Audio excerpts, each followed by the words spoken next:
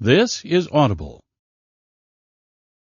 Tantor Audio, a division of Recorded Books, presents The Gentle Art of Fortune Hunting by K.J. Charles. Narrated by Cornell Collins. Prologue. Brother and sister, pretty as a picture. They walked through Hyde Park together, Miss Marianne Locksley on the arm of her brother. It was early October, before the season had truly started, but near enough that other gentlemen and ladies were promenading. One should take advantage of the fine weather after all. Miss Locksley was taking advantage in full. Her lovely face was delightfully framed by a coquettish bonnet, and her new walking dress flattered her buxom figure, suggesting charms without displaying them too obviously. She was statuesque in build and fashionably dark. Her brother stood barely an inch taller, and was much lighter in colouring, with hazel eyes to her deep brown, and honey-coloured hair to her mahogany. Mr. Robin Locksley was as smart as his sister, in close-fitting pantaloons and a waistcoat of sober pattern but cheerful hue, and, like her, blessed with striking good looks. Two attractive, elegant, well-turned-out young people walking in Hyde Park. What could be more pleasant? As such, they received a number of glances, though no greetings. They were strangers to London, but if they felt isolated in the great metropolis, there was no sign of it in their bearing. Robin walked with a confident gait. Marianne looked around with unaffected pleasure. She seemed content in her brother's company, and quite unaware of the many admiring masculine looks that came her way. Brother and sister, pretty as a picture. Marianne smiled at Robin and murmured, "There's a man following us. You or me?" "Me, you fool. If I talk to him, you could try for his pocket-book." Robin prodded the rounded arm that lay through his in a playful manner. "Don't tempt me. We've got exactly £3 and 7 left, and he's annoying me." "Doing what?" "Existing. The bastard. Look, there's no need to rush. We've got plenty of clothes, some of them paid for, and rent's not due for 6 days. I'll play tonight." Marianne heaved a pretty sigh. "You'd better win." They exchanged looks of glowing mutual affection for the benefit of watchers, and strolled on. "What do you think?" Marianne asked after a few moments' contemplation of the duck pond. "Group of women over there." Robin followed her gaze and saw 3 well-dressed young ladies with an older companion walking behind. "They'll do. Drop an earring? Teach your grandmother to suck eggs." Brother and sister made their casual way along a loop of path that would bring them up to the young ladies, where Marianne gasped and clutched an earlobe. "Oh, my earring, Robin, I think it fell. Oh, how very kind you are. Thank you.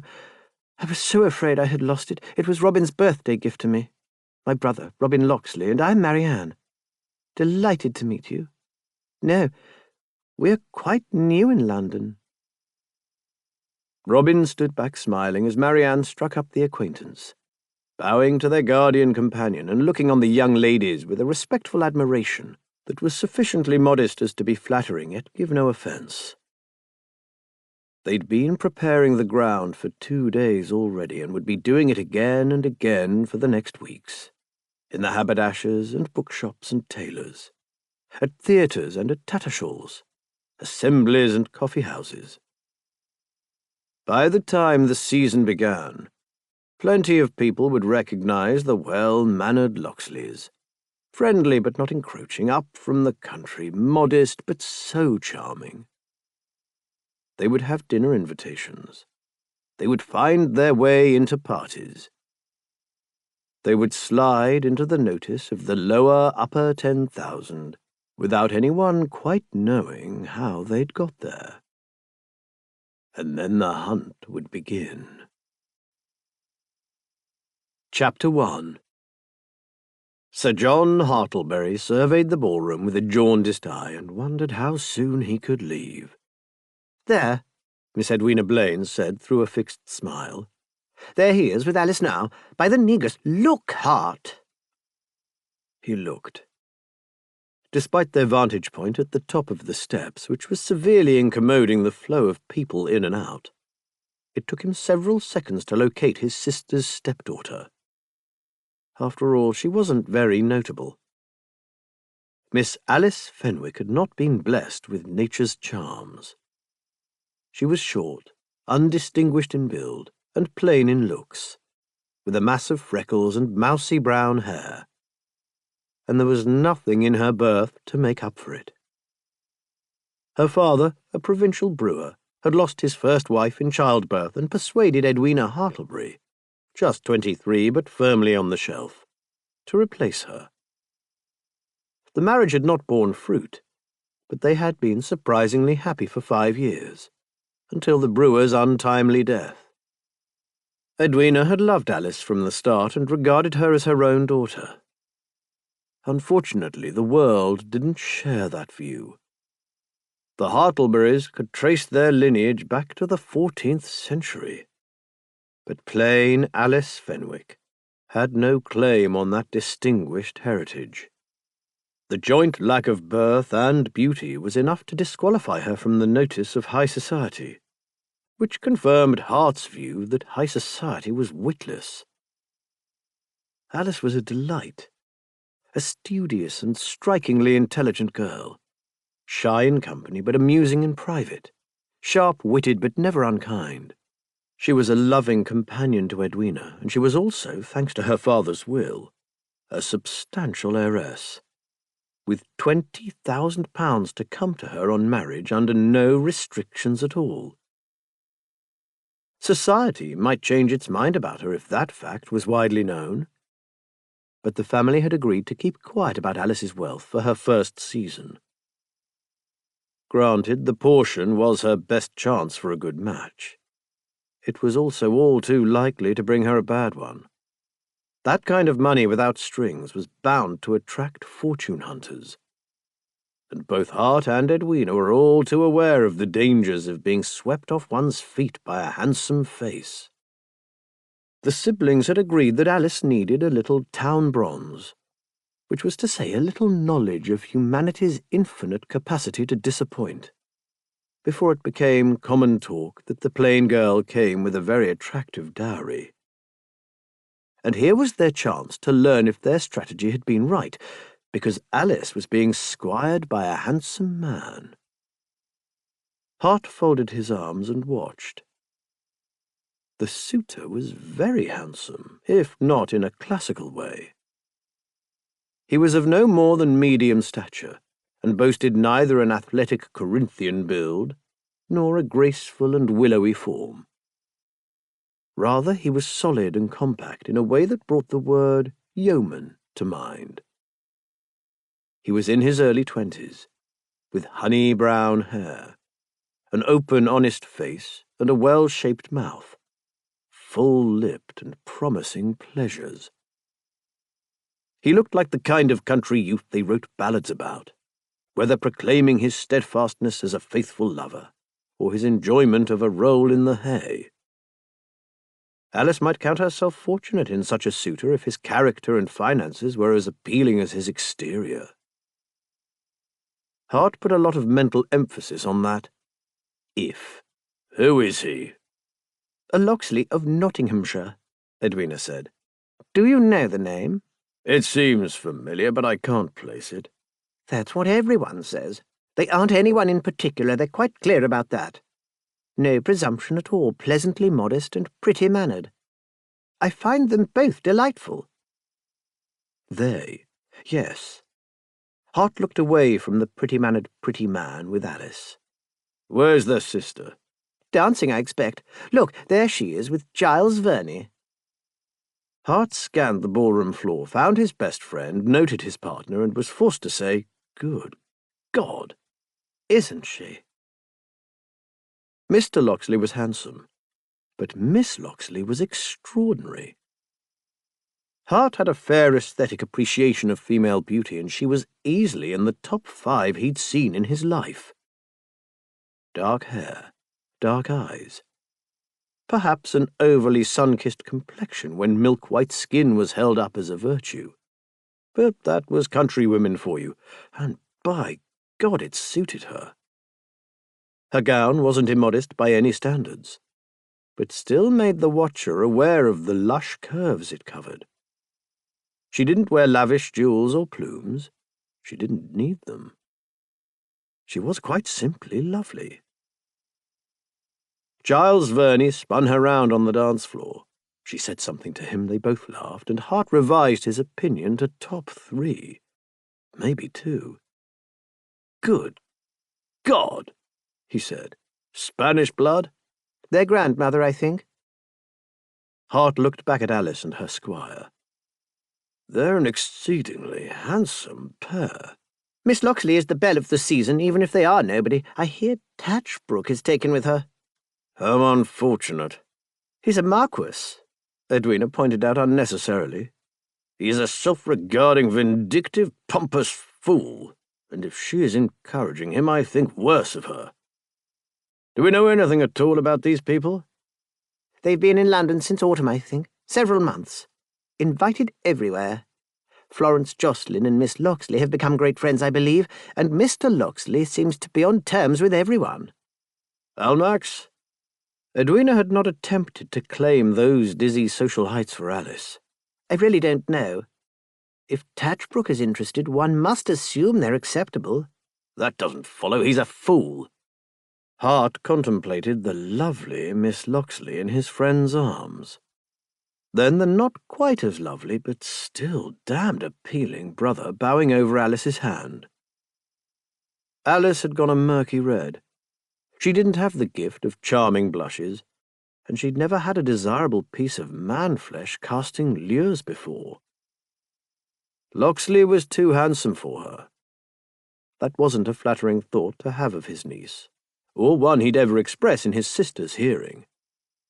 But it was the way of things. Beauty was a valuable commodity, a fact that Hart, an ugly man, knew all too well. Beautiful people made use of their advantages just as much as the wealthy or the titled. Perhaps Locksley was wiser than that. Perhaps his pretty face hid a noble nature that prized character above appearance. Hart wouldn't have put money on it. I don't know, he said. Don't rush into this, will you? Edwina tutted. I'm not going to. That's why I wanted you to see for yourself. Let me ask around. Don't encourage him too much yet, and I want to talk to Alice. He headed down to the floor as the waltz came to an end, walking up to Giles and his stunning partner. Giles, I insist you introduce me, or I shall call you out. Giles gave him an affectionate grin. Miss Locksley, this is Sir John Hartlebury. Hart, Miss Marianne Locksley of Nottinghamshire. Hart and I come from the same part of the world and have been friends all our lives. She greeted him with charm, and he kissed her hand as the only possible tribute. He did it awkwardly enough, not being a man made for flourishes. But Miss Locksley gave him a melting smile and assured him she was delighted. Sir John Hartlebury? Am I right in thinking you're Miss Fenwick's? She hesitated. Uncle by marriage. My sister is Miss Fenwick's stepmother. You're Mrs. Blaine's brother, of course. I've had the honour of visiting Mrs. Blaine at her home. She's wonderfully kind and so welcoming. I feel I have known her for years. Miss Locksley's smile illuminated the room better than the crystal chandeliers above. And Alice is delightful. You are very fortunate in your family. It sounded so sincere that he couldn't help but warm to her. He could see why she was making such a hit. You're new to London, I think? Yes. This is our first visit. I am here with my brother. Making your come-out? Making new friends, I hope. We were told London would be unwelcoming, but we've been blessed with nothing but kindness. The back of a head presented itself to Hart's face as a man shouldered his way into their little group. Miss Locksley? The pompous voice belonged to Lord Tatchbrook. You are to dance with me, I think."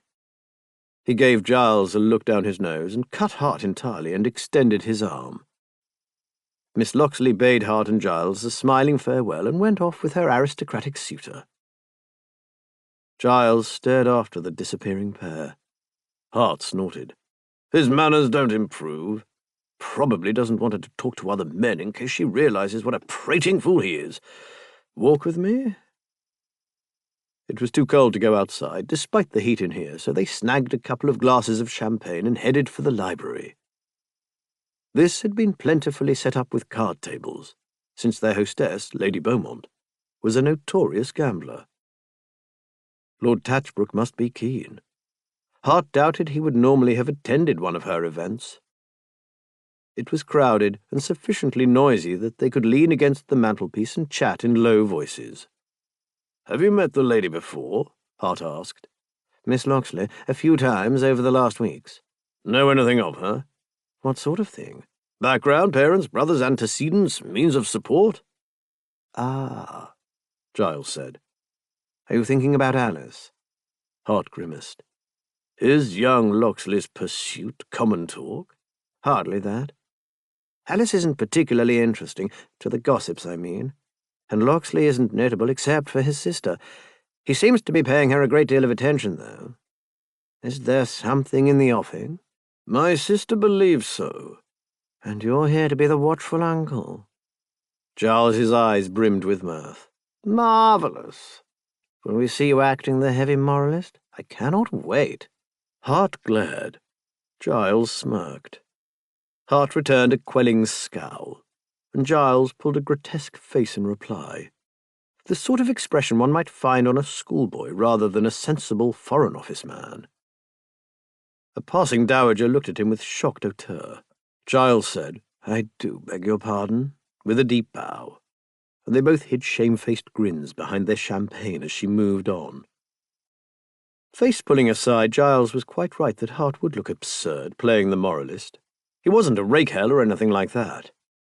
But his lack of social graces, some loud complaints of mortal offence from a few people of rank, and a single highly notorious affair, had added up to a rather blemished reputation.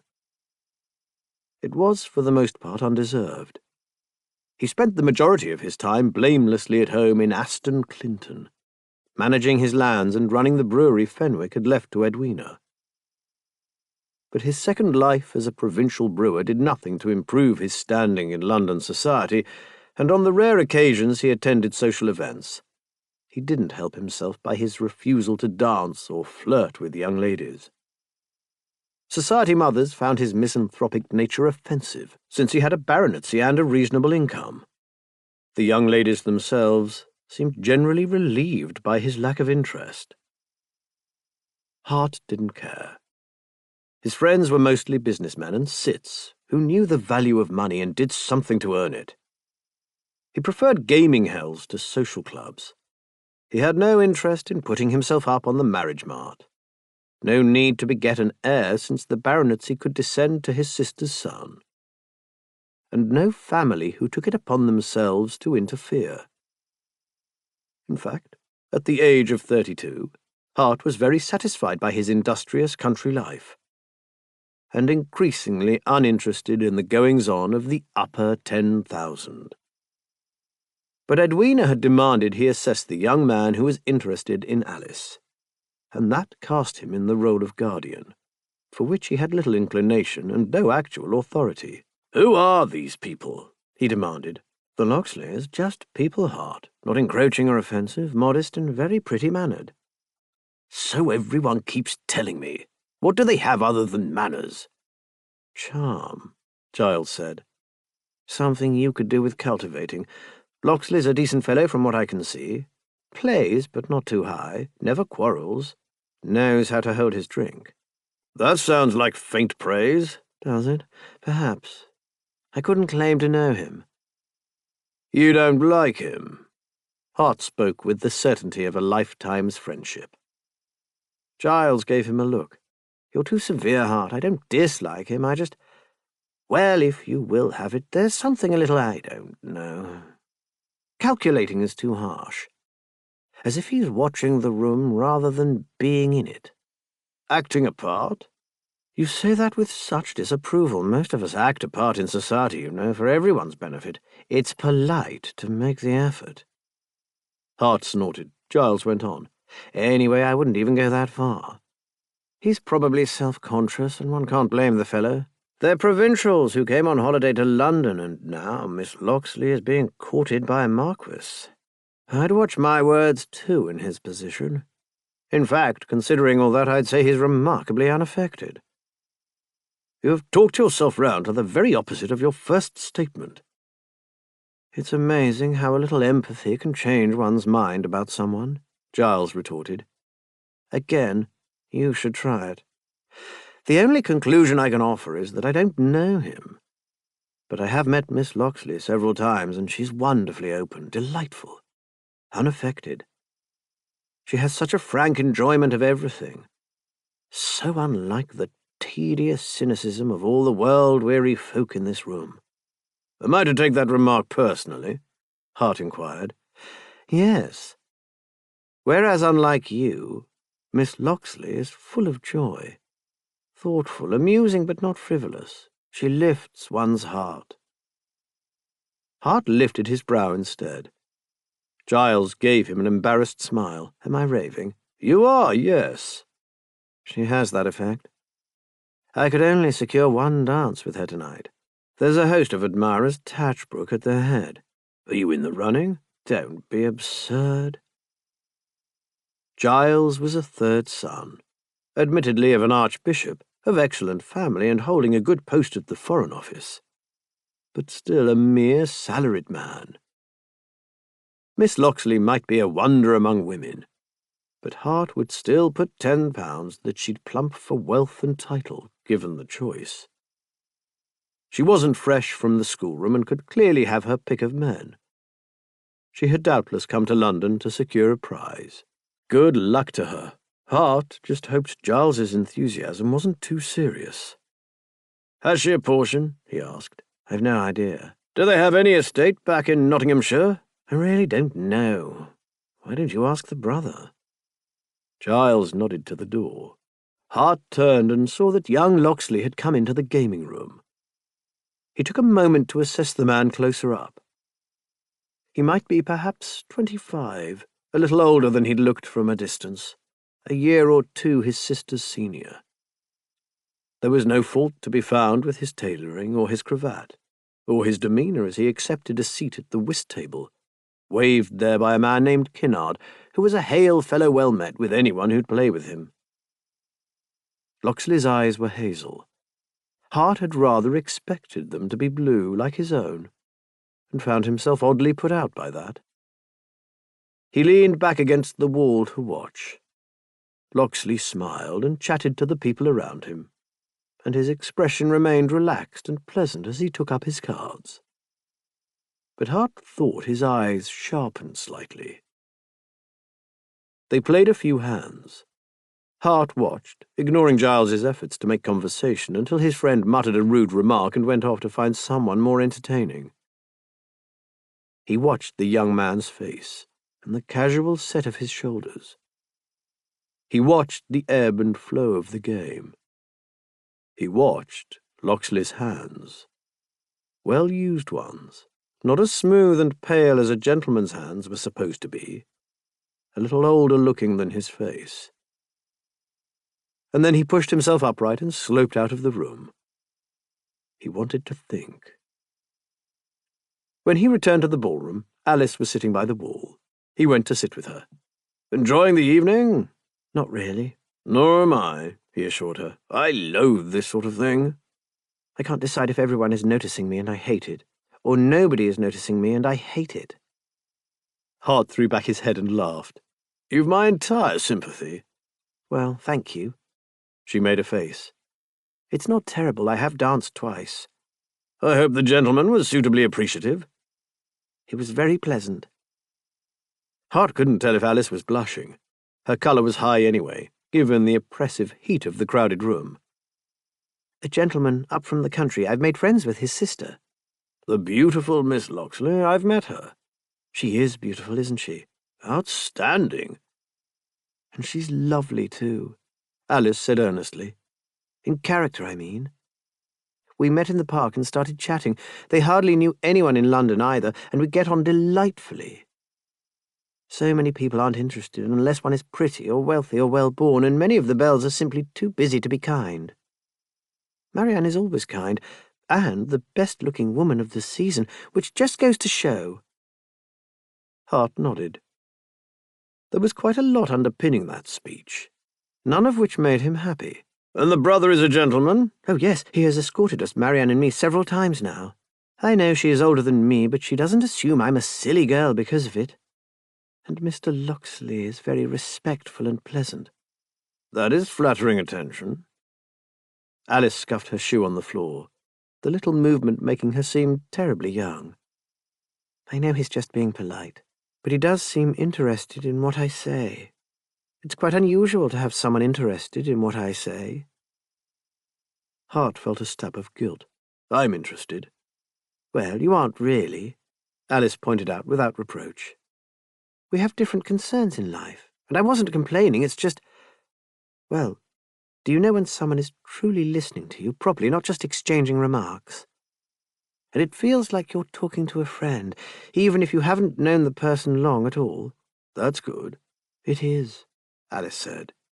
Because, to be quite honest, Uncle Hart, I didn't in the slightest want a season, and I haven't liked it very much, and it's costing Mamma a great deal of money to do this for me. Making friends means I can honestly say I'm enjoying myself so she doesn't feel she's done the wrong thing. You aren't to tell her that, of course. Hart turned to look at her. I hope Edwina realizes how lucky she is in you. I'm very lucky in her, but I do wish she'd stop fretting about me. Look, it's Giles. Giles Verney was indeed approaching. He exchanged a few mild insults with Hart and gave Alice his hand with the ease of long acquaintance. Can I beg the next dance? If you like, I'm not in great demand, but I'm a terrible dancer. So am I, Giles assured her. To say I have 2 left feet is to understate things considerably. I have as many left feet as a centipede. That was arrant nonsense, since he was a superb dancer, but it made Alice giggle, and she stood with a smile. Hart left them to it. Giles would give Alice a couple of dances, bring her an ice, and enliven her evening. It was the sort of thing he was very good at, having a bevy of sisters, cousins, and nieces. And he'd always extended that kindness to Alice as well. Hart, hopelessly lacking in grace, had long given up trying to imitate Giles's charming manners. The effort had made him feel and probably look like a dancing bear. So he didn't attempt to uproot any wallflowers, but merely strolled around the ballroom for a little while, chatting to acquaintances. He watched young Locksley return to the ballroom in company with a couple of other men, and saw him drift casually over towards Alice. Then he returned to the card-room. Kinnard was still there, the seat next to him empty. Hart took it. "Evening. How are the cards running?" "Shocking," Kinnard assured him. He had the look of a man caught in gambling fever, eyes bright but hollow. "I've just lost £60 to a sprig from the country with the best luck I've ever seen. Want to let me make it up at your expense?" "No, but I'll happily make things worse," Hart assured him and settled down to play, thinking hard. Chapter 2. As an unmarried man who preferred the country, Hart didn't trouble to maintain an establishment in London. He kept a set of rooms in Cursitor Street instead, unfashionably far east and thus both larger and more economical than gentlemen's lodgings within a stone's throw of St. James's. He had his own entrance and 3 good-sized rooms. The married couple who lived upstairs cooked, cleaned, and valeted as required. What he lacked in convenience by not having a servant at shouting distance, he gained in privacy. And as a deeply private man, he found that very much worthwhile. He spent the day on his own business, sent his sister a brief note telling her he would report back in due course, ate a simple meal at home, and set out that evening to visit as many gaming hells as he could. The third he tried was Lady Wintour's house in Rupert Street, a place which teetered on the far edge of acceptability. Sir George Wintour had married a hostess from a faro den, some said while drunk, but that state had covered most of his adult life, and when his passing left his widow in dire straits, she had returned to her old profession. It was a very reputable place, in that the rooms were better lit and aired than those of the average hell, and the drinks less likely to leave you with a painful head. There was still a big man with a cudgel who watched out for the law and made sure you paid up, but at Lady Wintour's he wore livery. Hart nodded to the big man in question as he was admitted. "Evening, Ned. Evening, Sir John. Herself is upstairs. She'll be glad to see you." Herself, or Lady Wintour, appeared at that moment. "Hey there, Ned. Why, John Hartlebury, as I live and breathe. Hello, Hart." She came down the stairs in a rush and flung herself at him in a cloud of perfume, powder, and skirts. Hart caught her and lifted her off her feet, feeling corsets creak in his grip. She was his notorious affair. 3 months of self-delusion that she'd ended with some stinging home truths. But they'd parted on good terms for all that, and proved far better friends than lovers. "Evangeline!" Hart kissed her rouged cheek. She squeezed his arse, which she had always and loudly admired. "You're looking well." "I'm a haggard old woman, a wreck, more ruined than the Parthenon." "The house is losing, I take it?" "I'm going to retire to the country and keep chickens." "Before you do that, I could use your help," Hart said. "I'm looking for a young man." "Are you now?" He glowered at her.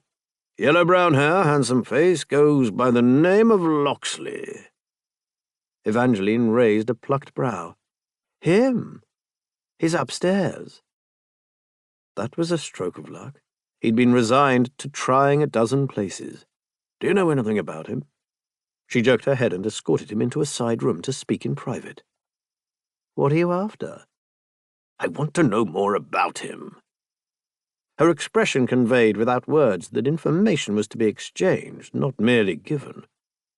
Hart sighed. "He's courting my niece." "I didn't know you had a niece."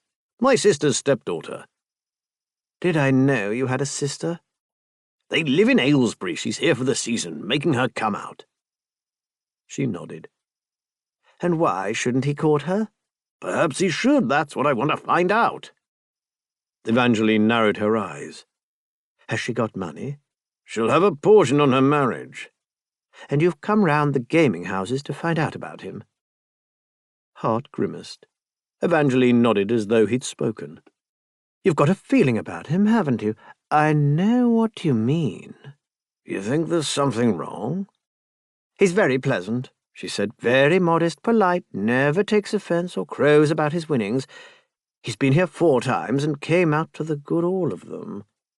Wins £50 or £60 a night." "That's not huge." It was vast amounts by normal standards, of course. Entire sections of the annual accounts to John Hartlebury, the prudent brewer. But mere tokens to a gaming baronet. "It's not breaking the bank, no. It's the kind of money you can win at a gaming hell without attracting too much attention. The question is, how many gaming hells he's winning £60 a night at, and how often." "You think he's a sharp?" "I've never caught him at it, and I've no grounds for saying it, which is why I haven't had Ned throw him into the street and stomp on his fingers yet. I just have a feeling, that's all, and my feeling is, he looks like a pigeon, but he plays like a hawk, and I don't like him." That wasn't a long way from Hart's own feelings. "So why haven't you warned him off?" "His sister's hooked Tatchbrook, that's why. I've had enough trouble from that quarter, so have you." The Marquis of Tatchbrook had honoured Lady Wintour with his attention after her widowing, although honour hadn't been involved at any point. He'd pursued her solely as a matter of conquest, since she was too vulgar to become his acknowledged mistress. Evangeline had chosen to take offence at that, declined his approaches in a loud and public manner, and plunged into the affair with Hart instead, a mere baronet, tainted by trade, and a man with whom Tatchbrook had a long-standing quarrel. It had caused a great deal of amusement in raffish circles. Tatchbrook had not come out of the affair well, and he had not forgiven it. That was 6 or 7 years ago. Evangeline was older, wiser, and drinking a lot less these days, and Hart could well understand why she had no interest in reigniting an old feud with a man so powerful, wealthy, and vindictive. Very fair. Thank you, Evangeline, that's helpful. You can pay me back by losing some money. I'll do my best, Hart said. Or I might see if Mr. Locksley wants a game. Make sure you win. Hart went up to the card room, which was busy but not crowded, with a hubbub of talk going on above the serious players. It smelled of tallow, tobacco, spilled drink, and the aggressive scent of men en masse. He had no trouble spotting Locksley's dark honey hair in the crowd. His quarry was at a whist table with a few others, wearing an easy smile. The litter of coins and scraps of paper by his elbow showed his run of luck was continuing. Hart watched for a few moments. The play wasn't fast and furious.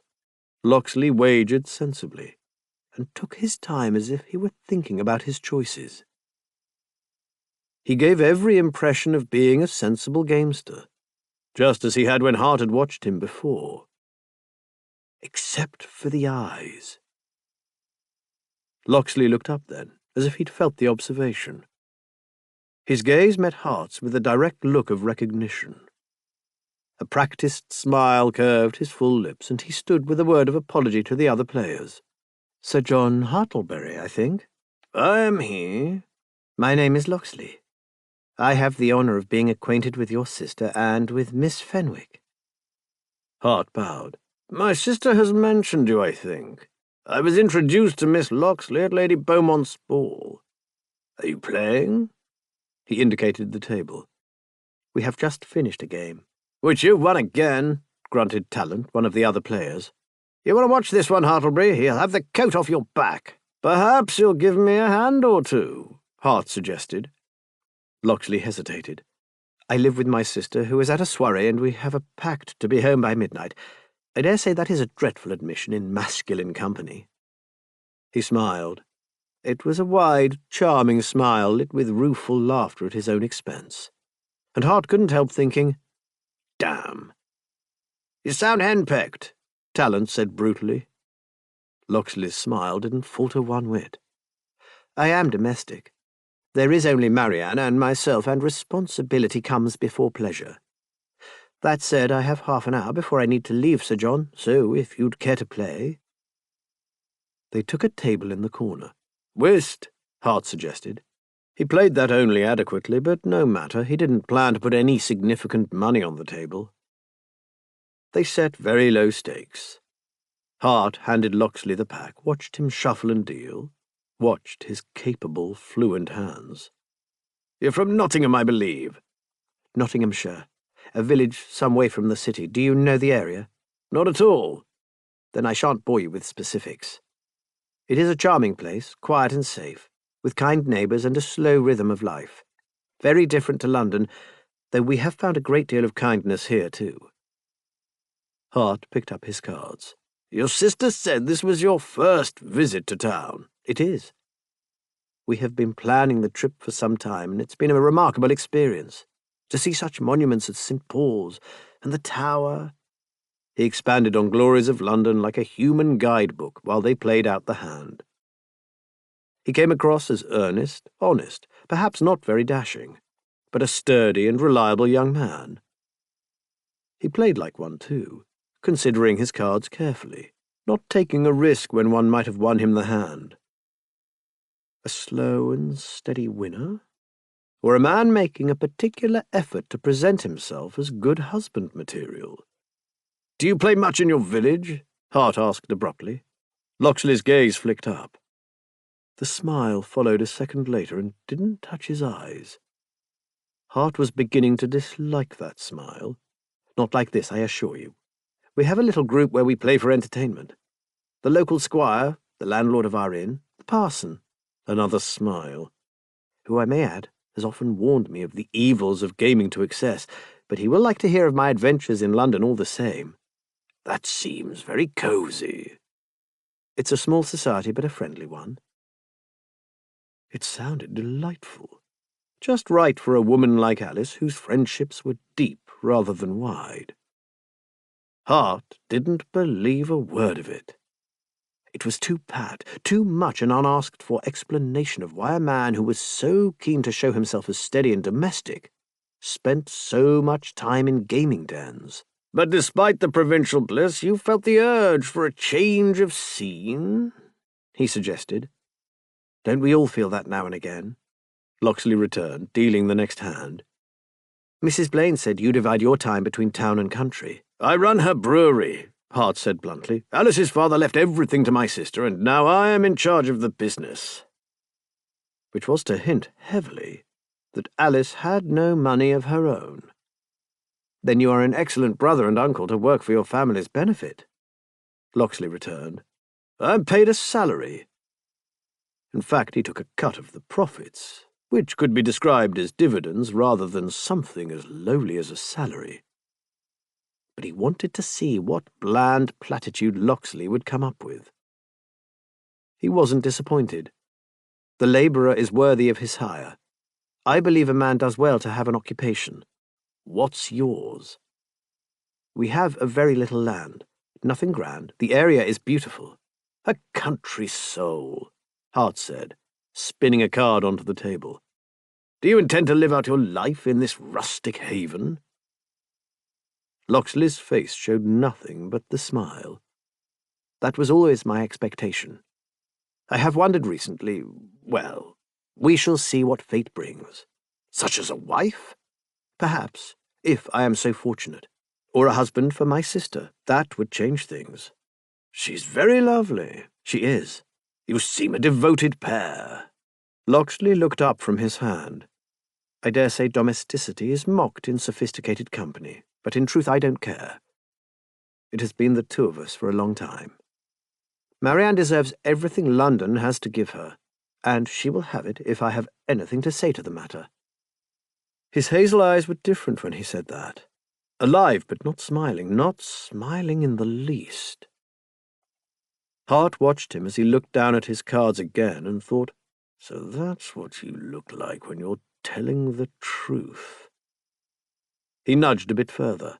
I suppose you will be very lonely if she makes a match in London. I should be a poor brother if I let my selfish concerns stand in her way. But I hope we will always be close, and she will be a sister to my wife, too. If that should come to pass, of course. Of course. They played the hand out with little more talk, and Hart emerged the winner by a few pounds. He couldn't fault Locksley's play any more than he could fault the man's words. There was barely a chink in his facade of steady, humble decency. And every instinct Hart had screamed he was a liar. Chapter 3. Robin Locksley was in a mixed frame of mind. The Beaumont ball had gone well. He'd got a good few blushes out of Alice, the kind that came with proper smiles. And when he'd inquired if she might be at home to receive a caller the next day, she had said her stepmother would be pleased to see him. She wasn't precisely falling into his arms, but that was for the best.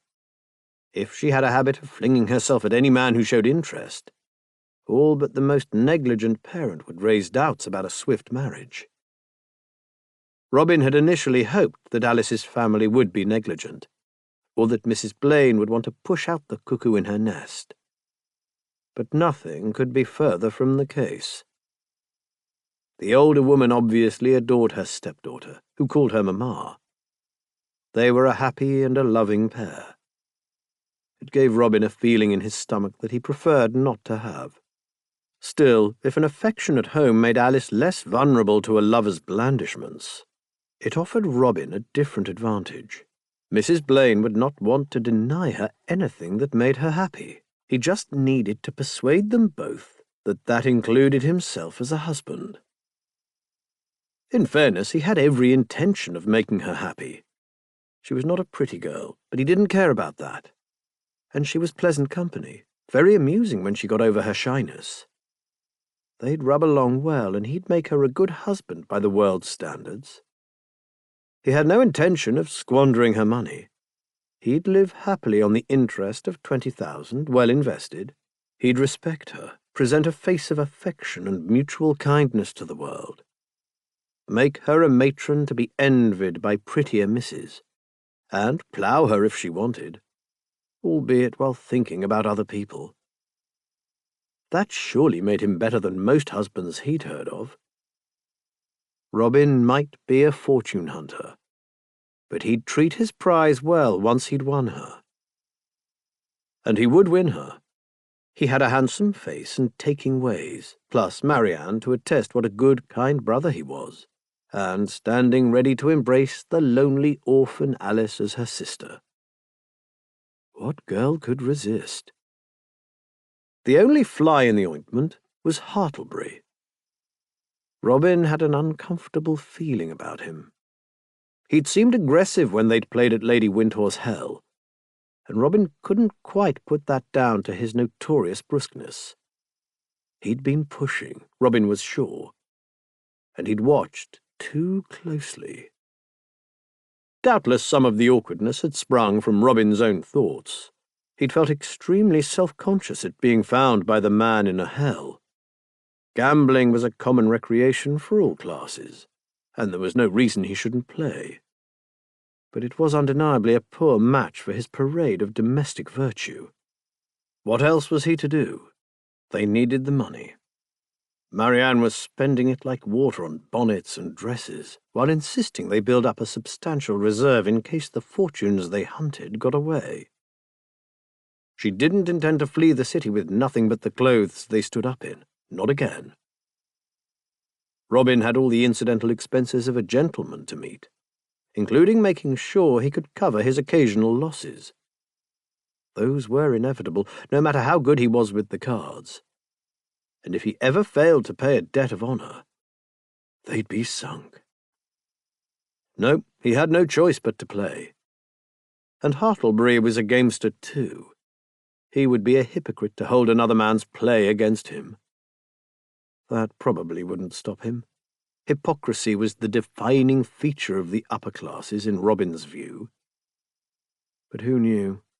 Perhaps a man who actually worked rather than simply waiting for money to be handed to him might be a little more tolerant. Except he had watched Robin at the Beaumont ball, at Lady Windhore's, and again just last night at the Laodicean Club. Robin had joined the Laodicean at vast expense, sponsored by an unimportant but rich young man named Mowbray, whose fiancée had become bosom friends with Marianne. It was an investment. Playing at informal events in the houses of the rich was safest, but he had to be restrained, or the upper-class sheep would start to count up how many of them he'd shorn. Gaming hells had big, unfriendly men who kept a weather eye out for sharps. A gentleman's club was the perfect compromise. Large winnings and losses were entirely expected in the Laodicean, where the play was frighteningly high, with hundreds wagered on the turn of a card.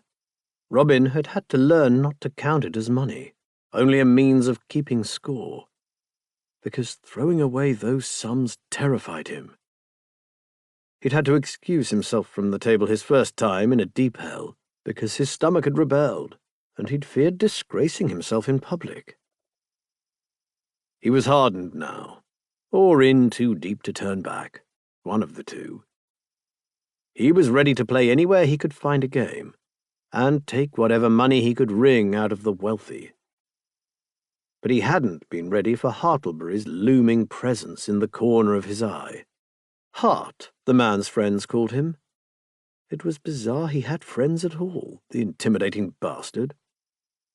Sir John Hartlebury was an imposing, heavy-set man, looking 40 for all Alice claimed he was a mere 32, inelegant and powerful, with a gruff voice, thick thighs, strong shoulders, and absurdly heavy eyebrows that gave him a permanent scowl. A bruiser, except for those striking clear blue eyes set over a prominent Roman nose, and he'd stood behind Robin watching for some unspecified length of time without him noticing. That was not good, because last night Robin had been forced to play by Vincent's law. The cards had run against him. A series of risks hadn't paid off. He'd found himself £800 down at one point, a sum that didn't bear thinking about when a jeweller's bill had eaten into their cash reserves that very morning. He'd had no choice but to even the odds, improve his chances. Cheat. Another man might have panicked in the face of that mounting debt. Robin had stayed calm, enhanced his hands with a few judicious aces, and come out of the night only £70 down. It would have been a relief except that Sir John Hartlebury had been there, not playing, watching. It would be nice to think he'd been observing his niece's suitor with a view to giving his blessing, but Robin wasn't holding his breath for that. Hartlebury was notoriously rag-mannered, with his brusque unwillingness to trouble with social niceties, but even given that, he'd radiated hostility. Robin had done his best to charm, but everything he'd tried had bounced off the man's armour. He just hoped that was because Hartlebury was protective of Alice, rather than what he really feared, which was that he'd spotted Robin fuzzing the cards. He didn't want to consider that possibility. He hadn't even mentioned it to Marianne, in the hope that if he didn't voice it, it wouldn't be true. Not talking about things was almost the same as them not having happened, a principle that had served Robin well for years. And surely, if Hartlebury had seen, he'd have spoken up at the time, exposed Robin in the act. Surely. It couldn't be that, Robin assured himself, but he felt a pulse of nerves at what awaited them at Mrs. Blaine's house, where he and Marianne were heading for tea. "You look like you're off to your own execution," Marianne remarked. "Cheer up. You need to approach this in the right spirit. Are you going to make a declaration?" "Too soon. But I'll make sure she's amenable. Get her hopes up. You could drop a hint I've spoken to you about it." "Of course, my best of brothers." Marianne's presence on visits to Alice was window-dressing, making sure his interest wasn't too blatant and showing himself a loving brother who could be trusted with a woman's well-being. It helped Marianne, too, since she made a point of treating other women as friends rather than rivals. Her behaviour proclaimed that she was not one of those beauties focused on the hunt for a husband, but rather a delightful woman who would make a very amiable daughter-in-law. That ought to undermine the competition nicely. They arrived at Mrs. Blaine's house a little chilly but refreshed by the walk. Robin gave his hat, coat and stick to a fatherly and smiling butler. That was a good sign, since the staff seemed fond of Alice, and they were admitted to the drawing-room, where Robin got an unwelcome shock, because Hartlebury was there. He stood in the corner of the room, a looming figure of disapproval. His clothing was almost aggressively drab, and though well enough cut, showed no great care in the dressing. If Robin had had thighs like that, he'd have made sure his pantaloons showed them to full advantage. But this was a man who dressed for functionality alone. The dun-coloured coat emphasized his breadth of shoulder in an intimidating sort of way, not helped by that beaky nose and, of course, the eyebrows. They were thick, dark, and set in a perpetual scowl over enviably blue eyes. Robin would have liked blue eyes himself.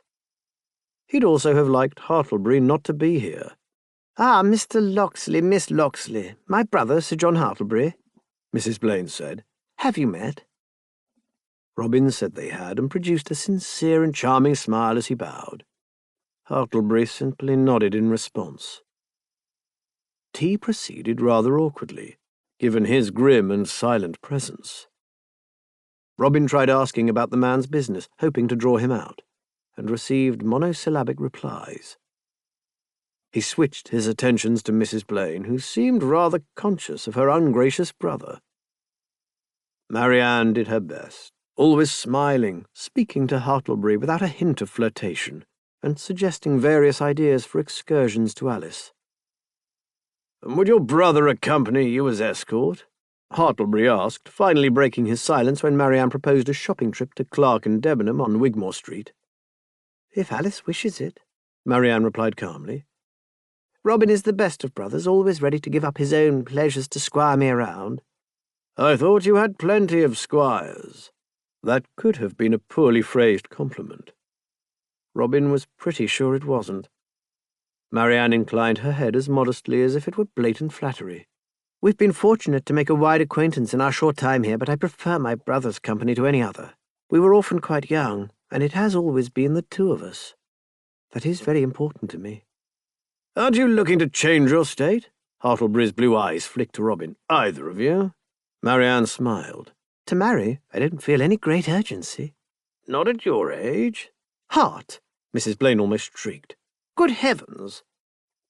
"I'm 21, Marianne lied, smile pinned on her face. "Perhaps that is on the shelf by London standards, but not, I assure you, as a countrywoman. Marry in haste, repent at leisure, we say back home. Well, I believe you are a bachelor, Sir John, so I assume you agree." Hartlebury's cold eyes flicked to Robin. "Do you always let your sister do the talking?" Mrs. Blaine interjected forcefully at this point, with an account of the respective lengths of her two courtships that carried them through the rest of the teapot. Hartlebury sat silently, his eyes on Robin's face. It was staggeringly uncomfortable. The hostility was a palpable thing, and Robin could feel his cheeks heating. He set himself to ignore it and speak pleasantly to Alice, trying to ease her evident discomfort. It was almost a relief when Hartlebury said, "A word in private with you, Locksley." They went into a study, the desk littered with papers. Hartlebury took the chair without offering Robin one, leaving him standing in front of the desk like a boy in the headmaster's presence. The devil with that! He spotted a chair against a wall and carried it over, putting it at the side of the desk rather than in front of it. "May I sit?" Hartlebury looked like he wanted to say no, but waved his hand irritably. Robin seated himself, crossing his legs. "You seem concerned, Sir John. Perhaps you'd tell me what your concern is." "What are your intentions toward my niece?" That was to the point. Robin put on a little frown. "Miss Fenwick is a delightful young lady. I enjoy her company, and she and my sister have struck up a close friendship." "I didn't ask for an assessment. I asked your intentions." "My intentions are to pursue the acquaintance of one of the pleasantest women I have ever been privileged to know. Let me be quite honest." "If you would." Prick. "I have wondered if my suit would be acceptable to her, and, of course, Mrs. Blaine. But I am well aware she hasn't known me long, and I have to consider my and my sister's situation and my responsibilities. If I were a wealthy man, able to indulge my wishes—" "You would sweep Alice away on a white charger?" Hartlebury said dryly. "I suppose you received a leveller at the sight of her. Bold off your feet?" Robin clenched his fist, in full view, and let a little of his annoyance leak into his voice. "I suppose I understand your implication. It is an unworthy one from a man who ought to be her protector." Hartlebury's heavy eyebrows went up. It was more sarcasm than surprise, but it still made those vivid blue eyes stand out. "Are you telling me how I should speak of my niece?" "You should speak of her as she deserves. Miss Fenwick has good sense, a good heart, and a good wit," Robin said swiftly and angrily, the picture of an outraged defender. "Those are the qualities for which I love Marianne, and which I want in my own wife." "Good heart, good sense, good wit, and £20,000. Robin widened his eyes and went still with shock. He had a knack for that. "I beg your pardon?" "You were not aware of the extent of her fortune?" "I knew she had an inheritance from her father. She didn't say—" "I had no idea." "Did you not?" Hartlebury spoke with clear contempt. "That explains your concern. I understand." Robin frowned, to show he was thinking it through. As I told you, I'm not a wealthy man. I can't offer anything to match such a portion. Except a loving heart and a gentle hand to guide her in life and so forth. Spare me. That was exactly what Robin had been working up to. How absolutely typical that the best pair of thighs he'd seen in years should be parcelled up with such a damned inflexible, unaccommodating, sceptical personality.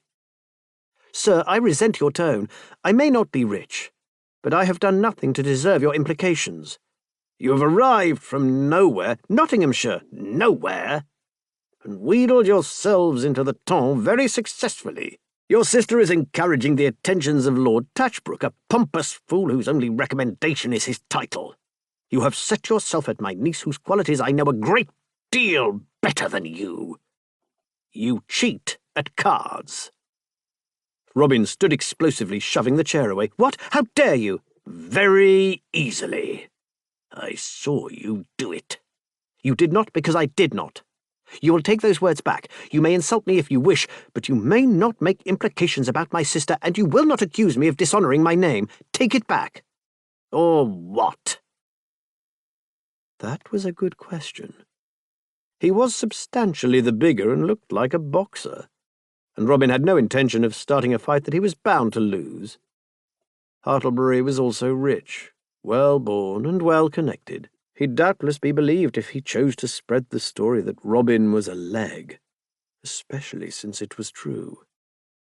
Robin had absolutely no weapons against him, except that the bastard was a gentleman. Fine, he'd use that.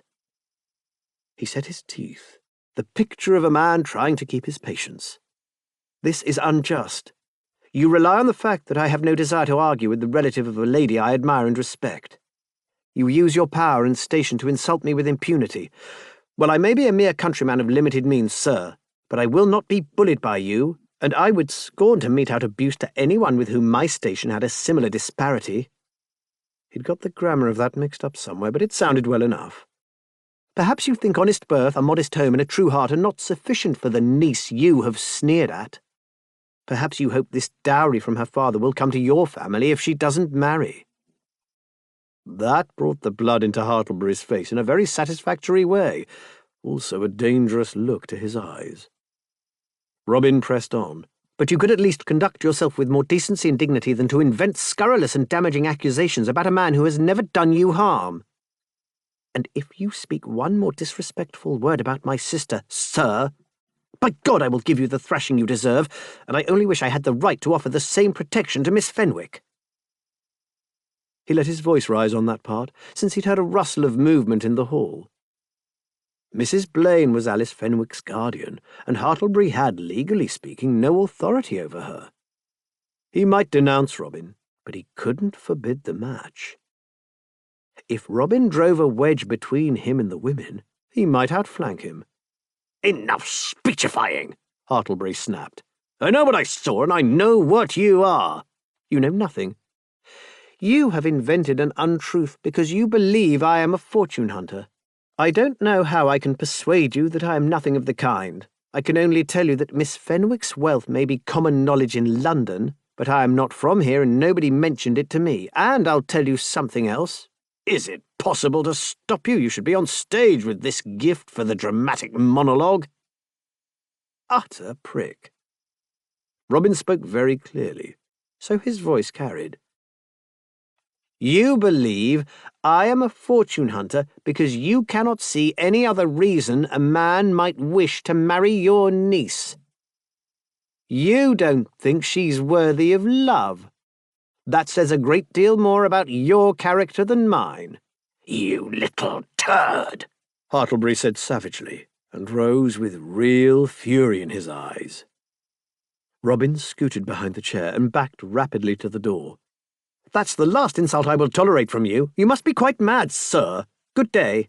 He let himself out of the room in a hurry and encountered Mrs. Blaine in the hall, very high-coloured. He'd hoped she'd been listening. Mr. Locksley, excuse me, madam. I'm very sorry, but I have had some words with your brother, and I think it best if I take my leave. Might I say good-bye to Miss Fenwick? You will get out of here now, said Hartlebury from too close behind him. Excuse me, Mrs. Blaine told him furiously.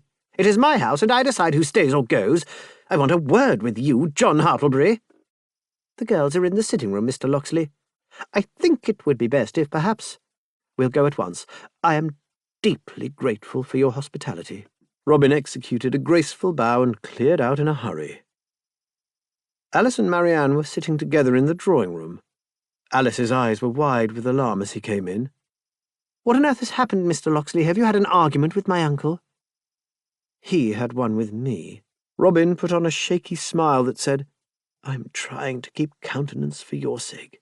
He said some very unkind things and made certain accusations that make it impossible for me to remain under the same roof. What? Why? I thought at first he was protecting you. I could respect that, however wrong he might be about the need, but then, I must ask, is he unkind to you? Violent? Her jaw sagged. Uncle Hart, of course not. What on earth did he say? Robin raised his hands. I'd rather not repeat it. The way he spoke to me was intolerable, and I had to tell him he lied. I don't know why, but I believe Mrs. Blaine is with him now. Perhaps she will have an answer for you, but I promised her we would leave, so come, Marianne. He stepped forward and extended his hand. Alice touched hers to it with some awkwardness. You will, of course, need to speak to your stepmother, but I very much hope, that this falling out can be resolved. If I can mend matters, I will. He paused, then said in a rush, I shan't be driven off by anyone but you, Miss Fenwick. I feel too greatly for that. He brought his lips to her fingertips in a swift movement. Alice snatched her hand back, cheeks scarlet. It wasn't a bad exit under the circumstances. Robin and Marianne returned in silence to their rooms, where Marianne snatched off her shawl and threw it on the settle. What the fuck, Rob? Fucking Hartlebury is what? He called me a card cheat. Why? Because I am one, I expect. Robin paced up and down. I think he caught me at it last night. He's been watching me. Nobody's supposed to see you do it, that's the point. I'm aware of that, Robin snarled back. I can't help it if he decided to stare at my hands all evening. Well, why did you cheat when you were being watched? How was I to know? Did you want me to lose? They glared at each other. Marianne stalked to the mirror and jerked out hairpins in a testy manner. What did he say? Robin flopped into a chair, asked my intentions, made it clear he didn't believe me. He asked if Alice had given me a leveller, sarcastically. Oh, that's charming, Marianne said with vitriol. Is she not beautiful? She made wiggling finger motions around her own lovely face. Enough for his high standards, when he has a mug like that. Arsehole! What did you say? I asked if he was insulting her looks and suggested he wanted to get his hands on her money. Marianne's mouth dropped open. Oh, wonderful. I'm glad you said that. It'll definitely help. I had to say something. Anyway, he isn't a guardian, so he can't forbid the banns, and mostly, if he was sure he'd caught me, he'd have made a fuss last night. He was guessing. I don't think this is a disaster yet. It's not far from one, Marianne said grimly. You've set your cap at her clearly enough that if you switch to another heiress, it'll be obvious. Robin scrubbed at his face with the heels of his hands. Fortune-hunting was not proving the smooth path to riches he might have hoped. We shouldn't risk it. Tatchbrook is the bigger prize. If I can land him. Marianne lifted one shoulder irritably. Did I tell you the fathead must have his mother's approval? What, why? He's 45 if he's a day. He doesn't need her permission, but she is the chief trumpeter of his greatness, and he lives only to be told how marvellously important he is. Therefore he doesn't dare lower himself in her eyes. Got it. Robin exhaled. What are our chances? They were better before you got caught cheating at cards. I didn't get caught, I can deny it. You do that. As to our chances, that depends. If it's a matter of being sufficiently awed by my unworthiness, I can give her the perfect, meek daughter-in-law. But I have to meet the old trout first, and Tatchbrook's dragging his heels. Robin sighed. If we go through this whole palaver and the only people who end up rich are the modistes and tailors, then at least we tried. Come on, Rob. I could be a marchioness yet. And Alice might decide she wants you in the teeth of her uncle's disapproval. Do you know what? You should make your declaration. Now? Why not? The prospect of being parted from her focused your mind, etc. Bring it to a head. If she refuses you, you can be pale and interesting at other women before the end of the season, and spend a lot more time in the hells. Unlucky in love, lucky at cards, Robin agreed. The maxim had always held true for him, although he wasn't so much lucky as manipulative when it came to cards. Mind you, he could say the same about love. We'll win this, Marianne said. I'll marry someone. She could unquestionably find a husband to give her a life of security, with clothes on her back and food on the table. It was less likely she could switch from the Marquis to another man with the sort of wealth that would let her fund her brother too. Robin didn't say anything, but Marianne put out a swift hand. We're in this together, Rob. I'm not looking after myself at your expense. You should if you have to. I don't have to. This is a mild setback, that's all. We'll get you your heiress. Should I charm Hartlebury, do you think? Or seduce him? Shall I put him on his knees? She was joking, Robin knew, but it brought up an unexpected mental image of doing that himself.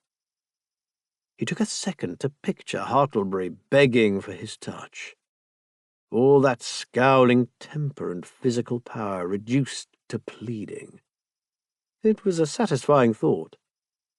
Best not, he said, or at least not unless Tatchbrook drops out of the running. Then again, Hartlebury's not poor. Why don't you take him and I'll have Alice? We could have a double wedding. Oh, that would be lovely, with you panting after the other groom. What, I am not panting for anyone, especially him. Please, you're a fool for legs like that. Robin was easily swayed by thighs, no denying it. But he preferred them when they weren't standing between him and £20,000. Sir John Hartlebury was an obstacle to his future prosperity, and a threat to his current solvency if he chose to spread accusations about card sharping around. Robin would need to play his hand very carefully indeed. And if that meant playing foul, so be it. Chapter 4. The Locksley siblings had left Mrs. Blaine's house in haste, but in harmony with one another. The same could not be said for the brother and sister who remained behind. "What on earth?" Edwina demanded, in a voice that tried to be at once a whisper and a screech. "What have you done?" "What you wanted. You asked me to look into the man." "Look into, not drive off?" "Yes, and I looked, and I don't like what I see. I don't trust him. I don't like him." "You aren't being asked to marry him," Edwina said through her teeth. "That is up to Alice, for heaven's sake. If you had something to say about him, why didn't you say it to me first?" "I think he cheated at cards last night." It ought to have been a clincher. Unfortunately, that would require his opponent to care about the codes governing gentlemanly behaviour. Edwina threw up her hands. "And that matters. Of all the male nonsense. Games. I'm talking about marriage." "It's a matter of honour. Doesn't that count in a marriage?" She rolled her eyes. "So men who play cards the right way are always good, honourable husbands?" That was not an argument he could make, given her unlamented second husband. Nobody could have accused Blaine of cheating at cards, given how much money he'd lost at them. Men who don't probably aren't. "Do you know, Hart, it's quite hard to find a good man without making some compromise," Edwina said. "Perhaps he has a temper, and one hopes its violence is not turned against oneself. Perhaps he has a wandering eye that one must ignore. Fenwick was 20 years my senior and a widower, not to mention that I married beneath myself in the world's eyes." "Yes, but what?" "Card games, as if that matters. And you only said you think he cheated. Did you accuse him without being sure? Hart cursed internally. In truth, he couldn't be certain. But he'd had Evangeline Wintour's suspicions in his mind, and he'd thought he'd seen Locksley's nimble hands do something odd, and then the man had started winning. He hadn't meant to mention the cards. He'd intended to hold that in reserve. But something about Locksley irritated him like a splinter in his thumb. The man was so false, with his flowery speeches and his smiling good looks and that full, inviting mouth, spouting cant and false virtue. A mouth shouldn't be at once so detestable and so desirable. It made him think of a fairy tale about an unkind princess cursed to have toads drop from her lips when she spoke. And Locksley intended to take Alice's money, doing God knows what to her in the process. At best, he'd abandon her. At worst, well, there was little bottom to worst for a woman in a bad marriage. Or at least, Hart was fairly sure that was what Locksley intended. Unfortunately, he had no proof but instinct.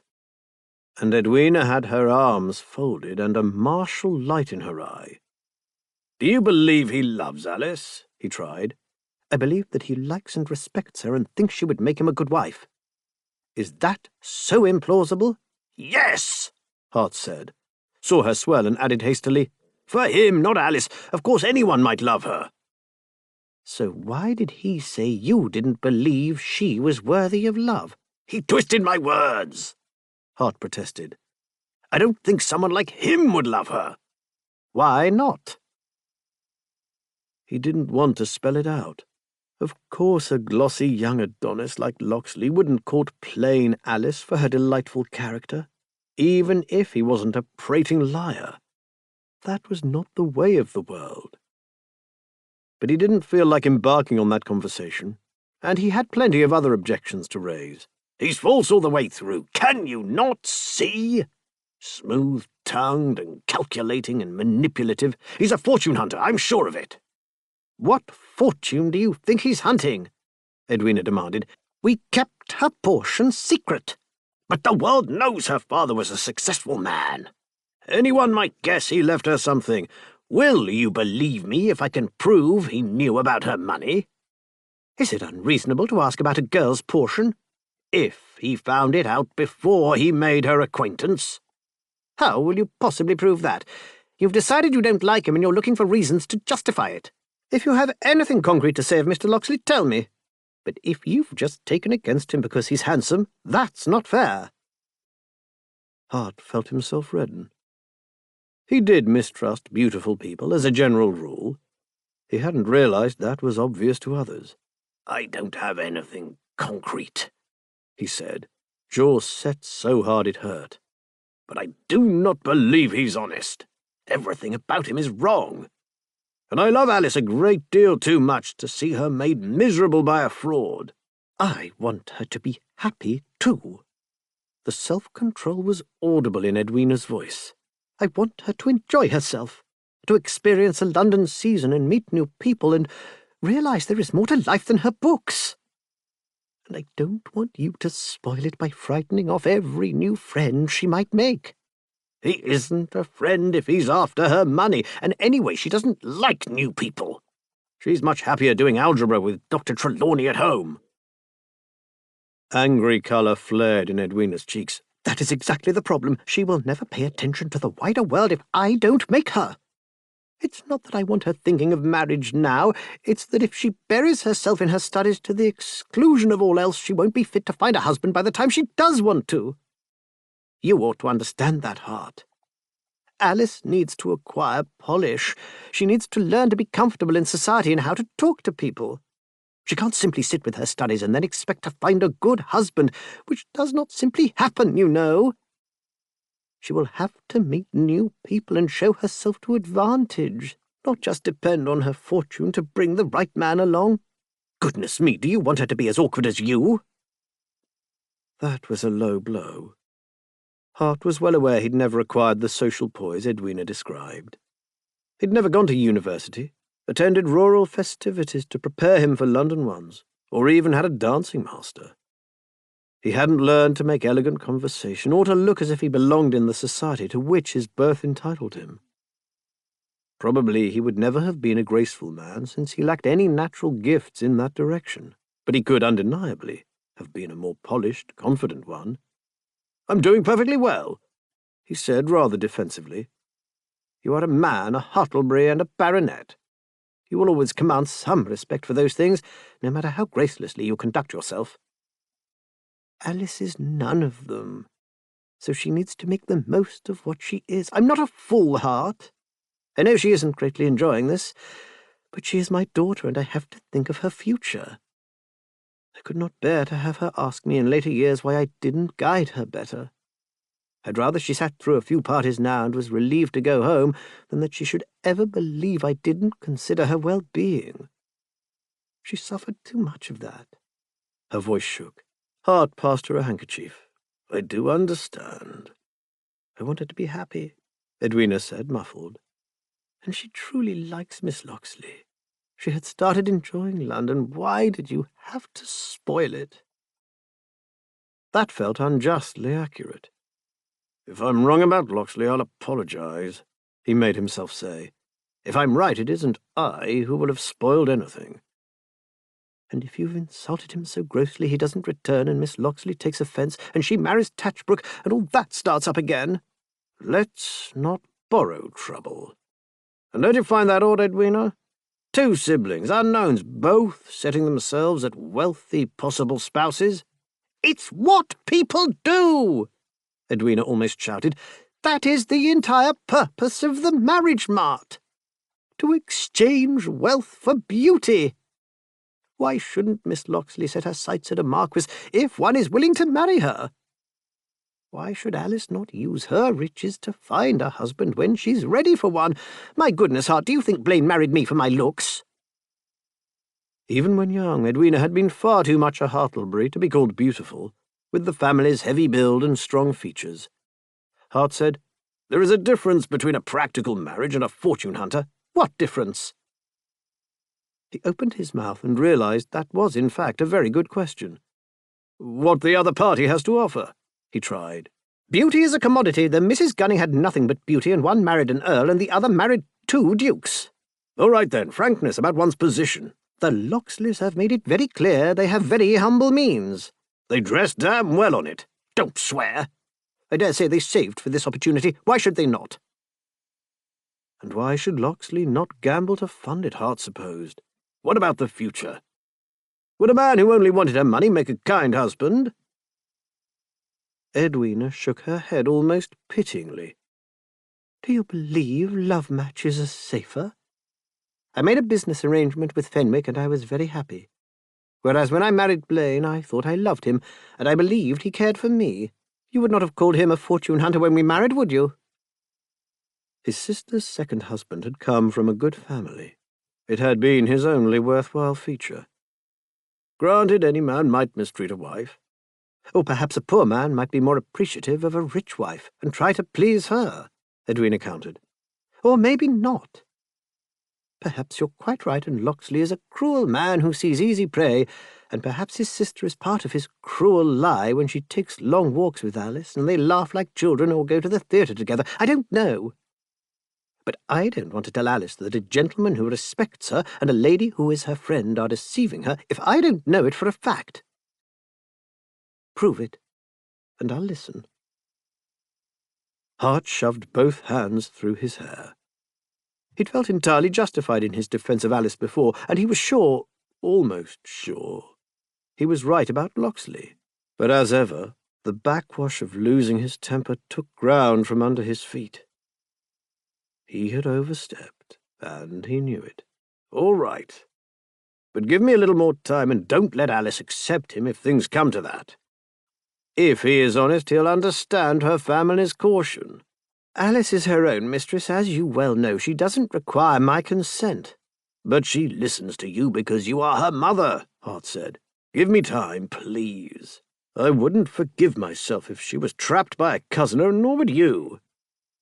"I will give time if you give tolerance," Edwina returned, "which is to say you will be civil to Locksley." If you need to apologize to him, the devil I will, then you must do that. And if you cannot behave, you must stay out of the way. I won't have Alice sitting alone because you prowl around snarling at her friends. I do not snarl. Of course you do. Edwina gathered herself and rose. I shall go to Alice. Can I assure her that you will not spoil her best acquaintance in London? Edwina, can I, Hart? I'm damned if I'm apologizing. Don't swear. Can I assure Alice that you have not ruined her friendships? Her tone was militant. Hart pinched the bridge of his nose. It looked like this round would go to Locksley. Chapter 5. 3 days later, Hart was elegantly dressed, and in an extremely bad mood. The aftermath of that disastrous afternoon rolled on. He had sought a quiet word with Alice, sitting miserably alone in the drawing-room after all the shouting, and asked her point-blank if she inclined to Locksley. After all, this would be a lot of fuss about nothing if she was simply enjoying a flirtation. Unfortunately, Alice had blushed hotly, and mumbled that he was very pleasant, and his sister was delightful. Hart had to take that as a yes, because Edwina had chased him out of the house at that point. He had gritted his teeth, and sent Locksley a curt note saying that his temper had driven him into unwary expression. He could not bring himself to apologize properly, and he didn't want to phrase it in any way the man could wave around as proof of vindication. Locksley had returned an entire paragraph of waffle in a neat, if schoolboyish hand, indicating that he respected Hart's concern for Miss Fenwick, and was prepared to overlook his unwarranted implications as expressed in private. The implication of, "Don't say it in public," was very clear. Hart threw the paper on the fire with a curse. He spent the next couple of days working on the problem. He had no idea where the Locksleys were from, and Alice couldn't remember the name of their village if she'd ever been told, so that line of inquiry would likely take some while to pursue.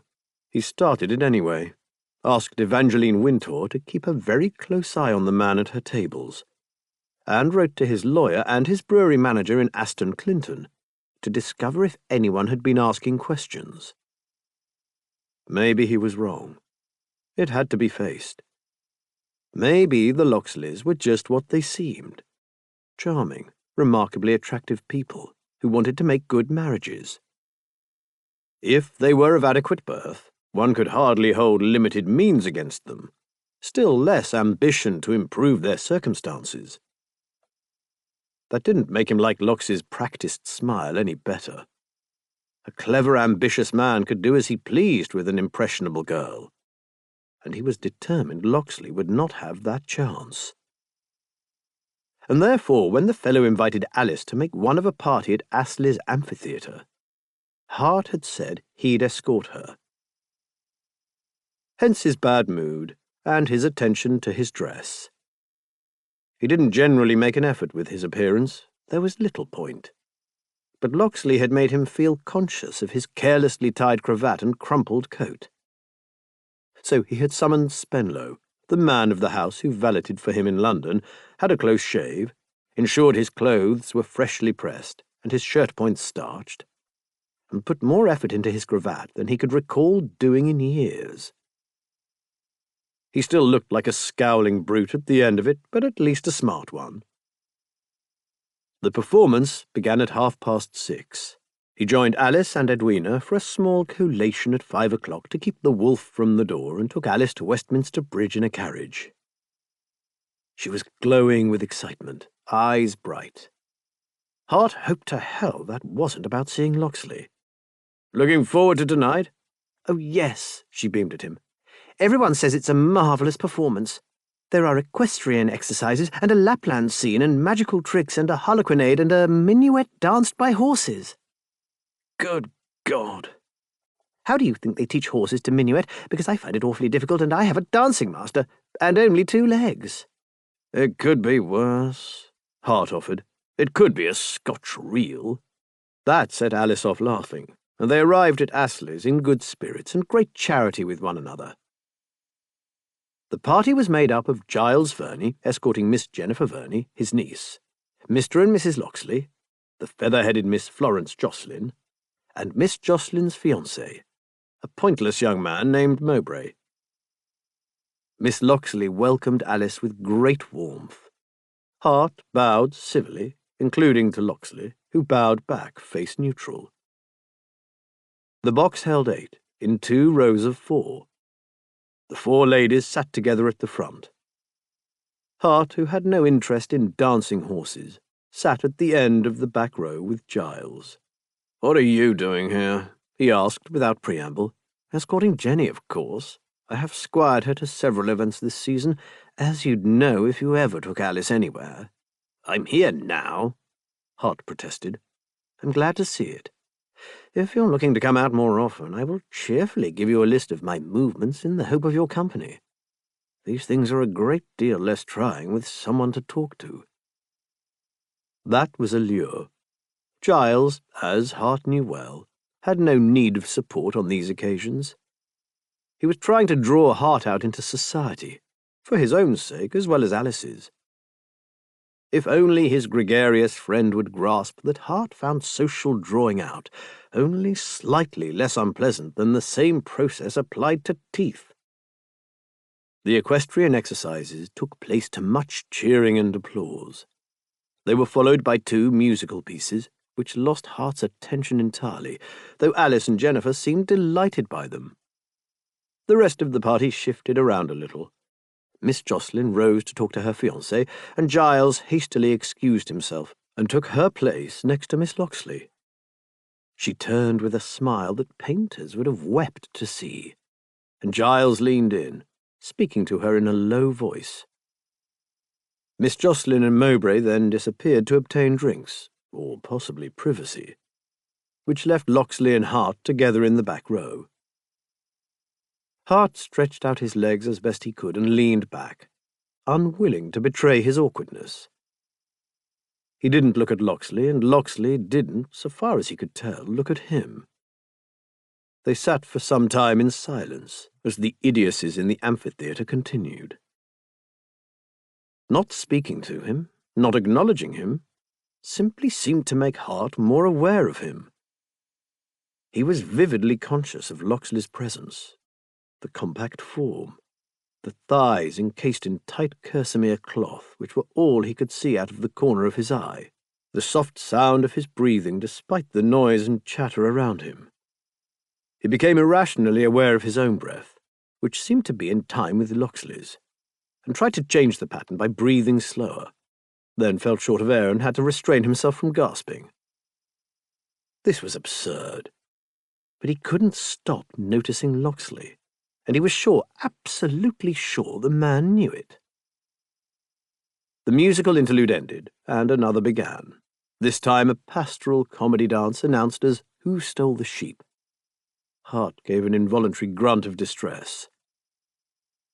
Locksley leaned over. He didn't touch, nothing like it, but Hart thought he could feel the heat of his body all the same. "Are you enjoying the performance?" "Frankly, I don't expect you to sugarcoat your words." "Then no." "What a shame. I'm sure you'll love the dancing dogs," Locksley said, and sat back. Hart had to look at him then. He was watching the stage with an expression of absorbed innocence, yet Hart could swear the bastard was laughing at him. He leaned over in return. "I suppose you're enjoying this, the sheep, I mean." Locksley's brows went up. "Why?" "You made a point of being a country boy. I'd expect you to be particularly fond of sheep." He intended that vulgarity to provoke offence. Instead, Locksley gave an involuntary, explosive choke of laughter, which he attempted to stifle with a cough so noisy that Alice looked round in some alarm. He took a moment to recover his composure. "I fear you have a greater knowledge of the countryside practices than I, Sir John." "Weak," Hart said, quietly enough that it could be meant for himself, just loudly enough to be heard. Locksley didn't reply, but his lips tightened. He was clearly trying not to smile, and Hart had to bite the inside of his own lip. They were not supposed to be entertaining one another. The sheep people went off. The dancing dogs came on. Hart watched the younger girls shrieking and cooing in the front row while Miss Locksley and Giles talked quietly, heads together. Locksley sat in silence, his presence throbbing in Hart's awareness. The dogs went off. The magician came on. It was possible the evening might last forever. What was he doing here? He'd come to ensure Locksley didn't spend the evening flirting with Alice, but they'd barely exchanged a word, and she was entirely absorbed by the entertainment. That was a relief. A young lady in the throes of calf love wouldn't apply all her attention to dancing dogs. Perhaps they'd made a great to-do over this for no reason. Perhaps Locksley had made no impact on her at all. But he glanced over at Locksley, at his generous mouth made for kissing, at his clever, fluent hands and the shifting light in his eyes, and he couldn't quite see how that was possible. Chapter 6. Days after the trip to Astley's, Robin was still thinking about it. Bloody Hartlebury. As if it wasn't enough to be mannerless and inconvenient and intimidating, with those ridiculous eyebrows and that magnificent, unapologetic nose. He was so obtrusive. He'd sat in the corner of Robin's vision the whole endless evening. It hadn't even occurred to him that he'd put all his attention into his intended prey's uncle, and none into the prey herself, until Marianne had asked him, somewhat tartly, which one he was trying to seduce. Hence he was walking with Alice in the park now, well wrapped up against the cold. She was a sturdy walker, who probably tramped tireless miles in the countryside for pleasure. Robin had tramped a lot of miles himself out of necessity.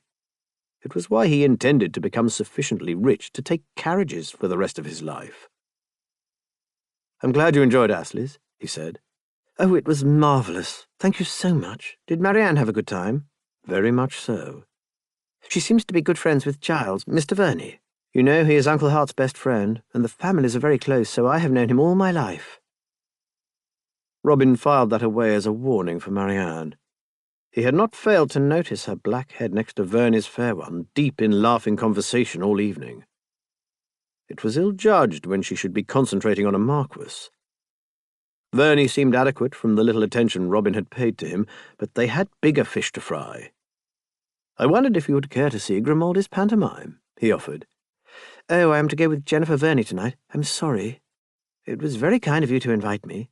I hope you will go anyway." He smiled down at her, making it a little amused and very tender. "Not without you. The pleasure you take in theatre is better than the piece for me." Alice blushed. "I do enjoy it awfully. I suppose I should be more restrained." "Why, it's there to be enjoyed. That's its purpose." "I suppose so. It's just, most people are used to it here, whereas we have very little chance to see these things at home. There is some theatre, tours and so on, but not the grand spectacles. So I do like being able to see them, and I can't pretend to be sophisticated and jaded about it." "I'm glad you don't. Would you prefer to live in London and have these things to hand?" Alice considered that for a couple of steps. "Would it be terribly boring if I said not really? London is awfully large and very dirty, and there are so many people, and I can't be myself. At home I have my friends and my studies, and people know I'm a blue-stocking, but they consider it an oddity rather than a terrible ailment to be concealed." Robin laughed. "Are you that much a blue-stocking? I study mathematics," she said in a rush, as if admitting to stealing the spoons. "With a tutor, Dr. Trelawney. He has a doctorate from Oxford and went to the university at Heidelberg, too." "Good heavens." She searched his face. "Do you think that's unseemly? My interest, I mean." "Not at all. If you enjoy it, why should you not pursue it?" "It's not what most young ladies do." "But you are not most young ladies," Robin said, a practised line that he hoped would evoke another blush. It got a scowl instead. "Well, nor are any other young ladies by definition. I meant there is nothing wrong with having unusual interests. Or usual ones either. I think it must be very nice to be interested in the things one is expected to be interested in, as well as a great deal easier." "Lord, that's true," Robin said with deep feeling. He'd have been saved a lot of trouble in life if he were interested in women for a start. Of course, I don't think there's anything wrong with parties or wanting to be married, She pressed on, rather giving the impression she was arguing with someone in her head. I just think there ought to be space for mathematics as well. I'll take your word for it. I'm afraid my own studies of the subject were limited by my capacity. Don't despise me. I don't despise anyone, but, well, really, surely you are a mathematician. No. But Uncle Hart said you play at the gaming tables. Occasionally, as do most men, Robin said, poised for defence or denial. Yes, but isn't that mathematics in action? Or do you play dice or roulette? Cards, I prefer a contest of skill. More to the point, he couldn't cheat at the others. Good, roulette is absurd. Are you familiar with D'Alembert's system? Who? A French mathematician. He has a betting system for roulette which is based on mathematical principles. But I'm sorry, I'm running on. No, I do want to hear it very much, Robin assured her. Does it work? Well, Alice said, and was off in explanation.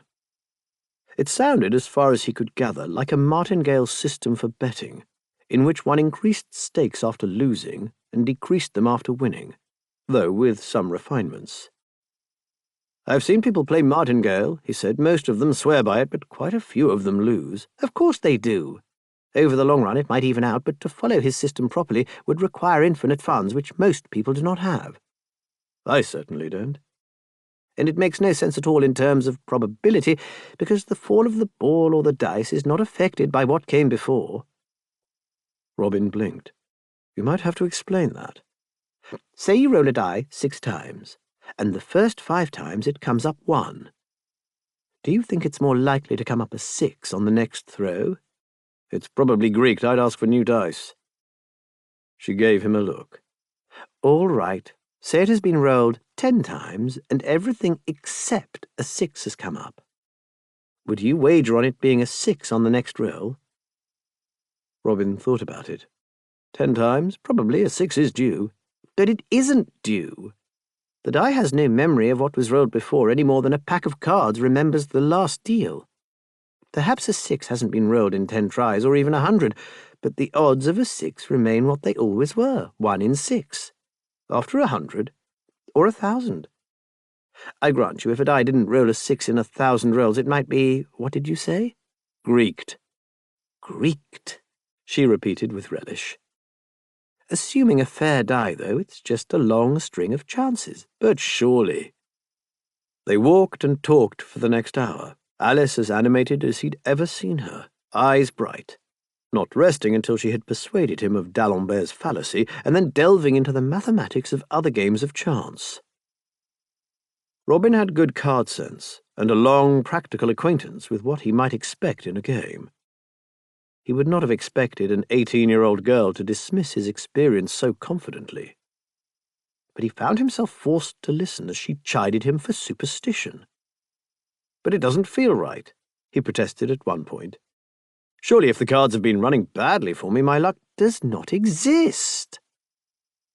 Alice had spoken strongly on the subject of luck. My chances will improve. A series of bad hands is bound to be followed by a good one. Over time, of course. Over time, a fair die will come up on each side equally. But over time is, years, not an evening.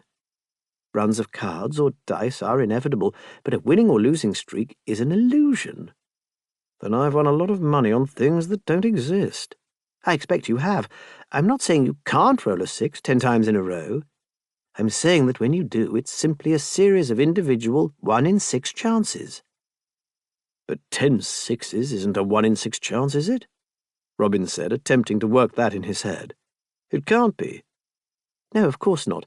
It's 1/6 multiplied by 1/6 multiplied by 1/6, and so on 10 times. Wouldn't that be very large? Alice gave him a kindly smile. No, it would be very small. Fractions multiplied by other fractions become smaller.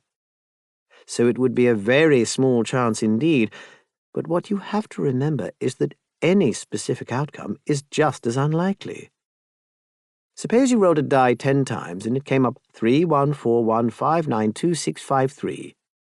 Would you see that as a streak? How would I roll a 9? Alice waved her hand. You're using a 10-sided die. It's an illustration. Answer the question.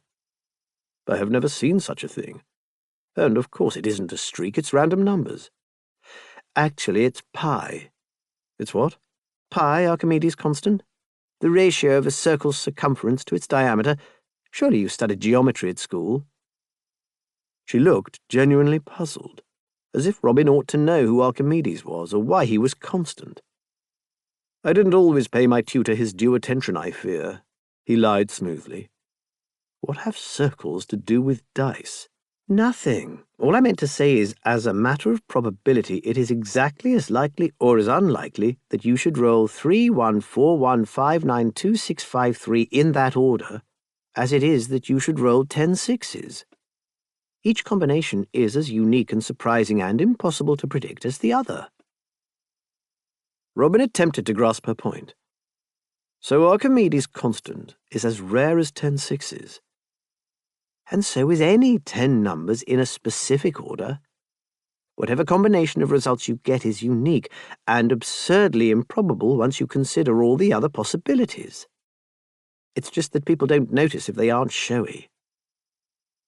Her voice was passionate, as though she truly cared about the injustice to a string of numbers. Robin turned to examine her face. She gave a little shrug. I'm going to be thinking about this for days, he said. I had no idea you were so clever. Alice blushed, this time seeming pleased rather than embarrassed. Please don't mention it to Mamma. I'm not really supposed to talk about mathematics as part of my season. To men, she probably meant. The devil with that. Robin had a sudden fantastical vision of them as husband and wife. She developing foolproof mathematics to give him the edge at the card table, he turning her dowry into hundreds of thousands. He cleared his throat, wondering if it was time to put his luck, his chances, to the test. Oh, there's Florence waving at me, Alice said. Goodness, is it noon already? I had no idea we'd talked so long. I'm probably late. I'm so sorry for running on. I'll walk you over. Robin steered her in Miss Jocelyn's direction. And that was without question the most interesting conversation I've had since we arrived in London. Alice stopped to look at him. Really? Really? She smiled. It was a smile full of happiness and relief and even joy. Exactly the sort of smile he ought to be eliciting from a girl with £20,000. And it hit him like a punch to the heart. He left her with her friends and walked back through the park in an aimless sort of way. Marianne was out for a carriage ride with the Marquis of Tatchbrook and would, with luck, not be back for some time. That was a shame. If he told her that Alice had confided in him against her mother's wishes, that her eyes had lit and she'd blushed and smiled, Marianne would have cheered and encouraged him to strike while the iron was hot. And he wouldn't have dared say anything such as, I think she likes me, and I truly like her, and I feel like a swine. Wouldn't it be better for Alice to marry a man who enjoyed her company, rather than some other and entirely heartless fortune hunter? Might they not be as happy as any married pair might reasonably hope? Admittedly, she might be expecting a love match, because he might have led her to significantly overestimate his feelings for her.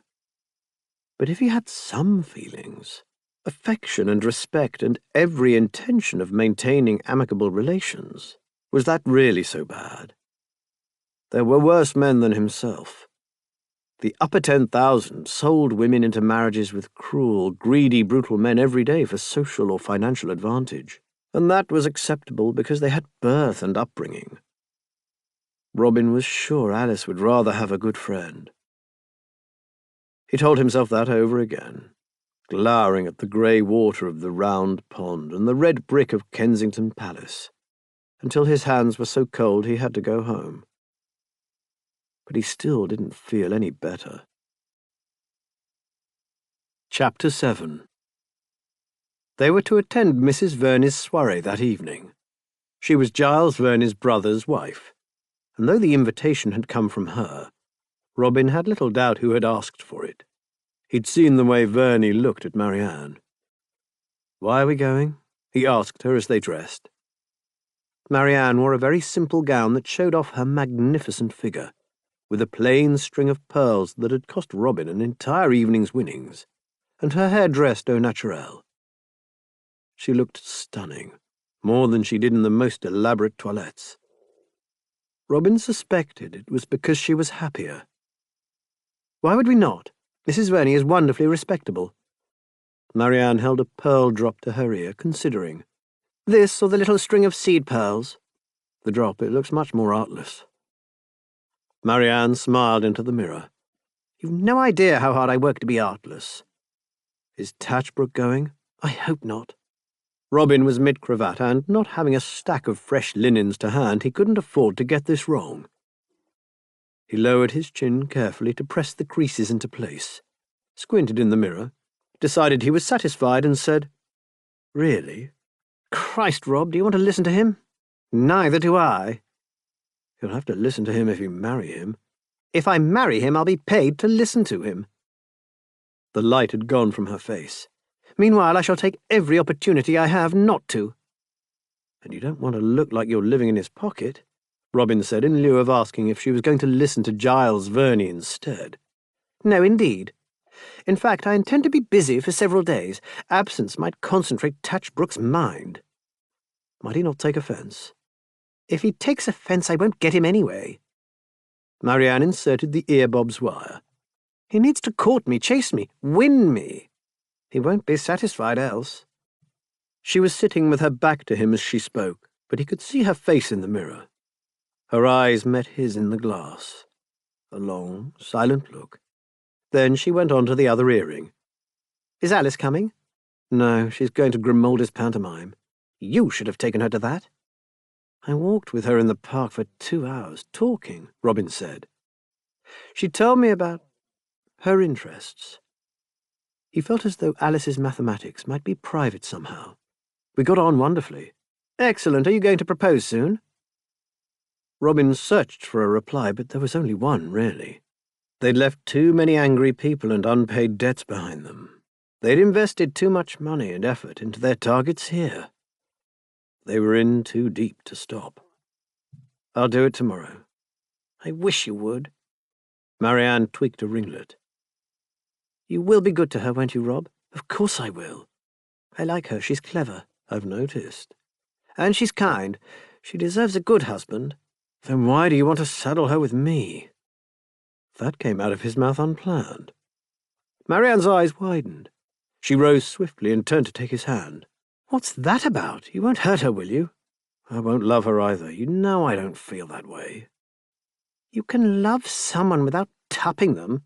You can be kind and patient and friendly." "Is that what you want out of a marriage? Kind and patient and friendly?"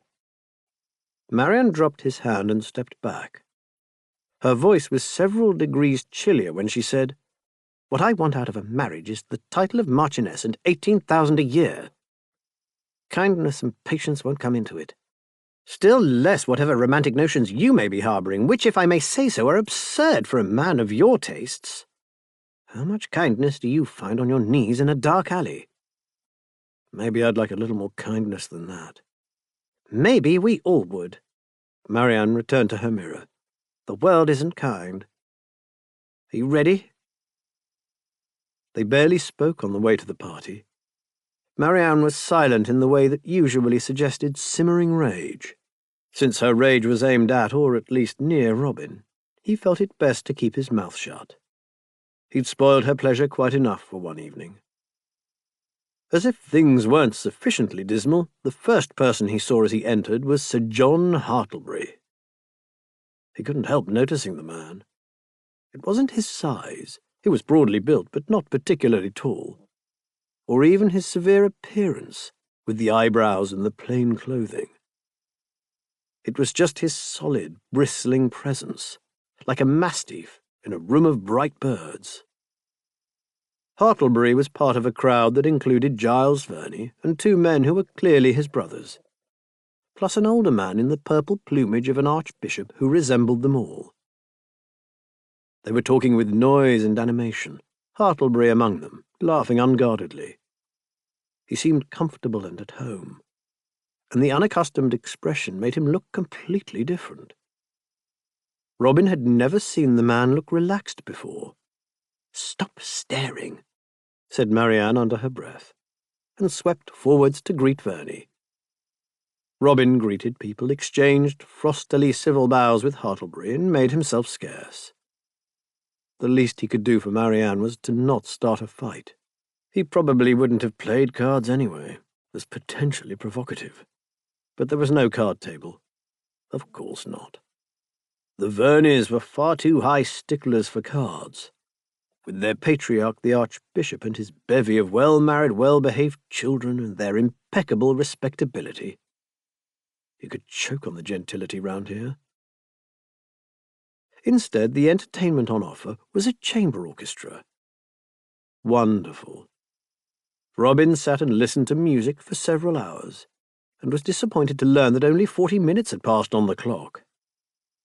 He found a drink, and made pleasant conversation with highly respectable people in a modest, friendly, charming way. He sat for supper, at which he was pleasant and modest, and did some more friendly charming. And finally he went out into the garden with the vague idea of finding a fish-pond and drowning himself, because if he had one more vapid interaction in the name of society, he might scream. It was dark outside, and very cold, but that was welcome after the heat of a crowded house. He smelled smoke as he went down the garden and saw a dark form that could have been a statue except for the glowing end of his cigar. Robin swallowed down his justified annoyance at bloody people everywhere and said, "Good evening." The figure turned, his profile catching the light spilling from the house, and Robin bit back a groan. Of course it was him. Of course. After fresh air? Hartlebury inquired. And a little cool? And some silence, and an absence of people, and not seeing Marianne's bright eyes as she laughed with Giles Verney. "I'll finish my cigar and leave you to your solitude." Evidently Hartlebury no more wanted to be in the garden with Robin than vice versa. That thought made him respond perversely, "Not on my account." Hartlebury didn't reply to that. He simply stood, smoking. Robin looked away to let his eyes adjust to the darkness, and saw there was indeed a fish-pond, and a stone bench near it. He tested the bench with his hand for dampness, sat down and inhaled sharply. "Cold?" Hartlebury inquired. "A little bracing, yes." Pause. "Alice told me she walked in the park with you today." "She did. We had a very interesting conversation." "She has more than once said she has interesting conversations with you. Yet I have really had anything but pleasantries, platitudes, and speeches," Hartlebury said. "I wonder why is that?" Robin shrugged in the dark. "I find it equally improbable when she tells me she has enjoyable conversations with you." There was a brief silence, then a snort. "That was plain speaking. Is that not what you wanted?" "Indeed it is. I just didn't think I'd get it. I'd be very pleased to learn your inmost thoughts." "Bet you wouldn't," Robin said instantly and with feeling. "Do you know that's the third honest thing you've said to me? You should be careful, it might become a habit." Robin sighed. "Whereas I have lost count of the offensive things you've said to me. But at least I mean what I say." "I can't imagine why you pride yourself on that. Any fool can say what he means and mean what he says. That's why we invented manners, as a way to stop society descending into a brawl." Hartlebury tossed the stub of his cigar into the pond. It fell like a star and hissed as the water extinguished its brief brightness. "Where are you from?" "Nottinghamshire." "What village?" "Are you hunting for information on me?" "Yes." "Then why should I help you?" "I think you'd want to establish a name, if you had one." "To be good enough for you?" "For Alice." Robin folded his arms to stuff his achingly cold fingertips under his armpits. He was not going to leave the garden first. "If Alice wants to know anything of me, she is welcome to ask." "Mouthy under cover of darkness, aren't you? You complain about me being courteous, you complain about me being frank. Do you ever stop complaining?" Hartlebury chuckled, a ghost of a sound. They both fell silent for a moment, as the music and chatter floated out from the Vernys house. "What do you want?" he asked at last. "A cushion." "What?" "This seat is very hard and extremely cold." "That was surely predictable when you sat on it," Hartlebury pointed out. "I didn't mean at this moment." "I know what you meant. Why do you ask?" "I want to know." "I want what everyone wants," Robin said. "I want to be happy. I want the people for whom I care to be happy. I want to be reasonably secure in that happiness." "Secure?" Hartlebury repeated, and the fact it sounded like a real question took Robin's breath away. "Secure. Yes, you know the word? Or have you never lacked for it, that you ask why someone might want it?" "My sister was happily married to a loving husband," Hartlebury said. "A blood vessel burst in his brain and he dropped dead without warning. There's no security against fate." "I'm not talking about fate. We all die. You won't win betting against that. He wanted to wake up in the certainty that there was enough food in the house for the week, every single day of the rest of his life. He wanted to have enough money that he never again had to pawn his clothes and sit wrapped in a blanket. He wanted to be so used to having a roof over his head that he never, ever thought about it, and not to have arguments over the spending of sixpence. He wanted to be able to fuck on a bed in his own home without the constant fear of discovery.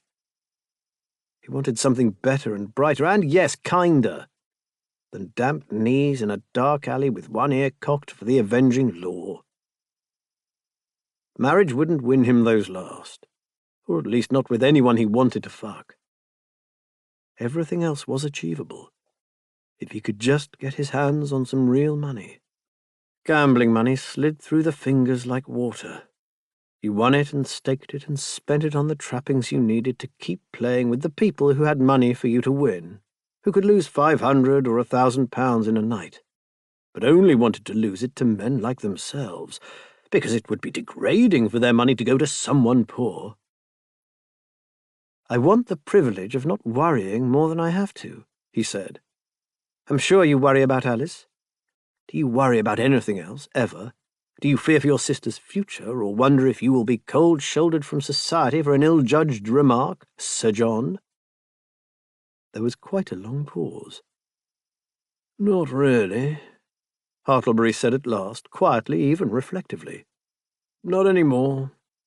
The brewery does well. I don't concern myself with society's judgments. I wish that Alice and my sister will be happy and, as you say, secure. I had not worried about that recently, until your arrival. I will make her happy. I will take care of her." Those were the obvious things to say with Hartlebury in this oddly gentle mood. Robin wasn't sure he could make them sound convincing. "Perhaps Alice should decide what makes her happy," he said instead. Like everything else this evening, that was a mistake. He could feel Hartlebury stiffen. "And your sister? Tell me, does Touchbrook make her happy? Is it his witty conversation, his kindly nature, or his modesty that she finds most appealing?" "As I understand it, the Marquis has considered marriage several times. Would you ask the same questions of those other ladies?" "Yes." "Oh, well, you shouldn't." "Why not? Touchbrook is selfish, inconsequential, and a bore. The fact that he comes with wealth and a title should hardly be a consideration for a decent woman." "You were born with wealth and a title," Robin said. "You're condemning other people for wanting things you were handed when you came out squalling from your mother's belly because you had the double fortune of the right parents and the right parts. Who are you to judge someone else for wanting what you never had to earn? If I didn't have a title, I wouldn't stoop to acquire one. Aren't you grand? It must be wonderful to stand apart and judge the rest of us from the superior height of your moral high ground. I fear those of us not born to the peerage cannot aspire to your nobility in claiming not to want what you've already got." "Careful, Locksley." It was a rumble. Your envy is showing. Envy, Robin said. I heard a sermon about that once. The poor shouldn't envy the rich, it said. They should accept their lot in life and not want to possess just a fraction of what others have. I wonder who paid the first priest to declare that from the pulpit. Hartlebury started to speak, then stopped himself. Robin shifted in the silence, aware he'd been indiscreet. Well, what the hell? Hartlebury already suspected him. He could win Alice's hand and fortune with or without the man. You're very frank in the darkness, Hartlebury said at last. I prefer your nighttime persona, you know. What it lacks in charm, it more than makes up in interest. Interest? Hartlebury found him interesting. That was probably bad. The tingles down Robin's skin were probably the first signs of frostbite. If we can't be honest in the dark, where can we be? He heard Hartlebury's sharp intake of breath, and his own chest constricted. His words hadn't had an explicit meaning. They could have gone past without notice. But Hartlebury had read something into them, and now the icy air between them was alive. We show our true selves in the dark. Hartlebury's deep voice was almost a rumble. Is that what you mean? Don't you? Silence again. Robin's pulse was thumping. When Hartlebury spoke again, though, there was nothing of that deep note in his voice. He sounded crisp, almost contemptuous. That suggests you have something to hide. Hell's teeth.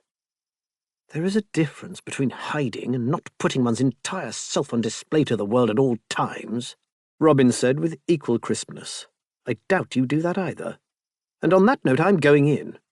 This has been delightful, but I think I'm freezing to death. He rose as he spoke, buttocks painfully cold from the stone. Hartlebury didn't speak, but as Robin moved stiffly past, he caught his arm. Robin stopped dead. Hartlebury had a big hand, a strong grip. He stood very close, his cigar-scented breath curling in plumes in the frosty air, and Robin had the sudden thought that Hartlebury would jerk him even closer, that he would feel a mouth, a hand, a hard body pressed against his own, that Hartlebury would pull him into the bushes. Not in this weather. Sir John? Robin managed, in a voice that wasn't quite outraged enough. Hartlebury didn't say anything at all for a second longer, just breathed. Finally he rasped, Don't try to marry my niece, and let him go. It was almost a push. Chapter 8. Great heavens, man, will you cheer up? Hart shot an unpleasant look at his best friend. He and Giles had been sparring at the Fives Court, under the genial supervision of Bill Richmond, an elder statesman of the pugilistic art who many considered the best boxing instructor in England. He was still a handsome fellow in his 50s, trim and lithe, his dark skin betraying enviably little sign of advancing age. Hart had twice had the privilege of watching Richmond beat men 2 decades his junior in the ring, and thought him a superior fighter to Jackson and Cribb, not to mention far better company. Richmond's speech had traces of both America, where he had been born a slave, and York, where he had lived for years. It made Hart wonder again why Locksley didn't sound like he came from a Nottinghamshire village. And there he went again, thinking of Locksley. He had not wanted to do that here. He'd wanted to work up a sweat, to give his body so much to do that his mind couldn't keep bringing up that bloody evening by the fish pond. He'd had only limited success. You've been like a bear with a sore head for 2 days, Giles added, throwing a towel at him and mopping his own face. Is something wrong? On almost any other subject, Hart would have shared his concerns without further thought. But he'd seen the way his friend looked at Marianne Locksley, and there was nothing at all he could say about that encounter in the garden. Giles was his friend, but there were some truths that he could never dare disclose. He said things, just things. I held his arm, and I can still feel the touch of it in my hand. "Nothing," he said. Giles leaned in. "It is to do with Alice?" Hart jerked his head, and they strolled over to the empty far corner of the saloon, where a window was open, as if to cool down. "Meaning what?" "Don't be an oaf, Hart. Locksley's pursuit is clear enough, as is your attitude to him." "Would you want him marrying your sister?" Hart retorted without thought. Giles paused for a moment. When he spoke, it was carefully. "I find him perfectly pleasant." "I don't. I find him false." "You find most people false. It isn't dishonesty to choose one's words carefully. It's society." "That's what Locksley said." "Well, he's right. I know you'd rather have plain truth plainly presented, but you aren't in the majority. Leaving that aside, they've appeared from nowhere. All their friends have been made since arriving in London." "It's not an offence to come from the provinces or to lack fashionable acquaintance." "That's not what I mean. It's one thing if they're gentlefolk of limited means and no particular birth. Goodness knows Miss Locksley's beauty is enough to earn her a place in the first rank by itself." "Yes, it is," Giles interrupted. "She's lovely and she's intelligent. She asks me to tell her of the European political situation." "Oh, come on." Giles stiffened. "She listens and understands, and I know she does because she makes observations of remarkable acuity. Or do you believe a woman can't grasp these matters?" "On the contrary, I'll take your word for it that she's born to be a political hostess." "She is. She's beautiful, clever, quick, and charming. Exceptional." "I grant all that." "Then what's your problem?" Giles sounded positively hostile. Hart wondered how he could possibly be tactful. "A man might choose to elevate Miss Locksley to his station, and consider it a well-struck bargain. My concern is the brother. He has made stringent efforts to hide his background. He has come to London without a name or a family and set himself to court a girl barely out of the schoolroom for the sake of her portion." "I didn't think you told anyone about Alice's wealth." "We didn't. I'm trying to find out how he knew. I'm sure he knew. He's a clever man, a sharp one, under the platitudes. A schemer."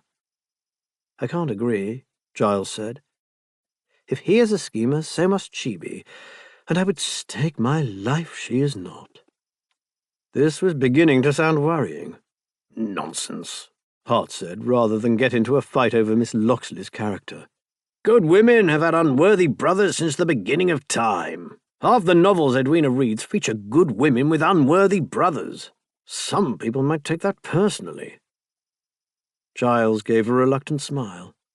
"True, I suppose, but are you sure the brother means ill?" "I cannot be. That is the devil of it.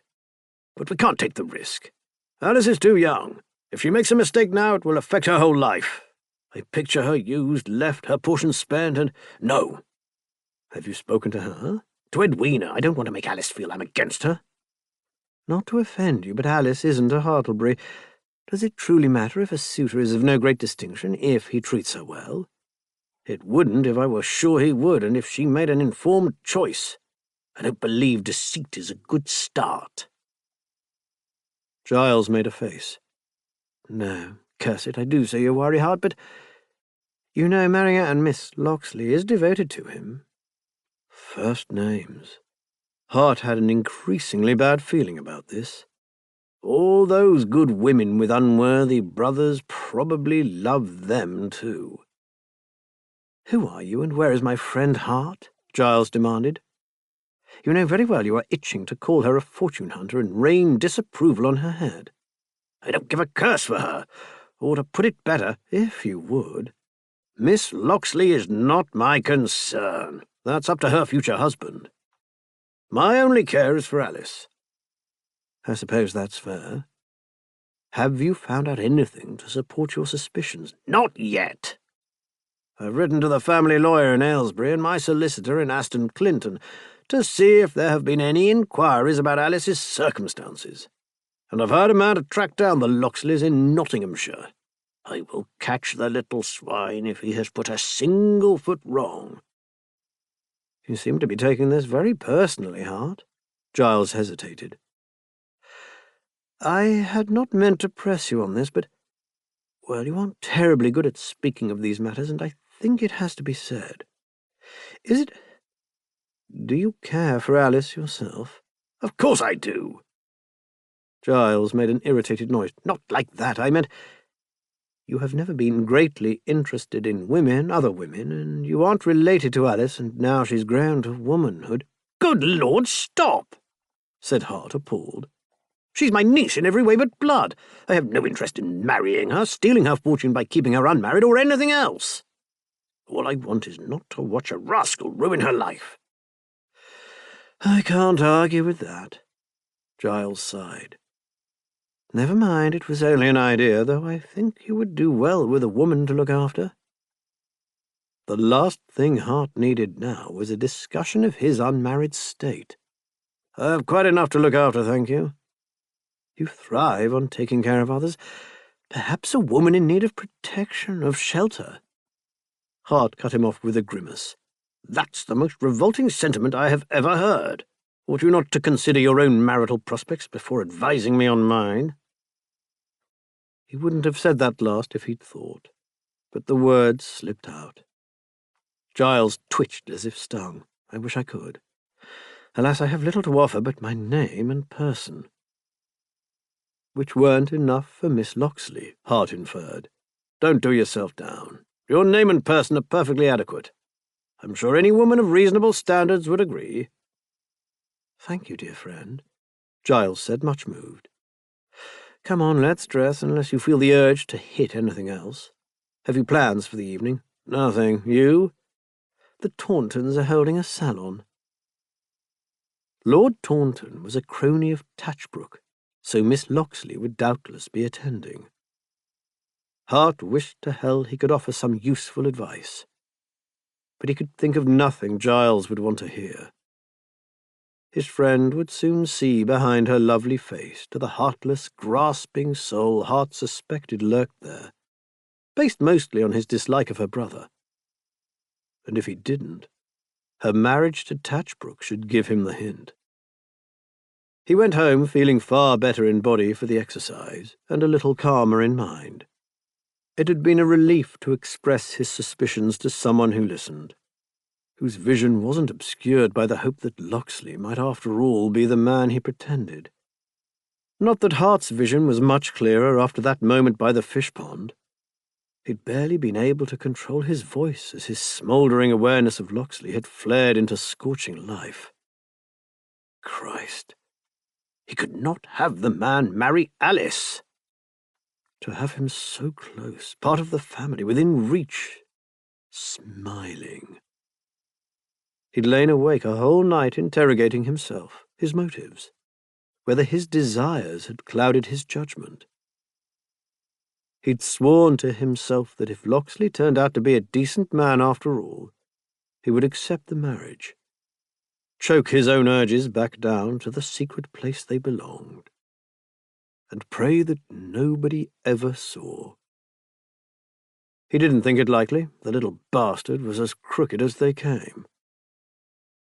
Good God, he wanted to go home. Back to Aston Clinton, where life was filled with useful work, and his garden would need attention, and there were no smiling, charming, dishonest men in his way. He would leave this damned city as soon as he was no longer needed. When he returned to his rooms, there was a letter waiting for him with an unmistakable legal hand. He broke the seal, wondering if any of his investigations had borne fruit. They had. Chapter 9. Hart marched up and down his sister's drawing-room. Edwina sat with her head in one hand and the letter in the other. It doesn't prove anything. Of course it does, Hart said for the third time. A man made inquiries about Fenwick's will in September and learned that Alice has 20,000 coming to her on her marriage. A young, handsome, fair-haired man. What more do you need? Mr. Locksley isn't precisely fair. He has golden brown... Lawyers don't care. I care, and so will Alice if you're going to accuse her suitor of being a fortune hunter. Think, Hart. If you're right, he will use any loophole. If you're wrong... I'm not wrong. You're prejudiced against him. You have been from the start. It's not prejudice if I'm right. He looked into her affairs. He knew about her fortune before he set foot in London, and he deliberately set out to entrap her. To engage her interest. He hasn't compromised her. She paused on that, eyes widening. Hart almost shouted, "What?" She was glowing after that walk in the park with him the other day. I have never seen her look so well, contented. As if she had a secret. I'll break his bloody neck. Don't swear, and you will do no such thing, and don't be absurd. She's not in that line yet. I dare say he kissed her. Hart fumed. Edwina sighed pointedly. She is a girl with a handsome suitor. Do be reasonable. My poor Alice, she won't want to hear this. She looked up to meet his eyes. And you won't tell her. Are you serious? I will tell her. She's my daughter. This will hurt her, and you will kindly keep your loud voice and great trampling feet away from her sensitivities. His own sensitivities must have shown themselves on his face at that, because she went on a little less harshly. I know I asked you to do this, but you can hardly expect me to be happy with an outcome that will make her sad. She considers them friends. Any hurt to her is Locksley's fault, not mine.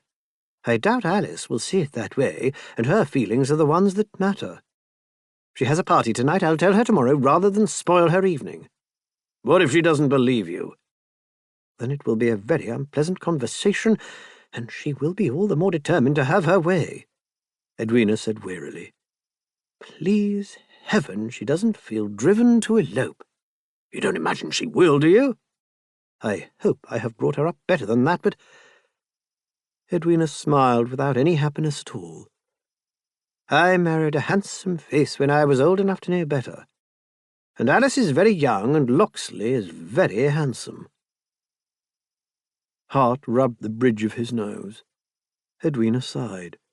Or perhaps she will be terribly sensible and cry in her bedroom. Either way, it is my responsibility. What I need from you now is calm. Don't talk to her about it, unless she wishes you to, of course. And do not confront Locksley, especially not in public. Leave it all to me. Hart was boiling with fury as he left the house, at his sister's misery and the prospect of Alice's. Locksley's calculating perfidy was disgusting, and the fact he targeted Alice's innocence and vulnerability made Hart want to pummel his handsome face to a ruin. He went to Lady Wintour's hell that evening for lack of anything better to do. Perhaps Evangeline might have some further thoughts on Locksley. Perhaps he could work his way through his anger via a few glasses of brandy. The hell was bustling, and Evangeline was busy presiding over the hazard table in an extremely low-cut dress. Hart exchanged a few words with a couple of people, found a game of whist to join, and ordered a bottle. He played for about an hour and a half, losing himself in the game, the smells of wax candles and tobacco, male sweat and scent, the riffle of pasteboard and the taste of brandy that wasn't worth what Evangeline charged for it. He'd lost £30 or so when he felt a hand on his shoulder. He looked round and up into a large amount of bare bosom. "Hart, my dear," Evangeline said.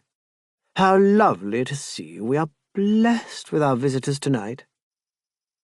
Her eyes flicked sideways meaningfully. Hart looked past her and to another table. He wouldn't have recognized the back presented to him, but by God he recognized the dark honey hair. "Thank you," he said. She leaned down with a flirtatious smile and murmured in his ear, "He's losing. If you want to join the game, I'll arrange it. We'll keep an eye on his hand." Did he want to? Edwina had told him not to confront Locksley. But that was about his wretched scheming. This was an entirely different matter. If he could prove Locksley was a cheat, perhaps he could use the threat of exposure to make the man stay away. He needed a weapon. It had occurred to him, not pleasantly, that the conversation by the fish pond might well have portrayed a chink in his armour to Locksley, a place where pressure could be applied, and he did not like to consider that someone so manipulative might hold that knowledge against him. Not that there was anything for him to cite, and Hart hadn't indulged his desires in a year or more. But even a baseless accusation was a frightening prospect. The thought of being named, humiliated, publicly shamed, was enough to make him feel hot and sick even before considering the savage penalties of the law. Locksley was a threat, and he had to act. He would play, and he would win or catch the man cheating. Either would suffice. "Please do," he told Evangeline, and she smiled back. She arranged matters with a swift and ruthless efficiency. Within a very few minutes he was seated opposite Locksley. The fellow looked a little strained, no doubt because he had ended his game over £100 down, but wore a little quizzical smile, almost a smirk, all the same. It faded as he took in Hart's expression. "You look grim, Sir John." "I'm here to play. I think it's time you and I took each other on directly, don't you?" Locksley's brows flickered. Surprise, amusement, something else that tightened Hart's groin. "An excellent idea. I should very much like to take you on." His lips curved. "Shall we start with whist?" He wasn't sure what this was. Locksley toying with him? But it did not bode well. Or perhaps it did. Perhaps if Locksley thought they were playing a different game, it might give Hart an edge. Not whist, though. He was at best an indifferent player, which was doubtless why Locksley had suggested it. "How about piquet, if you prefer?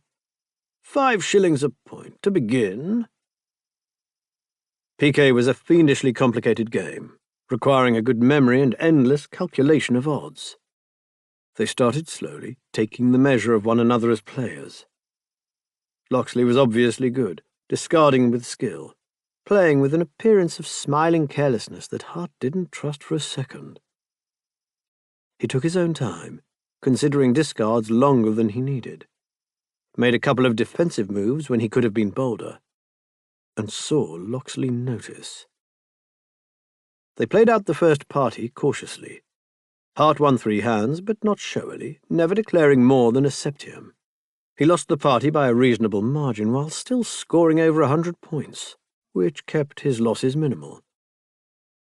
In the second party he played just a little better and Locksley played a little worse, leaving Hart the victor. The third went to 8 hands and was a draw. "We seem evenly matched," Locksley said, a smile on his inviting mouth. "Perhaps we should raise the stakes." Hart had expected that, much as he expected Locksley's play to improve steadily in the next parties. "Certainly. £1 a point." The smile fell off his opponent's face, as well it might. That was high play. If either of them failed to score 100 on a party, he might find himself owing several £100.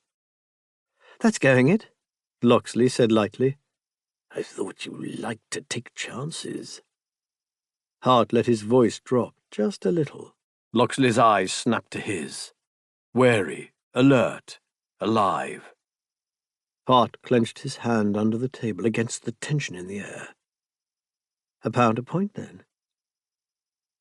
The man had reason to be confident. He was a good player. One would be a fool to take him on at those stakes unless one had an unlimited budget. Or a secret weapon. Hart had taken charge of Alice, aged 11, for 3 months, as Edwina dealt with her second widowhood while approaching what proved to be a difficult confinement. He'd been 25, awkward, and utterly baffled as to what he should do with the sad-eyed, shy child. With no idea what to talk about in the evenings, he'd taught her piquet, thinking it might pass the time. It was his first inkling of her capabilities. She had mastered the game in a couple of days, and was trouncing him nightly within a week. There was only so much of that a man could take at the hands of an 11-year-old girl, and he had set himself to sharpen his skills. Piquet had consumed their every night for months, and brought them to a strong mutual affection without the difficulty of conversation. They still played vicious tournaments, which Alice almost always won. It was a shame she was no dashing young matron who could play without reproach. She'd clean out the hells. Hart wasn't Alice, but he was prepared to back himself against anyone else in London, and very much against Locksley now. Locksley was good, no question, and he was lucky too. The cards ran his way in the earlier hands, but Hart had the advantage of funds. He could afford to lose, so he didn't have fear undermining his decisions, and that allowed him to push on till the current of play turned. He declared a septième, a huitième, put together a quatorze of aces that made Locksley hiss. He played with a single-minded savageness that felt like obsession, each loss spurring him on, each win a triumph, watching the running total of points on each side. Watching, too, the way Locksley's face and posture changed from relaxed amusement to something paler, tenser. He knew he'd been trapped. He knew it, and his nostrils flared, and Evangeline drifted over to stand behind him, watching the game, while Ned stood casually behind Hart. "Now, cheat, you little bastard, just try." They weren't talking any more, except the terse exchanges of gamesters. "Not good, carte blanche, and a 4. No more flirtatious looks or knowing smiles. This was a duel. Locksley was fighting for his life and panicking with it. His tongue darted out to lick his full lips more than once, and Hart didn't even find it distracting. He was occupied. "Repique and Capot," he said at last. "Your 98 points to my 160. "Oh, well played," Evangeline murmured. £340. Locksley smiled, or at least made his lips move over his set teeth. "I fear I must call a halt. This is too deep for me." "Of course. Let's see." Hart scanned the scrawled list. £4,220, 14 shillings, I make it. "I'm sure you're right." Locksley's skin had a clammy, unpleasant look. "I shall call on you tomorrow, if I may." Hart gave him the direction. "I shall see you then." The evening," Locksley added. "I am engaged in the morning. I hope that will be satisfactory." "Of course." "Thank you. Thank you for a pleasant evening, Lady Wintour." He made his way out, walking straight-backed. Evangeline took his abandoned chair and swung it round close to Hart's. "That was brutal. Never play like that against my house." "I intended to ruin him. I'm sorry he called a halt." "I'm surprised he went on so long." "Think he'll pay?" "I doubt he has the funds." "Think he'll run?" "And embarrass his sister in front of Touchbrook? I doubt it." "Then he'll ask you for time to pay," Evangeline said. "What will you respond?" Hart's face felt flushed. He realized he had a headache, and his hands were trembling a little. He knocked back a mouthful of brandy. It tasted sour. "I'll let him make me an offer." Chapter 10. Robin managed to get a good 20 yards from Lady Wintour's hell and round a corner before he vomited. He doubled over, retching uncontrollably until he'd puked up the night's brandy, and at least some of the stewed horror that had coagulated in his stomach. Christ, he was doomed. Marianne would kill him, and if she didn't, Hartlebury would ruin him, and if he didn't... Robin ran through his litany of enemies. Then he threw up again. He would have walked the streets alone in the darkness as a ruined man should, hoping to be knocked on the head by a bravo and shanghaied for foreign climes, or perhaps just thrown in the Thames. But it was too bloody cold for that. So he went home. It was only 1 o'clock in the morning and Marianne wasn't back. He stared at himself in the spotty glass. Through a glass, darkly, he thought. And this is what a condemned man looks like. He had an idea he ought to drink an entire bottle of brandy in rakish fashion, but he would probably be sick again, and anyway they only had gin. He went to bed instead, so that he could pretend to be asleep when Marianne finally came home. He told her about it the next morning. How much? 4,220. And we have set aside nearly £300. That had seemed a good sum yesterday. Christ, Jesus, fuck, Marianne said.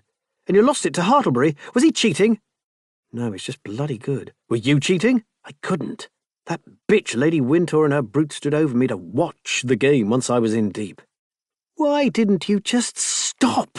She waved a hand almost before she'd finished speaking. I know, but what now? I don't know. I told him I'd call on him to settle up today. We have to think of something, Rob. Tatchbrook has assured me he does not require a portion in his bride, but there's a wide gap between no portion and a brother with 4,000 in gambling debts. We could go, Robin said. Vanish. We have £300. We could go to, No, do go on. List all the wonderful places we could go. Manchester. Oh, no, that might be a problem, mightn't it? Salisbury. Can you think of any reason we shouldn't go there? That was hitting below the belt. Robin returned the favour. We could go somewhere new, to Paris. Yearning flared in her eyes, but she shook her head. Don't be stupid, we don't speak French. We can learn, it can't be that hard. Children can speak French. French children! Are they cleverer than English children? Shut up! And we're not going to Paris. Why not? Because I am this close to 18,000 a year and a title, Marianne said savagely. We've earned this! Christ knows we've worked for it, and I will not give it up now. We are going to be rich and safe, Rob. We swore it, and I'm not running away when the prize is finally in my grasp. We will fix this. You will fix it. Robin knew that tone in her voice. It conveyed non-negotiable decisions that other people would be unhappy about. He poured himself a third cup of tea. I suppose we have to assume Hartlebury did it deliberately. Because of Alice. Because of Alice, and that quivering moment by the pond. And the fact that Robin, idiot, had thought he'd meant something quite different when he sat down to play. He'd thought, well, be honest, he hadn't thought at all. He'd just reacted in the belief that Hartlebury was approaching him. No, Hartlebury had approached him. Or at least had very much let him think that was what he was doing. Had responded even. Robin had seen the look in his eyes. He snarled into his tea. Because he's a bullying swine. Right, I'm taking Alice for a walk in the park today. It's raining. It would be. I'm taking her anyway. Are you going to propose? I'll have to. If I marry her, he can hardly dun me for debt. If you marry her quickly enough, you can pay him with her money. Marianne's lovely mouth twisted on the words as if they were spoiled and sour. Confess all before he does it for you. Play the wronged and noble youth. There's not much else I can do. We're nearly there, Rob. Tatchbrook has asked me to visit his mother. Marnie, don't call me that. Yes, I know. Triumph. I just have to charm the old hag and we'll have our 18,000 a year if you don't bitch it up now. You'll make a lovely Marchioness. I won't spoil it for you, I swear. I'll fix this. I know you will. She frowned. I don't suppose we can get the money anywhere else. Such as? Can we borrow from anyone if you could win it back? I can't play if nobody thinks I'll pay. And Lady Wintour was watching for me to fuss the cards. She might tell the other hells. No. Oh, I can't ask Tatchbrook, Rob. It's too risky. Lord, don't do that. I'll make it work with Alice. Be kind to her, Marianne said. Oh, damn it. I wish... What? Nothing. Do you not want me to do it? She grimaced. What's the alternative? It's this or throw yourself on Hartlebury's mercy without a single bargaining chip. In other words, no choice at all. I'd better shave. The rain had slowed to a faint prickle of damp in the air by 11. Robin strode along to Mrs. Blaine's house, where he was startled to see Alice hovering outside the railings, muffled in a huge coat and hat, with an unhappy-looking maid at her heels. "Miss Fenwick? Thank goodness, do hurry." Alice slipped her arm through his and tugged him along. "I didn't want you to come in. Can we speak? Oh, I'm doing this backwards. Good morning." "Good morning," Robin said warily. "Is everything all right?" "Yes and no. Can we go somewhere we can talk, like the pavilion in the park?" Robin took her there, wondering what could possibly be going on. The pavilion was empty on this grey and dismal day, with very few walkers to watch them. They seated themselves, shaking the rain off hats and shoulders, while the maid huddled under a tree. "You wanted to talk," Robin said, "and I have two things indeed, to say to you." "I dare say, and I think I know what one of them is, and I think you ought to let me go first. It might be embarrassing otherwise. Well, it might be embarrassing anyway, but I will try not to make it worse." She was bright red, but ploughing ahead with determination. Robin wondered what the devil this was. Surely if he was to be given his marching orders, she wouldn't have made him walk so far, so damply. "As you think best." "All right," Alice said. "The thing is, my mother told me yesterday that you had investigated my financial situation and ascertained I have a fortune of my own before you ever spoke to me. That probably you were making up to me for my money. I do understand, you know. I didn't really believe you liked me for myself." "I do like you." Robin's face felt stiff. "Miss Fenwick, Alice, I care for you enormously." "Yes, never mind that, but you are a fortune hunter, aren't you? Please don't mind me mentioning it. I assure you I don't object. But I do need to be certain, otherwise this won't work." Robin attempted to pass that speech a few times. The words all made sense individually. It was just the meaning that escaped him. What won't work?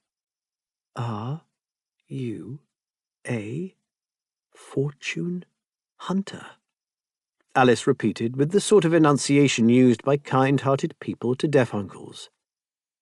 "Because the thing is, if you are hoping to win my fortune, we might be able to come to an agreement." Robin's jaw was hanging open. He shut it so hard his teeth clicked. Yes. Yes, I am, since you ask. Sorry. Agreement about what?" "You see, all I have is my portion," Alice explained. "My father left me a huge sum tied up for my marriage, and everything else to Mamma outright. I was only a baby, and I dare say it was the right thing to do, but it does mean I have nothing of my own until I marry. Don't think she's ungenerous, she's wonderful, but she has given me so much, and there is Georgie to think of, her son by Mr. Blaine, you know, who is at school and must be paid for, which is rather hard because Mr. Blaine left her nothing. In fact, he spent most of what she had, and Uncle Hart has worked immensely hard to restore her fortunes. So I don't want to ask her for more, for something I know she will not like. Whereas, if I were to marry, I could have my £20,000 and spend it as I chose, and not ask Mamma for anything or make her worry about George's future. That would be much better for everyone." Robin rubbed the bridge of his nose. "What do you want that she won't give you?" "I want to go to the University of Heidelberg and study mathematics." Robin's brain took several seconds to catch up with his ears. "You want a what?" He seemed to be saying what a lot. There was really no other word. Alice clutched her hands together. "Mathematics. My tutor, Dr. Trelawney, studied in Heidelberg for 2 years and has been teaching me the language. He wrote to Professor von Lehmann, a great friend of his, who has agreed to tutor me personally. Me! I want it more than I can say. But when I told Mamma, she said it was out of the question, which is why I'm here having a season to make me think about dresses and parties. But I don't want to. I know she wants me to be happy, but her idea of that doesn't appeal to me at all. And I know she thinks that's because I haven't learned to enjoy parties yet, but we've been here months, and I haven't liked most of it in the slightest, whereas I want to study mathematics so badly it hurts. I read the journals. I could do it. I know I could. What do you think?" Robin had no idea what to think. "Can you really do that? As a private student?" But it will cost money, of course, to live there, the fees and the travel. And if I had my 20,000, I could pay for it myself. Dr. Trelawney wants to go back as well, now the wars are over. He could escort me, if I had a companion. Without your mother's permission? Alice sagged. He said I must have it. He doesn't want to be accused of running away with me, which is a nonsense because he's terribly old, and anyway I don't want her to be upset. But it would be even worse if she reluctantly agreed and offered to pay when there is Georgie and her own comfort to consider. She has given me so much all my life, and it simply isn't fair to demand more. This seems a far more practical solution. If I were married, I'd be mistress of my own money, and it would be up to me where I travelled, and she wouldn't have to fret in the slightest, would she? Robin looked at her, wondering if he'd ever been that young. So what is your proposition for me? Well, if you don't want to marry me for my, person, and I really would prefer not, I wondered if we could simply marry for money. Alice said in a rush. If you took, say, 15%, and agreed not to... Well, because if the marriage wasn't consummated, it could be annulled, couldn't it? So we wouldn't be tied to one another. It might be a little embarrassing, of course, but I'm not at all important, so I dare say nobody would care, and you could marry someone else rich in due course because you're very good at being charming and handsome, and I could do what I want with my money. What do you think? Heidelberg, Robin said, stalling for time. He didn't even know where that was. Marianne and I have often spoken of travel. 15%. £3,000. He could probably argue her up to 20%. Take her money and hand it to Hartlebury and be back where he started, while she went off to follow her dreams, being careful not to inconvenience another soul on her way. And all it would cost was the knowledge that he'd used her innocence, her trust, for profit. He put his face in his hands. Mr. Locksley? Alice sounded alarmed. It's a good plan. His voice was muffled by his hands. He lifted his head. A plan with some excellent features and some less favourable ones. You do understand that if we married without you protecting your fortune, it would all be mine to spend? Yes, but, well, I don't think you'd do that, Alice said simply. You have nice eyes, and you've always been very kind to me. I really have not. There are other ways men make heiresses marry them. He looked at her, startled. She shrugged. I've learned a dreadful lot in London. Anyway, I don't think you would cheat me, but we could draw up an agreement to be sure. I've a better idea, Robin said.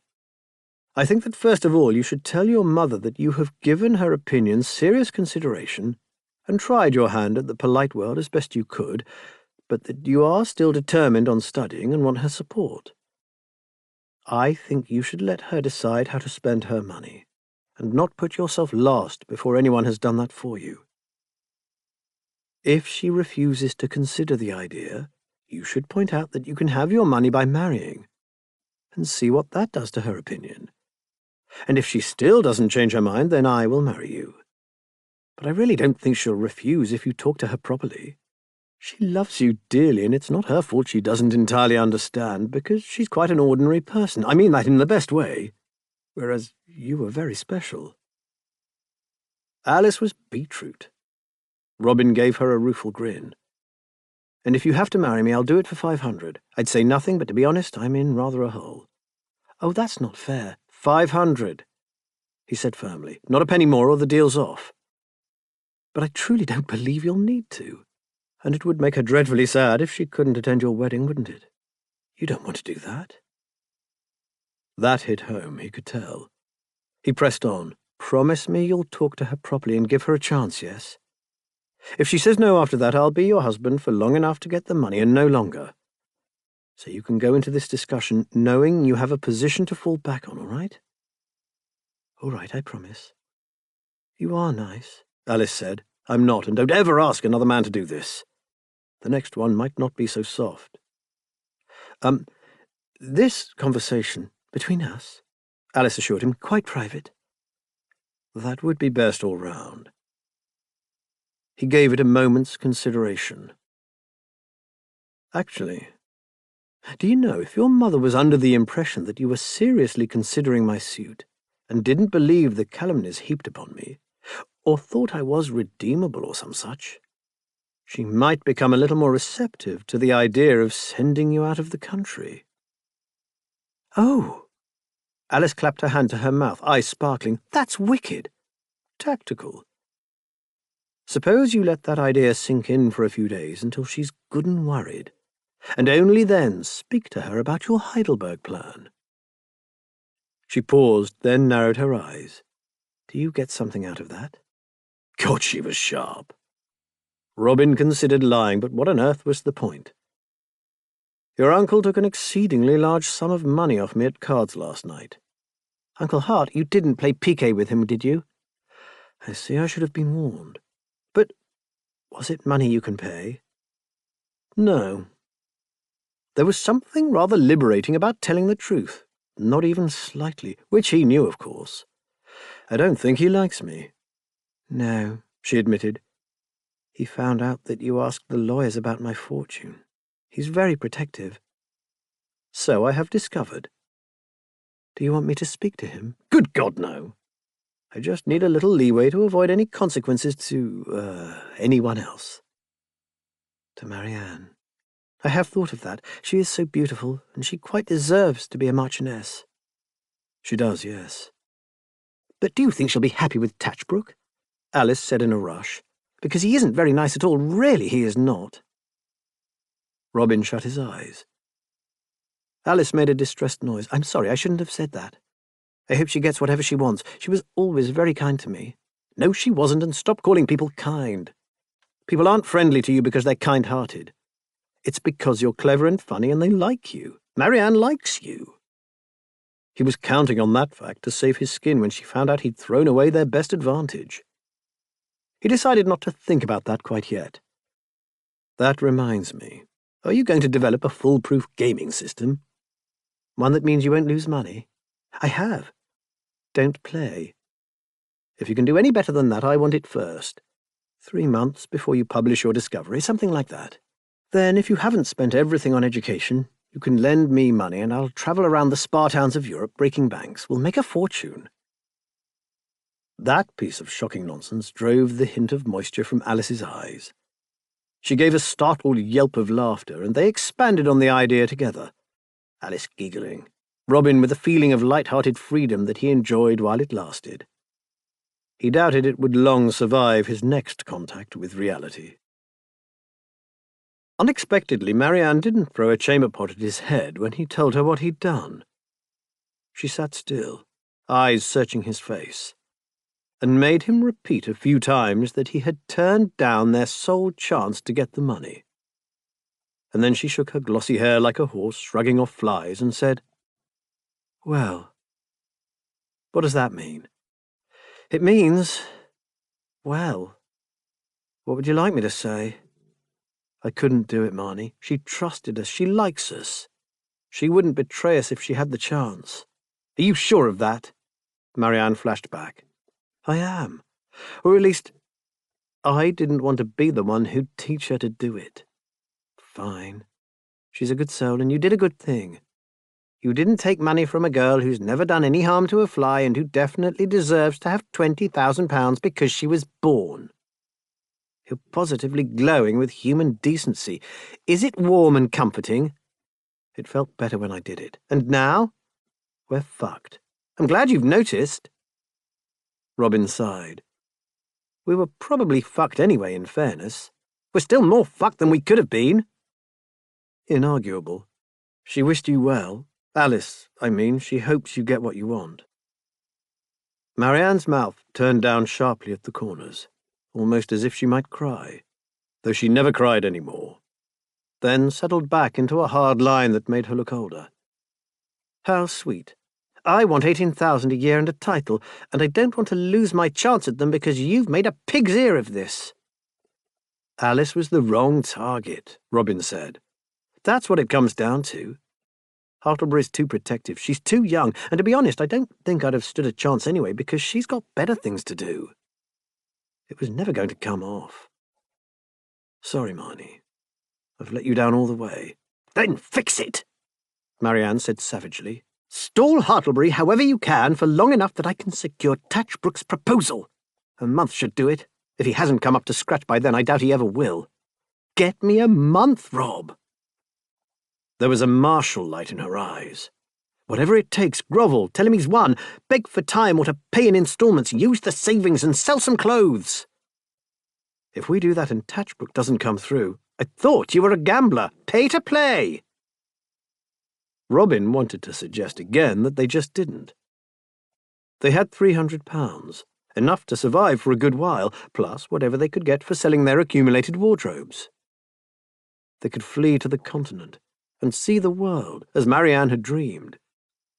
Run away from all their mistakes and start afresh. And spend their money and have to find more, and do it all over again. He looked at his sister's militant expression, ran through the likely course of that conversation in his head and said, "All right, I'll do my best. I dare say I can beg." "You do that.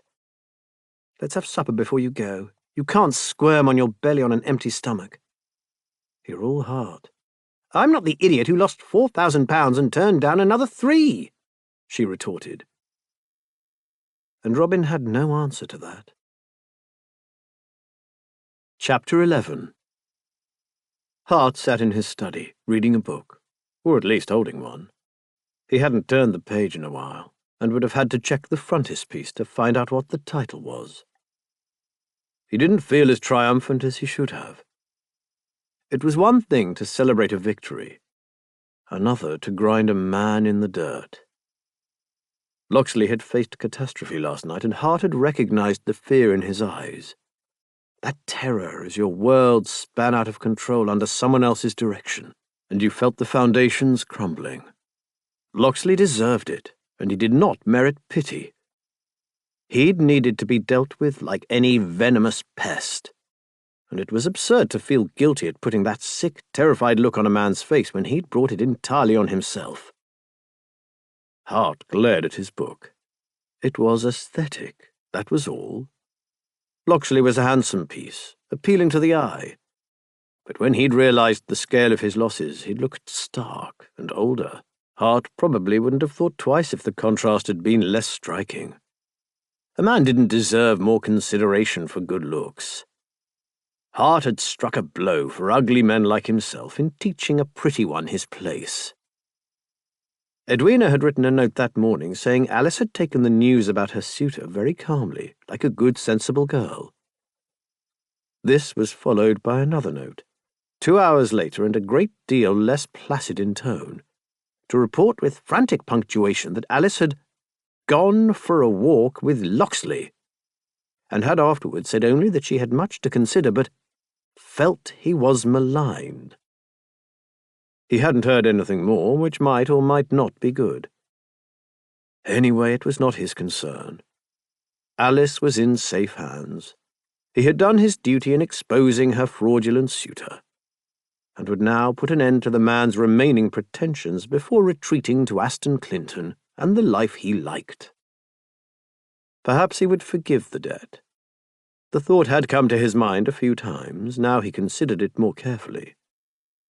After all, he didn't want the fellow's money, still less to drive him to desperation. He simply wanted him not to batten on Alice or pose a threat to Hart himself. Suppose he gave Locksley a few bad moments, then offered a truce. No, not a truce, but a deal. He wouldn't enforce the debt if Locksley stayed away from him and his family for good. Or would that lead Locksley to think he had a bargaining position? He would judge it on the man's demeanour, Hart decided. Locksley would be here soon. If he seemed humbled, Hart would be magnanimous in victory. If he was defiant, he could take the consequences. That decision made him feel somewhat better, and he managed to read a good 3 pages before Spenlow knocked on his door and informed him Mr. Locksley was here to see him. Hart stood as he was ushered in. "Thank you, Spenlow, that will be all for the night." "Good evening, Locksley." "Sir John." Locksley was well turned out, but with a little tension in his eyes. Perhaps he was paler than normal. It was hard to tell in the candlelight. Hart gestured to the armchair opposite his. "Drink?" "Thank you." Hart poured 2 brandies. It was important to be civilized. Locksley didn't precisely sit on the edge of the seat, but his posture was undeniably tense. "Well," he said, handing over the glass, "let us not beat about the bush. I suppose you have my money?" "I'm sure you know I don't." Hart hadn't expected it so bluntly. "That's frank. There isn't a way of phrasing it that will make the money appear. I don't have £4,000 or the rest. Would you be willing to give me time?" "How will you find the money, given that time?" "I would think that is my affair." "It is mine if you propose to pay me from my niece's dowry." Their eyes met. Locksley spoke slowly. "I said before that you underestimate Miss Fenwick. I still think that." His lips curled in a tiny smile that looked, to Hart's surprise, quite genuine. "She's a remarkable young lady. I'm privileged to have made her acquaintance." "Let us be clear. Do you intend to pursue my niece?" "I have asked her to marry me, and she is giving my request consideration." "And if she says yes, you will promptly hand me £4,000 of her money?" He didn't bother to hide the contempt and anger in his voice. This bloody man, trading on his pretty face, as though he were entitled to exploit Alice and leave her with nothing. It was despicable. How exactly has she wronged you that you feel this is suitable vengeance? Or do you simply not understand that she is a woman with a heart and a soul, not a cow to be milked of her wealth? Good God! How can you resolve to treat another human in such a way, as if she counts for nothing more than what you can take from her?" Locksley's face twitched, almost like a flinch. He looked at Hart for a long moment, then put down his glass with a click. "All right, Sir John. No more games. As it happens, I have a great deal more respect for Miss Fenwick than you imagine. But more to the point, I'm in no position to bargain with her money. I'm not fool enough to try, she wouldn't be fool enough to let me, and I don't think you're fool enough for me to persuade you otherwise. Which is tiresome, but here we are." That was frank, almost disarmingly so. Hart wasn't quite sure where it left them. "So you owe a debt of honour that you can't pay," he said, returning to the main point. "Indeed." "You understand the consequences of that?" "Of course I do." "I would prefer to avoid disgrace as far as possible, to avoid embarrassing others." "Is that a threat to Alice?" "What? No, of course not." Locksley sounded slightly testy. "I mean my sister. You're—" Hart hadn't given a thought to Miss Locksley or her campaign to snare Tatchbrook, but if Locksley were drummed out of his club for non-payment of a debt of honour, that would inevitably sway the self-important Marquis. "Yes, Miss Locksley's aspirations will suffer along with your reputation. And she has done you no wrong, so she should not pay the price for my folly. You've won, Sir John. You hold mine and my sister's fates in your hand, and there is very little I can do about it because I cannot pay that debt. Hence, I'm hoping we can come to an agreement." An agreement was exactly what Hart wanted, and if Locksley proposed it, so much the better. He might renounce his pretensions to Alice more willingly if it was his idea to do so. Hart leaned back in his chair and gave the man a long look. "So if you don't have the money, what do you propose to offer me instead?" Locksley's eyes snapped to his, widening sharply. Hart didn't understand why for a second. And then realization dawned with a dizzying rush of blood to the head. He opened his mouth to say, "Christ, no, I didn't mean that." But somehow the words wouldn't come as he stared at Locksley's wide hazel eyes, his parted lips. Neither spoke, and every second that ticked by made it more impossible to recant, carved the meaning deeper into stone. Hart's pulse was thudding. The air felt thick. After a very long moment, Locksley broke the silence. "You suggest I pay my debt another way? Well, that is an idea, Sir John. A fascinating idea." "I'm making no sort of demand on you." Hart's lips felt oddly stiff. "Oh, naturally not," Locksley said. "Not a Demand? That wouldn't be fair.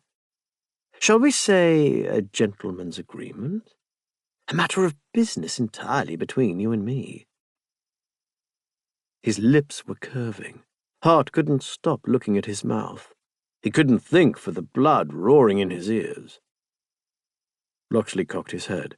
Well, are we negotiating a private arrangement? No, say no. Tell him you want the money. Say no now. Even better, make Locksley be the one to voice it.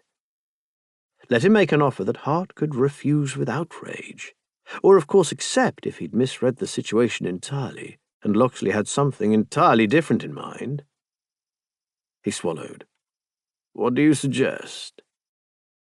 I think we should probably specify the terms first, Locksley said, for avoidance of doubt. Go on. The words came out roughly. The forgiveness of the whole debt. All 4,200 and whatever. Easy come, easy go. And I want your word that you will not impede my sister, directly or through me, by act, word, or complication. I don't give a damn for your sister. For her aspirations, I mean. She can marry a dozen marquises for all I care. One will do, Locksley said. If you ask me, Tatchbrook is more than enough. Are my terms acceptable? As far as they go. And you will break things off with Alice. Leave her alone. I should rather let her break things off with me as a matter of courtesy, and she may wish to remain on civil terms, since she likes my sister. I'll promise you I won't marry her or cause her any form of harm. Will that suffice? It would avoid a fuss and please Edwina, Hart thought, through the haze in his brain. I don't want you embarrassing her in any way. I won't. I really wouldn't want to. Then those are the terms. What's your offer? Why? Whatever you want, Locksley said softly. Exactly as you want it. You... me. He breathed the word.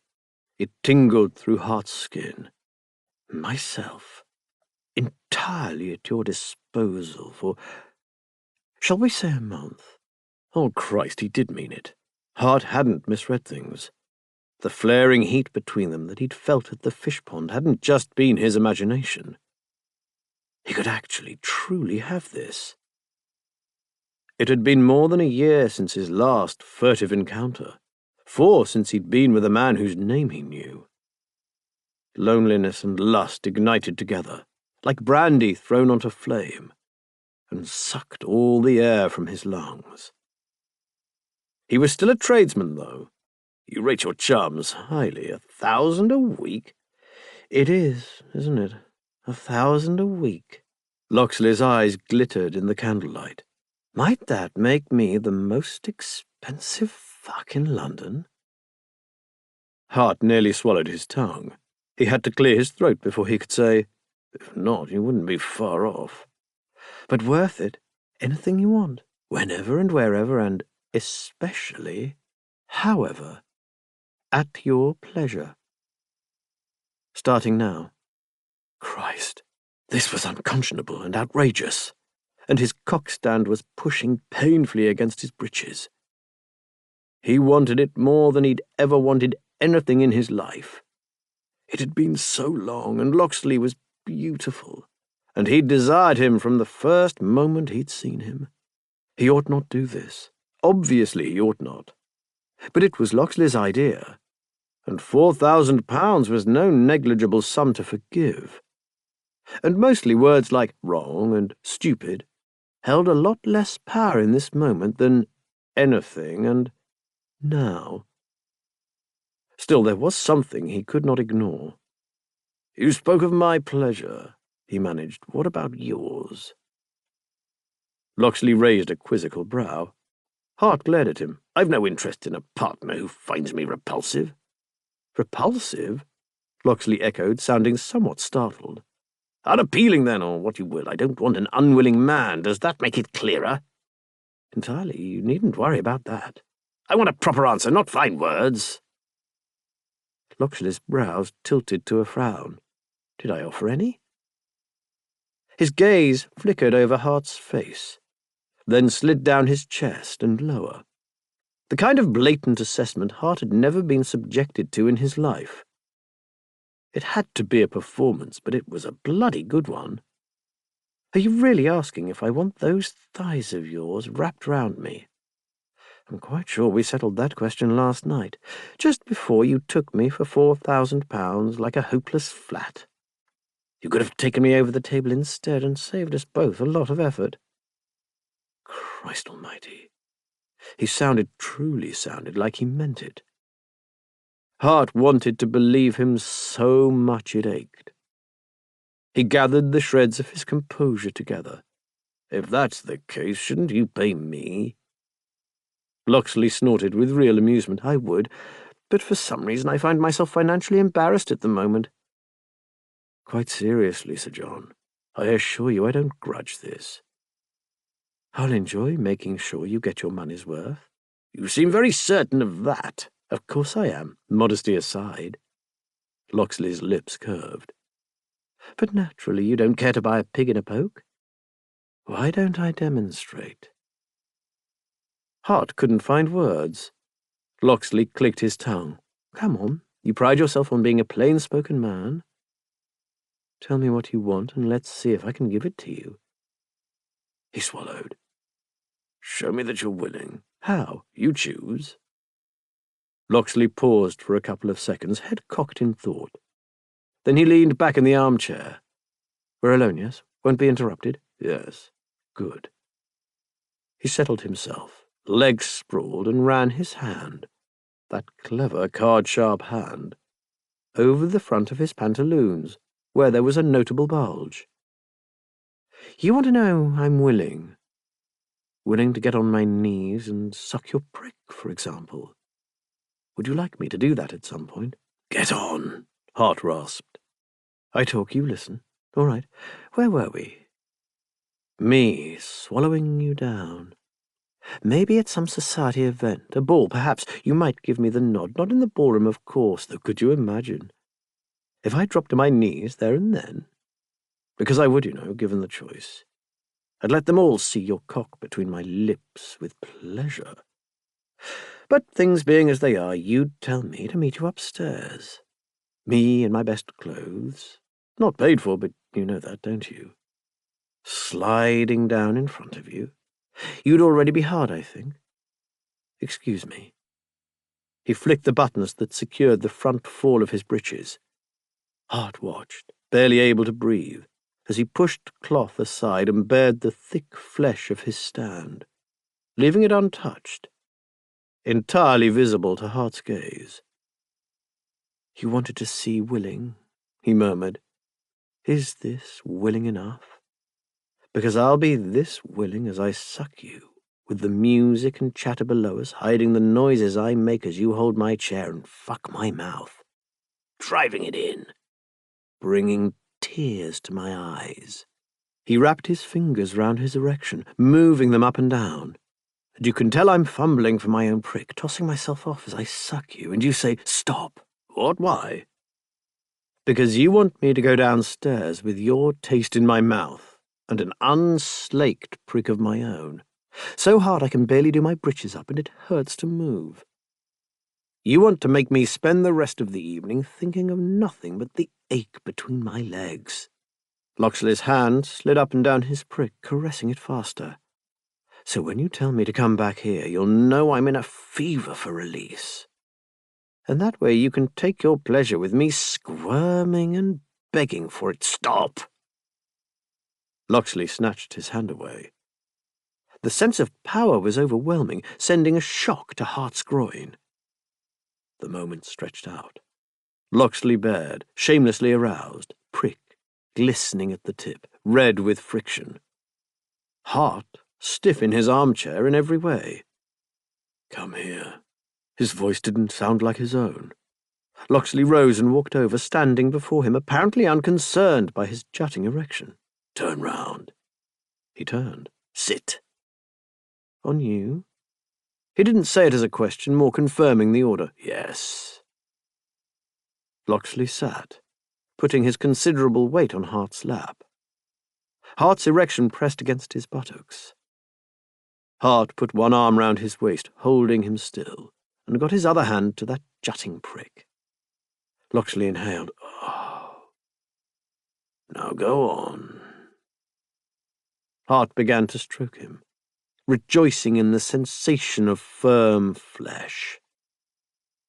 It had been far too long since he'd felt one not his own, and Locksley's was sized just right for a big hand, fitting to Hart as if made for him. Where was I?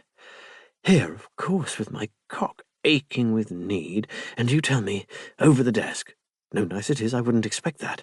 And you take your time, making me tell you how much I want it, making me plead for your prick until you're deep in me. Christ!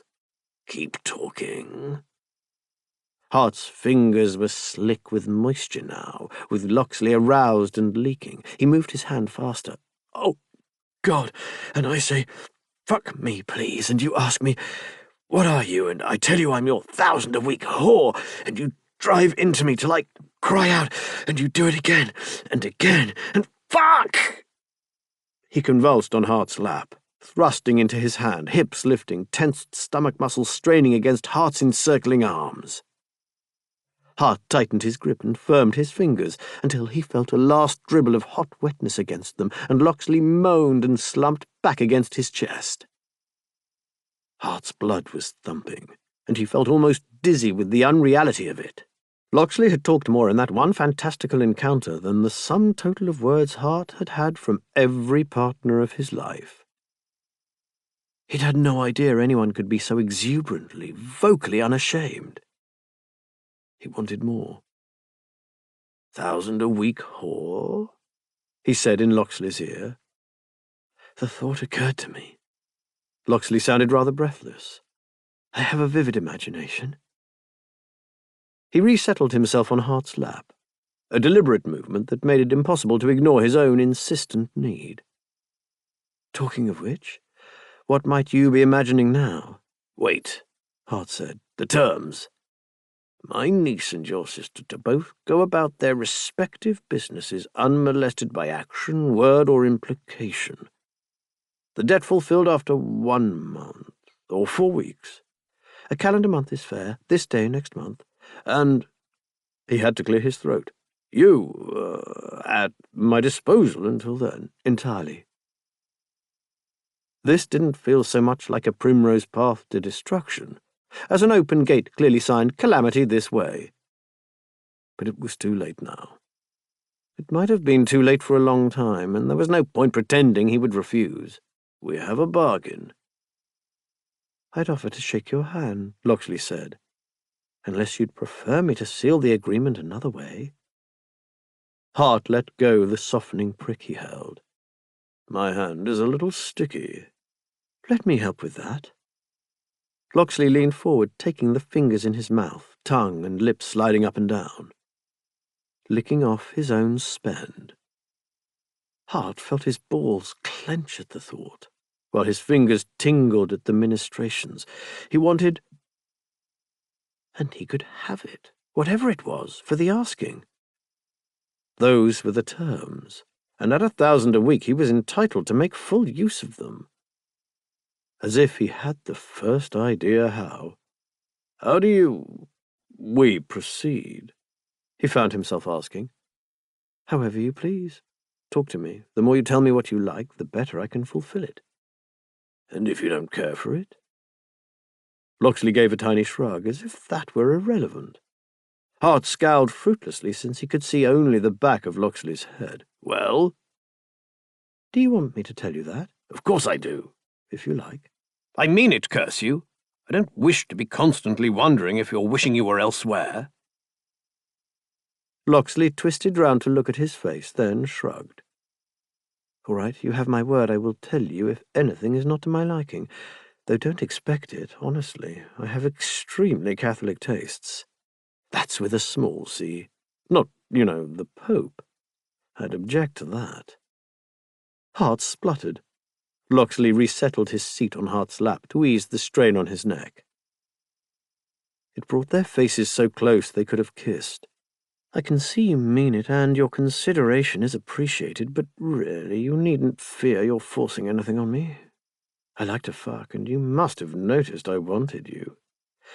To be quite honest, I think I've got the best of this bargain. Hart stared at him, the bright eyes, the curved, full lips. Are you enjoying this situation? Shouldn't I be? I mean that, he added, if you'd prefer reluctant submission or a struggle— No! Locksley lifted his thumb to brush Hart's jawbone. You don't play much, do you? I play piquet. Don't remind me. His thumb moved up, stroking Hart's heavy, scowling brows. Very, very serious. Hart caught his hand. They stared at each other. Locksley's brow lifted in a question. You don't want to be touched? Oh, God, he wanted it painfully, as a marooned man wanted water. He shut his eyes. This was ludicrous. He'd bought, or at least rented, this man for a month. He ought to feel strong and in control, rather than exposed and afraid. It was absurd to be trembling at a tender touch. That was not what this was. He wanted another taste of the power he'd felt when Locksley had responded to his words. You're here for my pleasure, he said, voice rattling in his throat. So pleasure me. He still had his eyes shut, so he didn't see Locksley's expression. But he felt the swift, sinuous movement as the man slid off his lap. The hands that ran up the insides of his thighs, the fingers that ran over his arousal, still covered by cloth, then nimbly unfastened his breeches. He had to look when Locksley's fingers curled round his prick. He didn't know what he'd see on his face, and couldn't help but fear for all Locksley's fine words. If it was reluctance, resignation, disgust, he ought to know it. He opened his eyes. Locksley was examining his member with both brows up.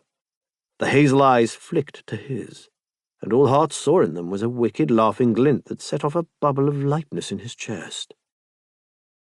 Maybe I should be paying you, Locksley said. Good heavens. He leaned forward to take Hart in his mouth. It was superb. He hadn't had this in far too long, and Locksley was good at it, using lips and tongue, the very edges of teeth, even the roof of his mouth to bring Hart to a toe-curling ecstasy of sensation. His hands were on Hart's thighs, holding the meat of them, so he used only his lips, slowly sliding up and down, warm and wet. He pleasured Hart till his muscles were rigid with anticipation, slowly bringing him close to the edge and keeping him there till he could have begged or bellowed for the torture to end, and never wanted it to stop. And then finally he moved faster, the slide of Hart's prick through tight wet lips creating a delicious friction, and Hart shouted aloud as he spent, jerking and thrusting into Locksley's mouth. He let his head flop back against the chair for a moment as he recovered himself, then looked down. Locksley was still on his knees, arms resting on Hart's thighs, apparently quite comfortable. He caught Hart's eye, winked, and swallowed, then drew a pink tongue slowly over his reddened lips.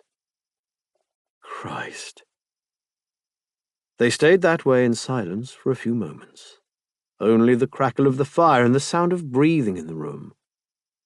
Finally Hart said, What's your name? Sorry?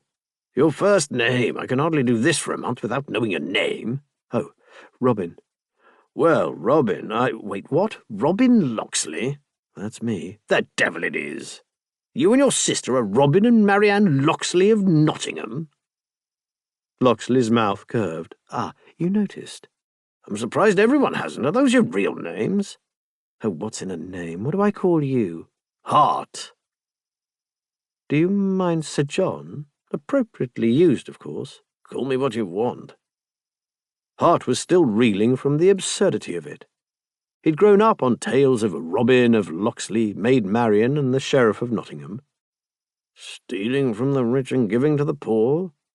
I wouldn't say stealing, but Marianne and I are definitely the poor, so— Good God! He started laughing. "Good God, you've a nerve! Are you always like this?" Robin, shrugged, grinning. Hart shook his head. This was absurd and wildly out with his experience. He really didn't want to consider what he was doing, still less ask himself how he, a plain-spoken sort of man, found himself in this situation with a rogue of a very different stamp than he'd realized. It was too late for quibbling. He was launched now, and the tide would carry him where it pleased. Chapter 12. One of Miss Marianne Loxley's most admired features, at least by the kind of people who catalogued beauty rather than reacting to it, was her noble and lofty forehead. She usually emphasized it in the way she dressed her hair. Currently she was emphasizing it by banging it on the breakfast table. "Yes, all right," Robin said. Marianne lifted her head, glared incredulously at him, then thumped it again, making the cups jump. "Look, you told me to grovel." Bang, rattle. "Well, I couldn't pay him. What else was I supposed to do?" "What else?" Marianne repeated. "Well, yes, true. What else could you possibly do but offer to fuck him for a month? I'm sure you tried all the other options." She thumped her head so hard that milk splashed from the jug. "You'll bruise yourself," Robin said. "Shut up!" She did, he was forced to concede, have a point. It might not have been the most considered move of his erratic career, but, well, it had worked, hadn't it? "Suppose he makes a complaint," Marianne added. "He'll be hard put to do that without incriminating himself." "Suppose he becomes afraid you'll make a complaint." Robin lifted his hands. "That's how it always is, can't be helped." "Which is why you should be careful who you fuck." "Easy for you to say. I really don't think you need to worry. If the poor bastard's ever had a decent tupping, it isn't recently. I'm going to fuck him till he doesn't know which way's up. He'll love it, spit spot." Marianne put her elbows on the table and her noble and lofty forehead in her hands. "Let me try to make this clear to you, Rob. Granted, I didn't want Hartlebury telling people you don't pay your debts. Granted, you have dealt with that issue with remarkable expediency. But, and I dare say I should have spelled this out, I didn't mean that you should be able to tell people you molly for money instead. There's no need to be rude." Marianne gave a strangled scream. She was definitely taking this with less than her usual aplomb. "You wanted a month," Robin told her. "You have one, and more, because I think Hartlebury will play fair. He doesn't give a damn for Touchbrook. He only cares about Alice. And about getting his hands on your arse. Well, I do have a fine arse." "Rob!" She looked up. "I can't ask you to do this, not for me, not for a month." "You didn't ask me, he didn't ask me." "Nobody had to ask me because it was my idea. God's sake, why wouldn't I want to?" He recalled the way Hart had said, "Shouldn't you pay me?" The sudden humour that lit his grim-set features and told Robin that his gamble had paid off. "Really, those thighs, I'm sure I've mentioned them. And we agreed I can't possibly pursue another heiress this season. So I need something to do that isn't drifting around endless, tedious events." "Something to do," she repeated. "Have you not heard of watercolours?" Robin sighed. "Marnie, it's not hostile. He didn't force me into this. It's more like we wanted to fuck and now we can, do you see? It was already there. The money is just his excuse." "What's yours?" Robin fluttered his eyelashes. "Brotherly love, of course." "God damn you, Rob." She slumped back in her chair. "Just be careful. If he hurts you, I'll never forgive you." Robin awaited the evening with a certain trepidation. Hart had told him, brusquely, to come to dinner. That seemed a civility the situation didn't merit. Maybe he needed to pretend this was something other than it was. Robin didn't mind that. But he spent much of the day wondering if a note would arrive revoking the invitation, or the agreement. He imagined Hart was having quite a lot of second thoughts. Second thoughts would be perfectly acceptable, if accompanied by an assurance that he didn't need to pay the money and Hart would not meddle with Marianne's ambitions, of course. But Robin would unquestionably be a little disappointed. For one thing, he hadn't had a good bout in months. For another, he rather thought he could like Hart. The glimpses he'd had of the inner man were appealing. The humour, the kindness, the protectiveness of his loved ones. Robin had often prayed for someone to protect himself and Marianne. He was a grown man now and looked after himself, but it was still a trait that struck a chord somewhere deep within him. At least now it wasn't standing directly in his way. He saw no reason this shouldn't be a mutually satisfactory arrangement. There had been a spark between them from the start, and that didn't happen often enough to go around wasting it. Perhaps it was a little bit depraved, but that was all part of the fun. Or at least it was for Robin, who liked to play. Hart gave every impression of never having played in his life, and it occurred to Robin that he might be able to do the fellow some good. Leave him better than he found him. That would make a nice change. Hart didn't look like a man anticipating fun when Robin arrived, dressed to the nines and with a flask of oil in his pocket. He was remarkably severe, mouth tense, brows knotted and dark, standing stiffly by the window as the manservant showed Robin in. "Thank you, Spenlow, that will do for the night," Hart said. "We will serve ourselves. I wish to be undisturbed, so you may clear the plates in the morning." "Certainly, Sir John." Robin waited for the door to shut. "You have a good arrangement here." "Spenlow lives upstairs with his wife. It's more convenient than maintaining a second staff or moving my household from Aston Clinton. Sherry?" "Thank you." Hart poured them both drinks. His fingers were tense on the cut crystal glass, enough that Robin wanted to warn him not to smash it. "There is a dinner laid out, but curse it. Last night you were in a vulnerable position, albeit entirely of your own making. I did not intend—" "I haven't changed my mind," Robin said. "I hadn't finished." "I realize that, but you have remarked on the tiresome nature of rehearsed, pompous speeches, and now I see you were quite right." Hart's lips parted. "Cockish bastard, aren't you? Am I wrong? Were you not going to ask that?" "No. That is, no, you aren't wrong, and I was going to ask that." "Then we've saved some valuable time." "Very valuable if you consider what mine is worth to you." "Kindly allow me to speak," Hart said, with a strong suggestion of gritted teeth. "I don't choose to force you, anyone, into a position which—" "Speechifying," Robin told him. "Will you shut up and let me finish?" Robin folded his arms, looking Hart in the eyes. "I haven't changed my mind. You are not forcing anything on me. If you don't want to fuck, nothing obliges you to do so. But I made a proposition which you accepted.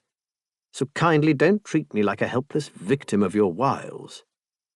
There is only one person in this room with wiles, as we both know." Hart stood a moment, mouth moving slightly, then he said, "But your wiles are terrible." "They are not, I'll have you know. I'm extremely wily." "It didn't get you your marriage." "That was just bad luck." "You aren't easily defeated, are you?" "Well, I'm not often squashed," Robin said. "I like to face every situation with a spring in my step and a song in my heart." He observed the revolted look on Hart's face with satisfaction. "Did you mention dinner?" "I think I've lost my appetite," Hart muttered, and led him through. The food was laid out, with chafing dishes to keep it warm. There was a chicken pie, cabbage, parsnips, and potatoes, as well as a good ham. Hart poured glasses of rich red wine and said, "Tell me something." "What?" "Anything. Tell me something of yourself." A topic of absorbing interest. It was anything but. There was very little he wanted to tell. "Where are you from?" "Cheshire originally." He really didn't want to talk about his childhood. They'd left it behind them. That was the whole point. "Something about me?" "I learned to play cards from a nobleman who lost his family home at the gaming tables to his own brother, and was obliged to pretend he was dead and live under a false name." "I beg your pardon?" Hart demanded. "That's what he said when he got drunk enough. He insisted he was actually an earl and his brother had stolen his title. Now I think about it, I'm not sure it was true." "You amaze me." "He was terribly gentlemanly when he was sober." "And you learned to play cards from a man who lost everything? That explains a lot." Hart had a bite of pie, chewing ruminatively. "Tell me something. How did you find out about Alice's portion? I know you asked the lawyer, but how did you know to?" "You are aware of how two people can keep a secret, yes?" "If one of them is dead." "Quite." There are information brokers who provide hints and tips on possible, he considered and discarded targets, heiresses, for a fee. Great God! Oh, you can have anything for money. As we have established, Hart said, then grimaced. I beg your pardon. Why, it's true. It was belittling. I didn't intend insult by it. I too often speak before I think. I do almost everything before I think, Robin assured him. It keeps me on my toes. Tell me where you learned to play piquet like that. I refuse to believe you have a story nearly as interesting as mine. I learned thanks to being repeatedly and humiliatingly beaten by a small girl. Ah, maybe not. Hart told him of his piquet playing with Alice. Robin, on a wave of benevolence, praised her ability with numbers, and led Hart to applaud her skills, and thence to explain his family. Edwina married Fenwick, a widower, as a practical proposition while Alice was a baby. Our mother didn't approve. He sounded a little distant. Many people felt that Edwina was marrying beneath herself.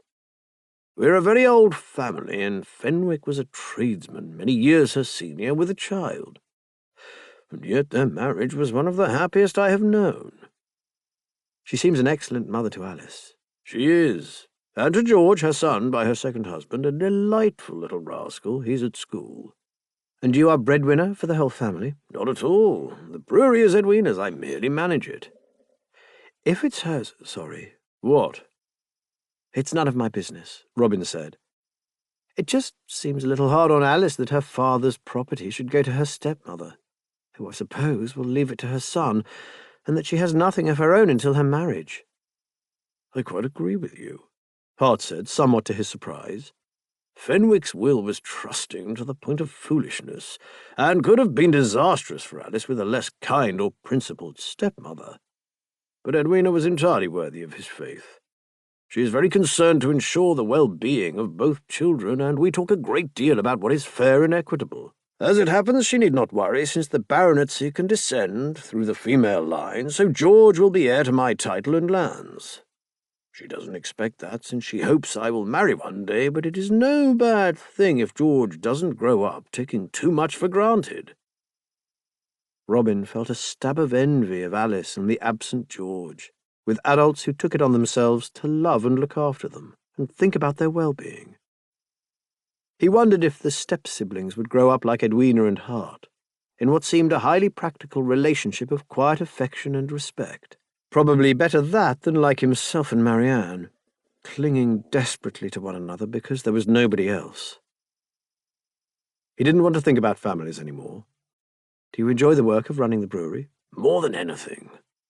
They, or rather Hart, talked of brewing and the iniquitous price of Kentish hops, and his intention to form a partnership with another brewer and expand his business. Robin knew nothing of business or beer, but he knew how to listen, and to read the signs of a speaker fascinated with his subject. He asked intelligent questions and drank wine, and by the time they had finished the meal with good apples and strong cheese, he'd learned a great deal. That Hart's heavy brows didn't move much, but his deep-set blue eyes wrinkled at the edges when he was amused. That he smiled more when he was less conscious of himself. And mostly, that he could have simply tupped Robin and sent him home. But that wasn't what he wanted to do. Finally, the meal was over, and they were at the table together, understanding one another better, no doubt, very much aware of the other's presence, and still in this absurd situation. Well, Robin said. Well. Hart looked just a little uncertain. He was really not confident at all. It was quite endearing. Robin drained his glass and licked a drop of wine off his lips with a deliberate tongue, noting how Hart's eyes followed the motion. Tell me something. Whatever you like. You told me to please you yesterday. Did I? Christ, yes. Hart's words were flatteringly unguarded. I mentioned it because you could say that again if you chose. Pleasure me, and I will. I wouldn't do it the same way each time, of course. So it rather depends if you like variety. If what you want is me kneeling in front of you again, you should simply tell me to come over and suck you. Hart's lips moved, just slightly. Robin would have put money he was trying the words out and felt a tingle of satisfaction. But if you don't care to decide, or you prefer to give a general instruction and let me fulfill it as I think best, I can use my imagination. I do have a very good imagination. I realized that yesterday. Hart's voice thickened notably when he was aroused, putting gravel in the deep tones. It's remarkably vivid. Perhaps you could use it again. My pleasure. Would you care to know what I dreamed of last night? Hart leaned back in his chair. Tell me. We were in your sitting room, where that big desk is, Robin said, watching his eyes, his lips. I say we, but you know that people are often different in dreams. I told you I couldn't pay my debt, and you told me that I was ruined. I begged you for time, and you refused. I begged you for mercy, and you refused that too. You are entirely in my power, you said. And I told you I would do anything at all. And you pointed to the desk. You stood over me and told me that I had no choice but to surrender to your demands. Hart recoiled in his chair. What? No! That was not the effect Robin had expected. In the dream only, he hastened to explain. That is not a dream, that is a nightmare. It's just a game. There is no harm in it. A lot of people like to play games of that sort. I don't. Hart sounded uncomfortable to the point of unhappiness. Hell's teeth, Robin had misjudged this. Especially since he had said he wanted willingness, and Robin had nodded along without thinking twice, and now he'd made the man uncomfortable and ruined the atmosphere. Idiot. He'd promised to give Hart exactly what he wanted, and failed at the first hurdle. Understood, he said. I'm sorry, my fault for not listening better. No, but, Robin, if that sort of thing is what you like, I don't wish to be difficult, but I cannot. You don't have to. I like to play, that's all, but if you would rather not play in that way or at all, we shan't. And of course it isn't being difficult to say if you dislike something. You made me promise to do that, so why should you not? Hart didn't look convinced. Yes, but if you want such things, I'm not experienced at this. That play, I don't know how to proceed. He sounded miserably self-conscious. Under the table, Robin dug a punitive heel onto his other ankle. He would have liked to believe this wasn't his fault. Who would have guessed the imposing Sir John Hartlebury was so uncertain? How was he to know the poor sod had never had any fun? But he should have known, and he had nobody to blame but himself, again. Well done, Rob. Good job. That 4,000 must seem like a bargain right now. Right. Deep breath, go back to where things had worked and start again. Well, that can be remedied, but it seems to me you play very well, he said, keeping his voice light and encouraging. After all, you enjoyed our game yesterday, did you not? You certainly took me in hand most effectively. Yes, Hart agreed cautiously, shoulders relaxing a little. That was good. Well then, play is just, developing an idea that entertains us both. Nothing more complicated. For example, yesterday we were talking about getting me into a state of desperation, aroused to the point of begging you for satisfaction, so you could hear exactly how much I wanted. I think we both like that idea very much. So if that would please you, would you care to put it into action? Hart nodded, wordless. Robin shoved his chair back so he could sprawl in full view and ran his hand over the front of his breeches. I can think of all sorts of ways to get into such a state. I could use my hand while you watch, perhaps tell me what you want to see, or you could do it if you prefer. I'd like your hand on me again, or that. Robin rose, walked over to where Hart sat, and pushed the various plates out of the way. He swung a leg over Hart's thighs, straddling while still standing, rested his arse on the edge of the table, and unbuttoned himself. Hart's eyes were on his face at first, then they dropped as if drawn downwards. Touch me, Robin said softly. Hart's hand was tentative. Robin leaned back. Yes, you had me so hard yesterday on your lap. That was down to your imagination. My imagination, your hand, match made in heaven. You'll prick too at some point, I hope. Do you like that? He added, realizing he should assume nothing. Fucking, I mean. I do. Phew. Robin pushed against his hand. undulating his hips. Hart's movements were firmer now. If you want to see willing, keep doing that, because I'll be pleading for satisfaction soon, and then you can decide just how you want to give it to me, how long you want to make me wait for it. Do you like to wait? I enjoy anticipation, but the problem is I have very little self-control. None, really. That's why I'll be begging and pleading and offering to do anything you like if you'll only fuck me. Last time, Hart's voice was a bit raspy. You said you'd like to be, put over your desk? Robin offered helpfully. Yes, I did. Was that imagination? Think of it more as a subtle hint. That is very subtle, Hart said. I'm surprised you haven't considered a career in diplomacy. There was a laugh in his voice, and his thumb was doing good work over the tip of Robin's prick. Robin could have collapsed with relief. He leaned back instead, letting himself enjoy the sensation and the anticipation. I would have, but it would be all too easy for an ambassador to wring concessions out of me. Your lack of self-control again. Exactly. Oh, God, are you going to fuck me? Hart paused, then said so deliberately that Robin could barely hear the nerves in it, Not yet. Good boy. Not fair.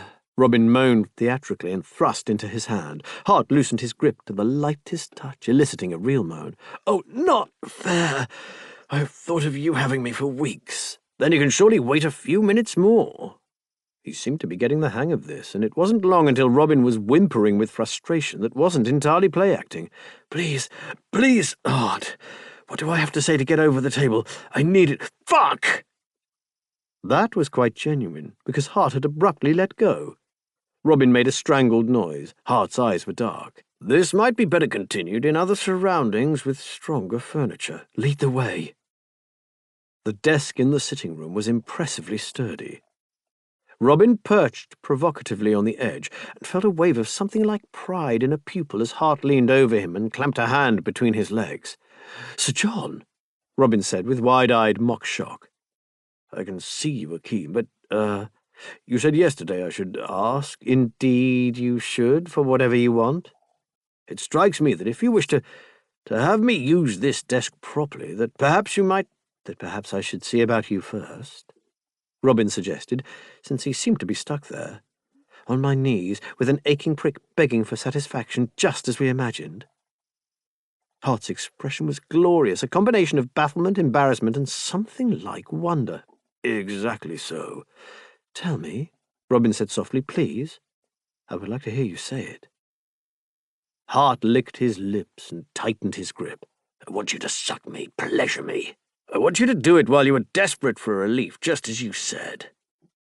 Robin slipped downward. Hart was extremely ready for him.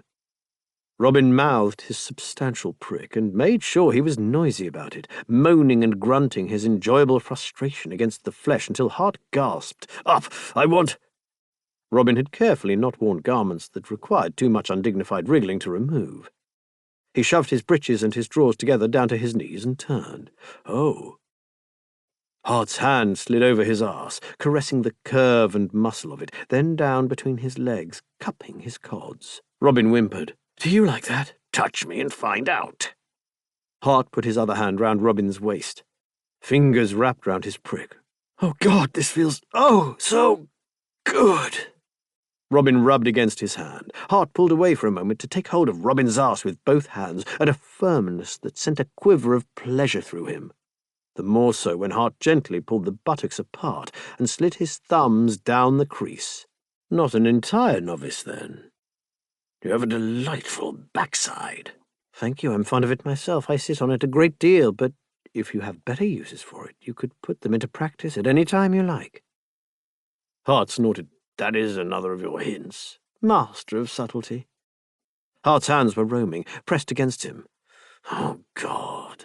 He sounded like he couldn't breathe. This is perfect. Now? Definitely now. I have oil, he added. Thank Christ for that. Hart was fairly well-sized. Robin didn't cry out as the slick stand breached him. He really did not want to put Hart off again, but it took an effort of will. Not for long, though, because Hart was careful, and Robin was practised, and both of them needed this. Hart wrapped an arm round Robin's waist, and Robin breathed into the movements till he was comfortable, whispered encouragement, and braced himself against his partner's size and strength. "You do want it," Hart whispered, sounding almost awestruck. "Tell me you want it." It was not an order, more a request, possibly a plea. "I've wanted your prick since I first saw you. I wanted you to pull me into the shrubbery in that garden and have me there against the wall." "Oh, Christ, so did I." Hart was moving a little faster. "I touched you. I wanted to do I don't know what. When you came to me at Wintour's, I'd have left with you for the asking. Oh, God, fuck me! Show me you want me now!" Hart made a noise in his throat. His hand came round to grip Robin's prick, so Robin thrust into his hand as Hart thrust into him, and then there was no possibility of coherent speech, just urgent movement and the hard drive of flesh against flesh.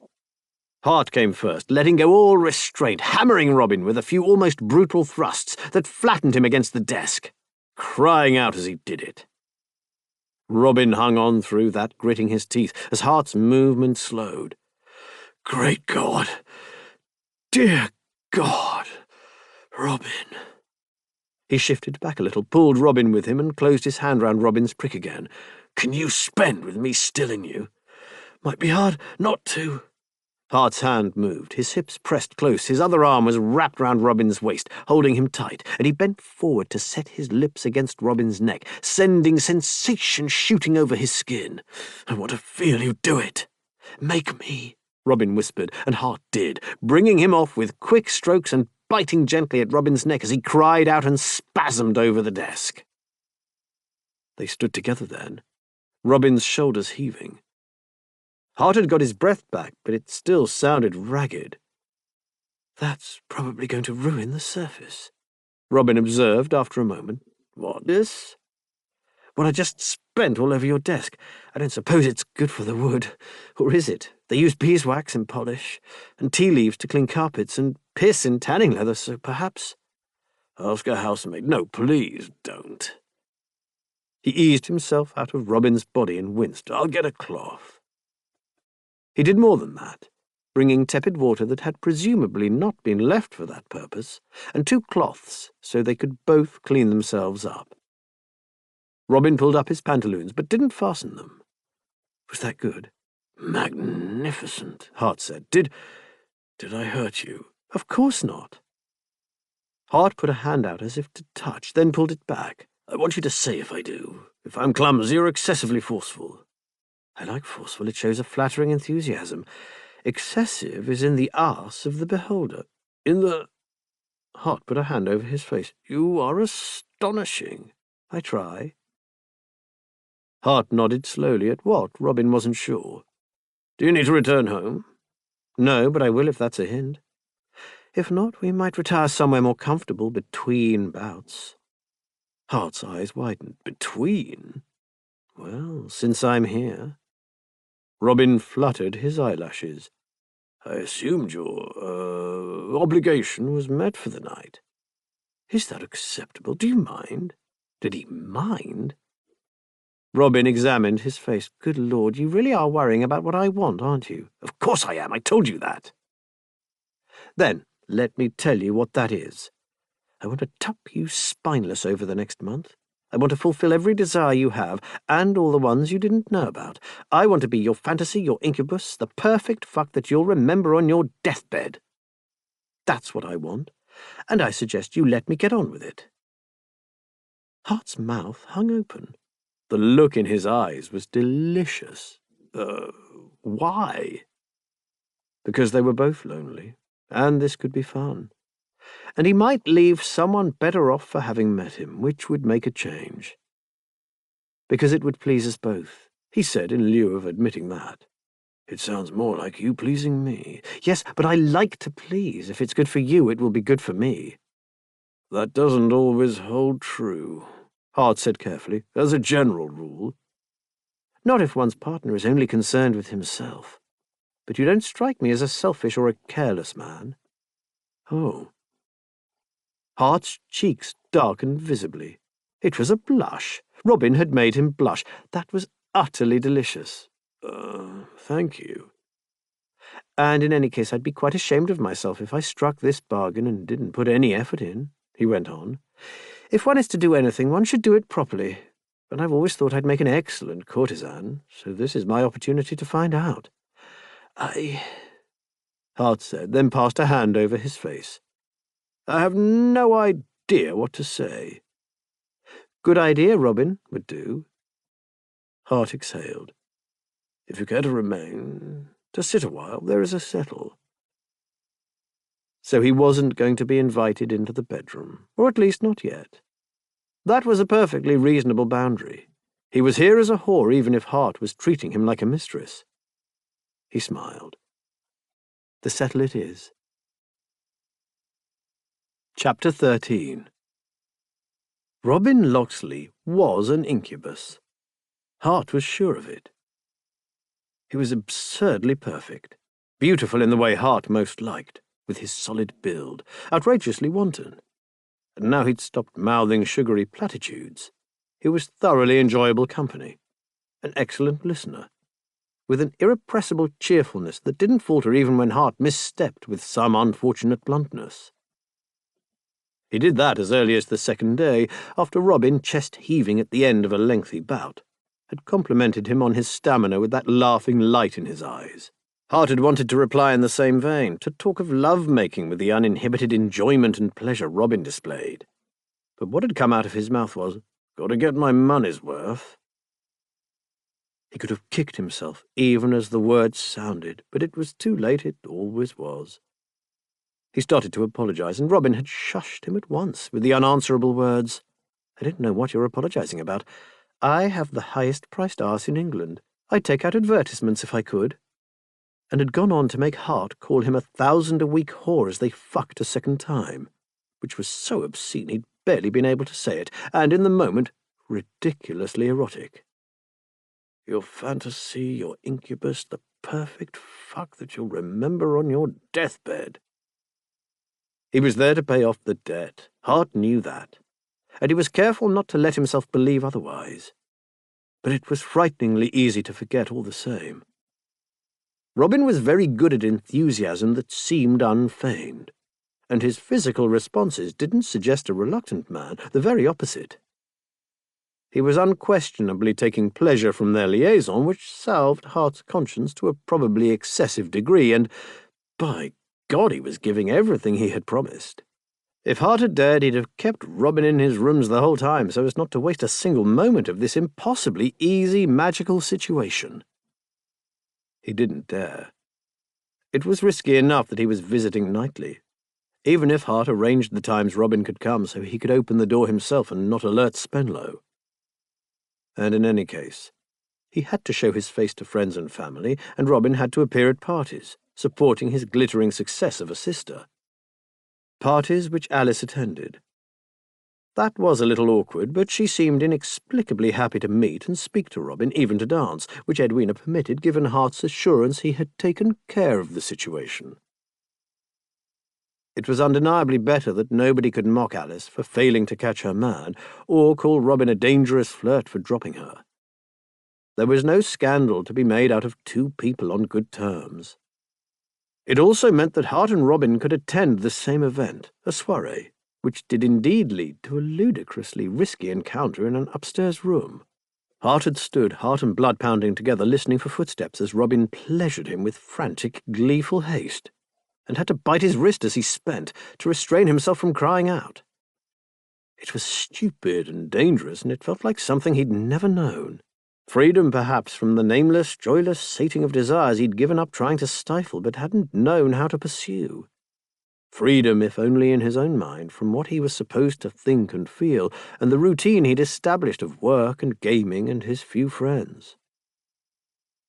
He didn't know any men of his class who shared his tastes. They must exist. But he had no idea how to identify most of them and feared to approach those who made themselves obvious in case he was found out by association. He was simply too clumsy to tread the delicate path that would keep him clear of the law. He'd gone to Molly houses instead, bought company as politely as possible, felt trapped in a grimy pathway that led nowhere and which he walked alone. Robin was brightness. He didn't give a damn for the done thing. He lived with an exuberant amorality that wrapped itself round Hart and helped him ignore everything that had led them here in the constant thrum of arousal, and the even more seductive pleasures of casual intimacy, smiles, light-hearted touch. That lasted for all of 10 days. He woke late on the 11th morning. Robin had left him near 3, and Hart wondered not for the first time if he might safely stay. Spenlow never came into his bedroom before 10. That would, of course, mean inviting Robin into his bedroom in the first place. He'd vowed not to do that. It was so intimate. Such a thing lovers did. And he had to remember that they were not lovers. He had less than 3 weeks of Robin before his rooms would be empty again. He didn't want his bed to be a permanent reminder of a temporary pleasure. Perhaps that was foolish. Robin's joy sprang from the way he lived in the moment. Hart continually thought of the future and hadn't made himself happy that way. He'd made himself secure instead. While Robin's course was far more likely to end in disaster, but was it truly enough if the most one could say for a life was that nothing had gone horribly wrong? He lay in bed for a few moments, thinking of the previous night, how Robin had made him laugh till he cried, and found he was smiling at the memory. The fucking had been spectacular, but the laughter stuck more in his mind. He was still smiling when he got up and rang for breakfast. The letter Spenlow placed beside his plate, addressed with urgency in Edwina's hand, put paid to that. "Come round at once. I must speak to you about Alice." Hart left Edwina's house around 3 that afternoon. He considered stopping in at his club, but he was too angry for company. Angry and hurt, and furious at himself that he was hurt. He should have known. He should have bloody known. Why had he trusted a man who lied, who cheated, and sold himself for debts? He sent a terse note to Robin requesting he pay a call at once. He didn't logically expect the man to be waiting in at his convenience, but it was still 2 grating and raging hours before Spenlow announced Mr. Locksley. Robin came in with a polite word and a smile that faded as he took in Hart's expression. He waited for the sound of the door that indicated Spenlow's departure and said, "You look stern." "I'm extremely angry." Hart spoke through his teeth. Robin raised a tentative eyebrow. Hart said, "I'm not playing, damn it. I've just spent the day with my sister and Alice discussing your plans to elope with my niece." "I have no plans to elope with your niece." Robin took a hasty step back all the same. "I really haven't." "Are you calling her a liar?" "Could you possibly tell me what she said?" Hart took a deep breath. "She told us, Edwina then me, that she intended to marry in order to get her hands on her portion. She told us that you had agreed to marry her for that reason." "You promised me. How the hell could you after this week? My God, man, have you no shame?" "Did she tell you why she wanted the money?" "What the hell does that matter?" "Of course it matters. She wanted it for a very reasonable purpose." He ignored Hart's explosive reaction. "I told her to ask her mother for it first, and to hold me in reserve if her request was denied. I take it Mrs. Blaine refused?" "That is none of your damned business. We had an agreement. You told me you would leave her be, and you lied to me." His voice was shaking with rage. Definitely rage, nothing else. "She asked me to marry her a week and a half ago in order to get her money," Robin said, enunciating with odd, crisp clarity. "Me, a gazetted fortune hunter she had known for a matter of months. Did you want me to turn her down so that she might request the same of someone else? Can you think of any ill consequences that might result if she took some random swine's word that he'd leave her untouched and hand over her money? Of course I said yes. And I told her to speak to her mother with that in her back pocket, in the hope that she'd be allowed to do what she wants with her life instead of being trotted out to be married for her wealth." "That is grossly unfair," Hart said savagely. "Edwina only wants her happiness." "And Alice told me very clearly what would make her happy. You said yourself she's brilliant. It's what she wants to do, and you wouldn't think twice were she a boy." "But she isn't a boy. Where does mathematics get a girl, especially one her age?" I have no idea where it gets anyone. She wants to do it, so why shouldn't she? She is talking about spending her marriage portion. Because Mrs. Blaine doesn't want to pay for it out of the money from her father's brewery. Hart clenched his fists. That is not true, and none of your damned business. I dare say not, Robin said. But I think Alice had this in mind from the first. She wasn't truly interested in me until I listened to her talk about mathematics. And she trusted me then because she thought I'd sympathize. She wants this. She obviously isn't marriage-minded yet, if she ever will be. And if you're talking about where things might get her, by the way, I have to observe that making her sit through a season is clearly as futile as any academic study. You needn't tell me that, Hart said involuntarily. It was Edwina's idea, and none of this is the point. What is the point? Robin asked. Why I told her I'd marry her if she saw no other way through? Because it isn't pleasant to be trapped, that's why. It leads one to do desperate things. The usual lurking humour had gone from his eyes. It isn't entertaining to be helpless and not listened to and have no control of your life. I didn't want her to do something even more stupid than asking me to marry her. What more stupid could you possibly have in mind? I'd have done it for 500 and not touched her or the rest of the money. Is that so bad? Bad? You've spent the last week fucking me. Well, I hadn't when I offered. We had that conversation before you and I came to our agreement. You proposed our arrangement having already agreed to marry my niece. You told me you would withdraw your pretensions. I didn't sodding propose to her, Robin shouted over him. What I said was if she couldn't come to an agreement with her mother, then she should come back to me. And what were you planning to do then? Move from my bed to Alice's? Christ almighty! I wasn't going to bed her, and I wasn't planning anything, Robin said more calmly. I didn't think I'd need to. I assumed Mrs. Blaine would relent. Hart sat down and put his face in his hands. A rustle of movement suggested Robin was perching on the desk. He didn't want to think of Robin and the desk. Do you understand why I cannot stomach you becoming my niece's husband? He inquired. I sincerely hope it isn't in question. Will Mrs. Blaine really not let her go? Of course she bloody will. She's resigning herself to the prospect now, with much tearfulness. She only ever wanted to do what was best for Alice. But they don't have the same definition of best. That summed it up nicely.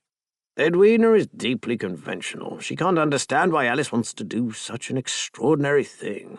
She was quite sure she'd forget about mathematics when she grew to womanhood, and I suppose she didn't want to believe she'd misjudged things so. She loves Alice deeply, and it is upsetting to discover you have done badly by someone you love. Yes, it is. Hart sighed. So Alice will have her way, though I can't say Edwina is enthusiastic at having her hand forced. But she wasn't enthusiastic anyway, and at least she's made the right decision. Robin sounded just a little smug. Hart narrowed his eyes. And you expected her to relent. Did you and Alice cook this up between you? I might have suggested she offer marriage with me as an alternative, Robin said, without any obvious signs of repentance. To remind her mother there are worse things than mathematics. Oh, come, it needed doing. This is what she wants, and why should she not have it? Hart flopped back in his chair. Doubtless she should. God knows she has an apprehension of figures far beyond my capacity. I had wondered about her taking over the brewery, but she told me she prefers numbers in the abstract. She gave me remarkable advice on rolling dice. So if she will get her way and has no need to marry me, why are you so angry? The rage and betrayal had been overwhelming. The thought of Robin scheming against him all the time, the feeling he'd been played for a fool.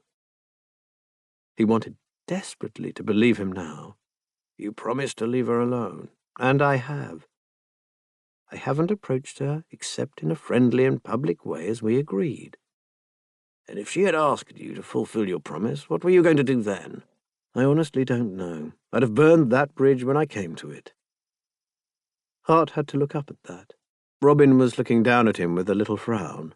He dropped to a squat and tentatively, too tentatively, put a hand on Hart's knee. I wasn't going to cheat you, I swear it. I'd probably have set up an elopement, something sufficiently drastic to make her plans seem the lesser of two evils. She asked me to help her heart, and I owed her something. I wasn't fair to her. You weren't, no. I didn't want to let her down, but I wasn't going to cheat you, Robin said again. Well, you must see I wasn't. There was nothing in it for me. Alice's fortune? My price was £500. That's a couple of good nights at the tables, if you win. Winning can be arranged, and if you're about to say I could have consummated the marriage and taken all her money, well, I could. But I promise you, Marianne would have hunted me down and cut my balls off long before you got to me. But I wouldn't do that, Hart. I'm not virtuous, but I don't think I'm cruel. You have a fascinating approach to morality. I wasn't brought up a gentleman. Hart watched his face, his hazel eyes that were green and gold and brown, like a forest opal. I assumed you intended to run, to take her and her fortune. The current arrangement suits me considerably better. Better? Being trapped into desperate things, having no control? Robin blinked. Eh? I wasn't referring to us by that. Hart reached out, taking hold of his chin, resisting the urge to caress with his thumb. If you find our arrangement intolerable, you must tell me now. I will gladly— Mother of God, Robin said. How many times must I say it? And if you think I have no control, you haven't been paying attention for the last week. Hart's breath caught in his chest. He stared. Robin met his gaze, and his jaw hardened in Hart's hand before he jerked it away. You're going to keep assuming the worst every time I speak. I didn't mean I'm proposing to blackmail you, for Christ's sake. What did you mean? Since you ask, I meant that I am doing all the work here. You aren't telling me what to do. You're accepting my propositions every time. Don't delude yourself that taking your cock makes you my master. I'm leading you by the hand through this, so stop behaving as if you've got me under the thumb, because really you do not. Hart could feel himself reddening. I don't think that. You do. You cannot rid yourself of the thought that you're compelling me to this. That's why you can't trust me, because you believe you're wronging me. You simply can't bring yourself to believe I truly want to fuck you. You insist it's about that bloody gambling debt, as though I wouldn't have been here for the asking, or even for you noticing me asking you. And I don't know if that's something I've done wrong, or if you feel that every man you touch must be repulsed. He stopped abruptly. Hart felt like he'd taken a right hook to the gut, leaving him winded. You resented me. We were enemies. You owed me money. Naturally, I realize you cannot entirely— Details, Robin said. I assure you, I can entirely. Or I could, if you'd let me, but you won't. I don't know how to persuade you, Hart. I am, or was, perfectly happy with where we are, and I'm certainly not proposing to hurt you when you have been— not unfair to me. Not unfair. The word stung. Was that the best he could say? Christ, maybe it was. I did assume the worst. Hart made himself admit. You're right about that. Then stop it. Stop assuming the worst, and telling yourself I must be lying in every word and deed, and persuading yourself I cannot bear your touch in the teeth of the evidence, because if you can't trust me not to turn on you, you should have thought about that before, and you should say so now. That is no way to fuck.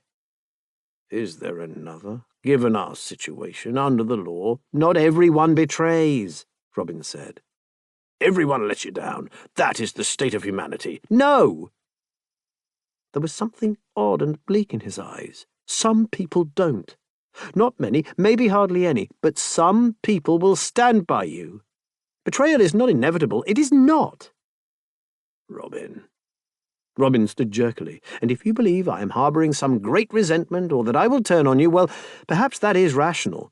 Most people would call it ill-advised to trust someone like me.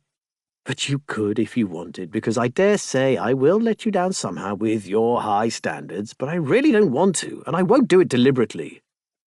I like you, Hart. You might try believing that, and if you can't, you're a fool to consult with me at all. Think about it and make your decision, but don't shout at me because you're afraid. He turned on his heel. The outer door slammed a moment later, and Hart was left alone. Chapter 14. The next afternoon, Robin was lying on the settle full length with his hands over his face when Marianne came in. What's wrong with you?" Robin considered telling all, assessed how much sympathy he was likely to receive, and decided not to bother. Marianne had been frying bigger fish for both their benefit, while he was miserable because a man who knew he was untrustworthy treated him as such. He deserved Hart's suspicion, and if he'd made a mull of it all, he had only himself to blame. He swung himself upright and drowned. How did it go? How was the dragon? Marianne had finally had her long-awaited luncheon with the Dowager Marchioness of Tatchbrook. It was not a friendly gesture, but very much a test. Robin had spent 2 hours dressing her that morning. Dragonish, Marianne said.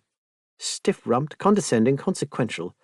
She gave me 2 fingers and a nod, and spent half an hour enumerating the Tatchbrook lineage before deigning to ask me about my people. And, as we agreed, I told her my family was of no note whatsoever, that you were my only living relative, that she need not worry about hangers-on and claimants coming out of the woodwork. I freely confessed that I had neither portion nor birth, and sat with my head modestly lowered while she impressed my worthlessness and Tatchbrook's glory on me. Sounds wonderful. So, I don't know. It may be nobody is sufficiently conscious of their unworthiness for her son, but she told me twice I was pretty enough. Pretty enough for that inflated lump of dough she calls a marquis. Quite. I'm not going to ask again if you're sure, because it is very trying to be continually asked if one is sure, Robin said. But just a note, if you would rather accept another invitation there, fill your pockets with everything valuable that isn't nailed down and disappear, I will very gladly keep you company. Things not going well with Hartlebury? Marianne asked. Told you so. He thinks I'm going to blackmail him for sodomy. He shouldn't have sodomized you then. That's what I said. Some people won't be told. She flopped down beside him on the settle. Robin put an arm round her waist, and she rested her head on his shoulder. Lord, Robin, these bloody people. If I were rich when I am rich, I shall enjoy myself. I shan't spend all my time making other people miserable because they aren't as rich as me. You won't have to, because you have other qualities to recommend you than wealth. True. Why do the worst people have it? Or why have we all decided that the most important and to be respected quality is the one possessed by the worst people? Oh, tell me something good, Rob. She'd used to say that a lot when they were huddled together against fear or misery. Marianne had strength of character and an ability to think ahead that Robin could only envy. But her disposition was choleric and melancholic. She turned to Robin, sanguine and phlegmatic as he was, when she was lost in the dark and needed to see brightness.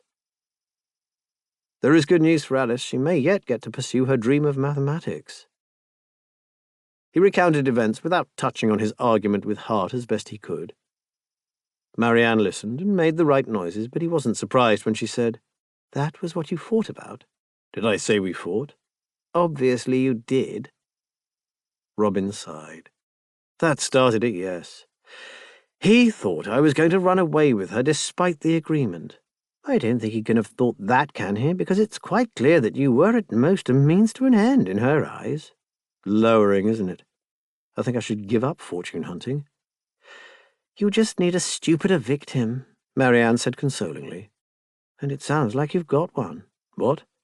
Hartlebury was jealous, Oaf, and he's given up 4,000 for you already. Only nominally. All the same. It sounds to me like he's cockstruck, and he's rich enough, and considering your incapacity with women, I'm not going to batten on him if that's what you mean. Robin pulled his arm away. Why not? What's the difference? It wouldn't work. Sounds exactly the same then, she muttered. Why wouldn't it work? We're fucking because of the arrangement, or at least that's what he's telling himself. I expect that's why he got angry today. He doesn't want to have feelings about this. We haven't gone to his bed, not once. He's never kissed me. That came out sounding embarrassingly plaintive. You care too easily, Rob, Marianne said after a moment. You aren't meant to do that. He sighed. This is embarrassing. I'm not even good at being a courtesan. You're marvellous at it, she assured him. You're being the lover, or rather bed partner, or rather not bed partner that he wants. That's the job at hand. Just remember it is a job. What if I don't want it to be? The words came out before he could stop them. Then you're a fool. Have you forgotten Manchester? He wished he could forget Manchester. It doesn't have to be like that, but it always is. We use them or they use us, and this time we're using them. I didn't want to use Alice. I don't want to use Hart. I just want him to forgive a massive debt and forget your sordid dealings with his niece and not put a spoke in my wheel. Marianne finished.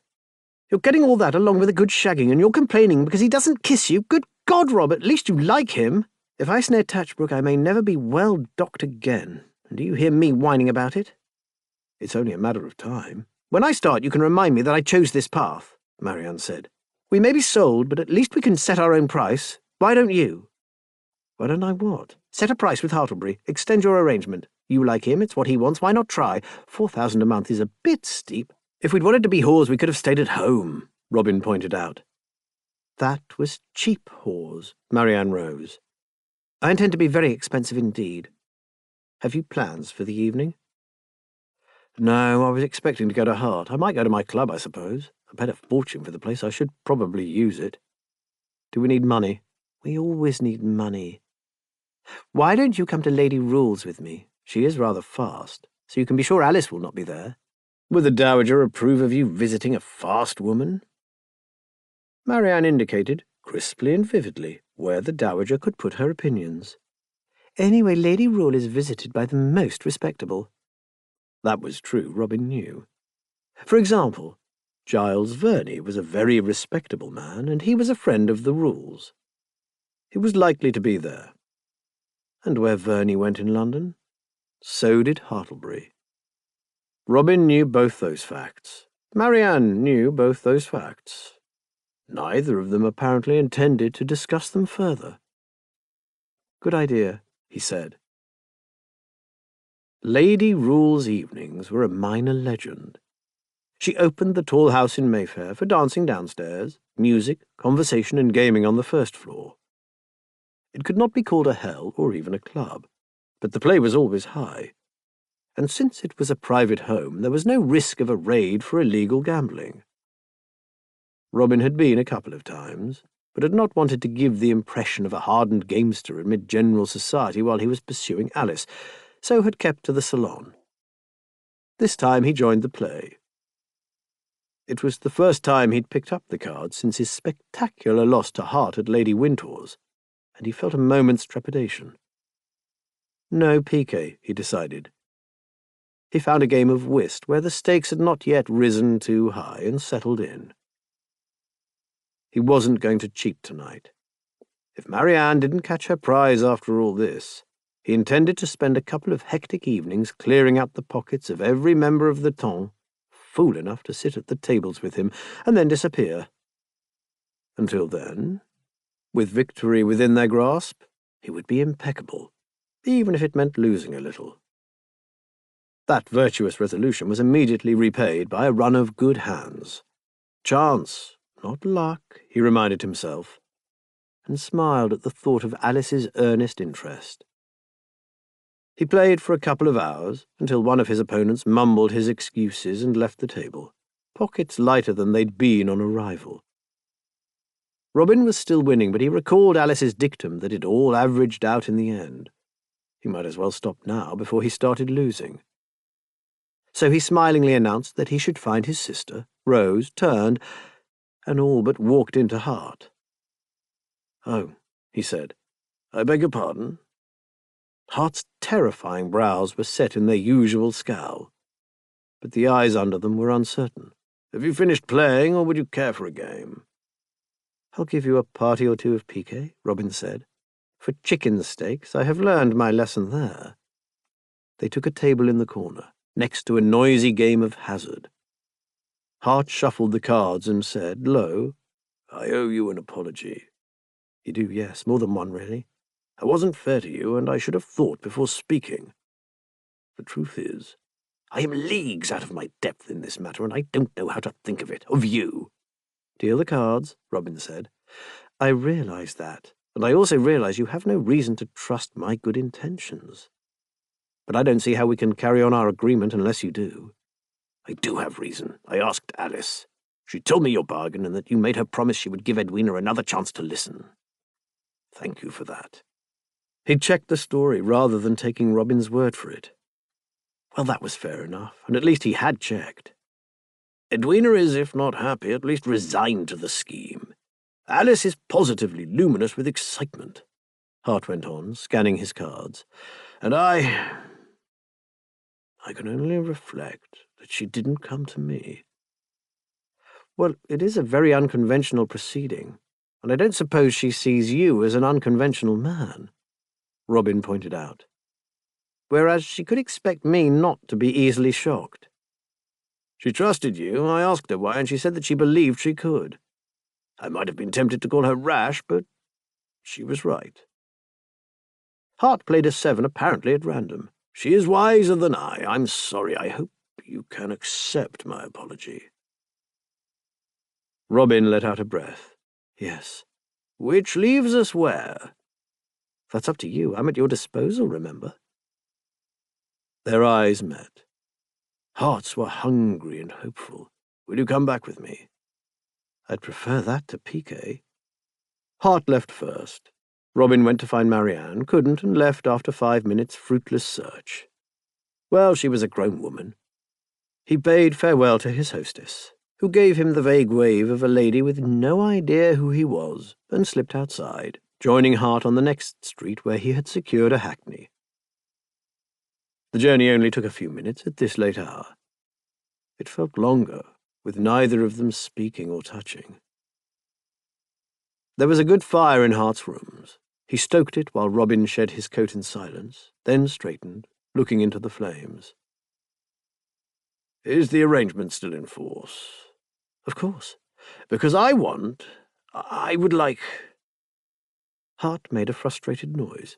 This feels like an unfair demand, especially under the circumstances, and I wish you will refuse.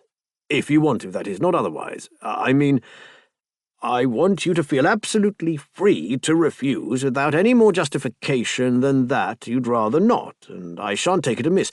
But you told me you wanted this, and I am attempting to take you at your word, so I'm going to ask. Go ahead, Robin said, wondering what this could possibly be leading to. You have my word I'll refuse if I don't like whatever it is, though I'll be impressed if you come up with something I can't stomach. What on earth is it? It is not, it's rather that, oh, for Christ's sake! May I kiss you? Robin had to adjust his mind to that. It was so far from his expectations. Sorry, you want to kiss me? Hart was still looking away, but Robin could see his ears redden. You need not, if it is not to your taste. Jesus wept. Of course it is to my taste. I thought it would be spikes and a dildo. Hart made a spluttering noise. Robin came up, took his shoulder, turned him firmly, took his face in his hands to avoid awkward bumping of noses, and kissed him. Hart didn't respond for a second, long enough to make Robin wonder, and then his lips parted, and his hand came round the back of Robin's head, and Robin found himself thoroughly, inexpertly, overwhelmingly kissed. Hart's lips were hot and hungry, but he wasn't using his tongue. Robin licked into his mouth, felt the quiver run through the body against his, and then Hart's tongue met his, and their mouths locked together as completely as bodies could. Hart was desperate, and he was also strong, his arm tightening round Robin's waist and pulling him close. The only possible response was for Robin to hook a leg over Hart's hip, and that eventually led to them both sprawling on the rug in front of the fire, still kissing, slowly and deeply, then wildly, then almost lazily, for the pure pleasure of closeness and reconciliation. Perhaps they weren't lovers, not really. It still felt like it. He wasn't sure how long it lasted, and was in no hurry to stop, but eventually Hart pulled away a little. Robin was on his back by then. Hart propped himself on his elbow, looking down, and traced a finger over his lips. These look bruised. Merely well used. I would like to kiss you while I make you spin. Hart said softly, May I? Do you think I might conceivably want that? Robin inquired, nudging his hips a fraction to press his stand against Hart's thigh. Can you spot any evidence to support that theory? Hart's eyes met his with a faint, rueful smile. Subtle hint. So very subtle. What are you going to do, Hart? I'm going to lie over you and pleasure you and feel you moan in my mouth when you come.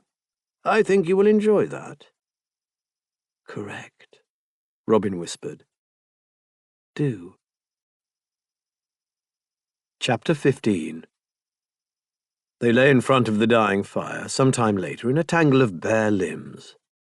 Hart had been as good as his word, and then brought himself off fucking Robin between the thighs, kissing still. Robin felt sticky, sated, and dizzy with foolish optimism. "You care too easily, Rob." Hart's dark head, spangled with threads of early grey, was heavy on his chest. He stroked his fingers through the thick hair. "May I ask something?" "Why did you think I would not want to kiss you? Did someone not want that before?" "No, or rather yes, they did not. The first simply pushed me away, the second voiced his revulsion more strongly. I assumed there was a convention I had not understood." "The convention that you have failed to understand is the one whereby we don't fuck horrible people," Robin said with some heat. "It is an excellent convention, and I commend it to you for the future." Hart's shoulders shook. "I think I am learning that. Tosspots, them, not you. Thank you for that clarification." "I'm going to speculate," Robin said carefully, "that you have not had a lover before. Not just the act, I mean, but someone who cares for you." "No." "And possibly that you cared for someone who did not return your sentiments and let you know it." A long pause. "Yes." "And that he was a prick with no taste." "Uh, "Well, he must have been, because you are not that word you once said, which I never want to hear again. And whoever made you believe it was a swine. I'm very glad you wanted to kiss me, Hart. I've been hoping you would." and could have asked for that himself, he realized, with a pang of something, guilt maybe, or a sense of lost opportunity. "I didn't want to presume." "Nor did I." Hart reached for his hand. Robin squeezed his fingers, feeling their strength, their urgent grip. "I don't know who persuaded you to feel undesirable. I do know that you can tell a lot about people by what they attack you with." "How do you mean?" "I have noticed that when people want to hurt someone very much, they often reach for the thing that would hurt themselves most deeply. Someone who calls other people cowards is probably terrified of being found out as one. Do you see? People who lash out at others for low morals are usually stinking cesspits inside." "You say that with feeling." "Experience. And someone who might tell a good man who cared for them that he was unlovable or repulsive." "I wouldn't want to be that person," Robin said. "I think that person might have a pretty face, but they'd have very little else to boast of, and I suspect that deep down they'd know it. Beauty is all very well, but if the best thing you can say about yourself is that you have a pleasing arrangement of features, that's a sorry state of affairs." "You have a pleasing arrangement of features," Hart observed. "I do, yes, which is how I know exactly what that's worth." "You, on the other hand, have strength and loyalty, and a heart that cares for people and looks after them, and—" "Christ, Robin, stop." He wanted Hart to believe him. He really didn't need to blurt out his own painful longings. "And beautiful eyes and utterly magnificent thighs, may I add, although I've just been arguing those don't matter, but I feel I should point them out anyway. So I don't want to hear any more nonsense from you because you really are a very desirable man. And I'm sorry for the fool who couldn't see it. His loss." There was a long silence, long enough to make Robin start to feel rather stupid, before Hart broke it. "Thank you for saying that, Robin. It means a great deal." "I hope you believe me." "Well, you have to, because as a professional fortune hunter and amateur courtesan, or possibly the other way around now, I am an expert on masculine attractions." That got a chuckle, which felt like a victory in the circumstances. "I bow to your experience." They lay together in silence a while longer. Robin wasn't quite sure what to say now. Everything felt a little raw, or perhaps just naked, feelings stripped bare when it was more comfortable to have them safely clothed. Still, Hart seemed to be comfortable with the silence, or possibly to be thinking. So he let the silence run until Hart broke it. "Robin, may I ask you something?" "Go on."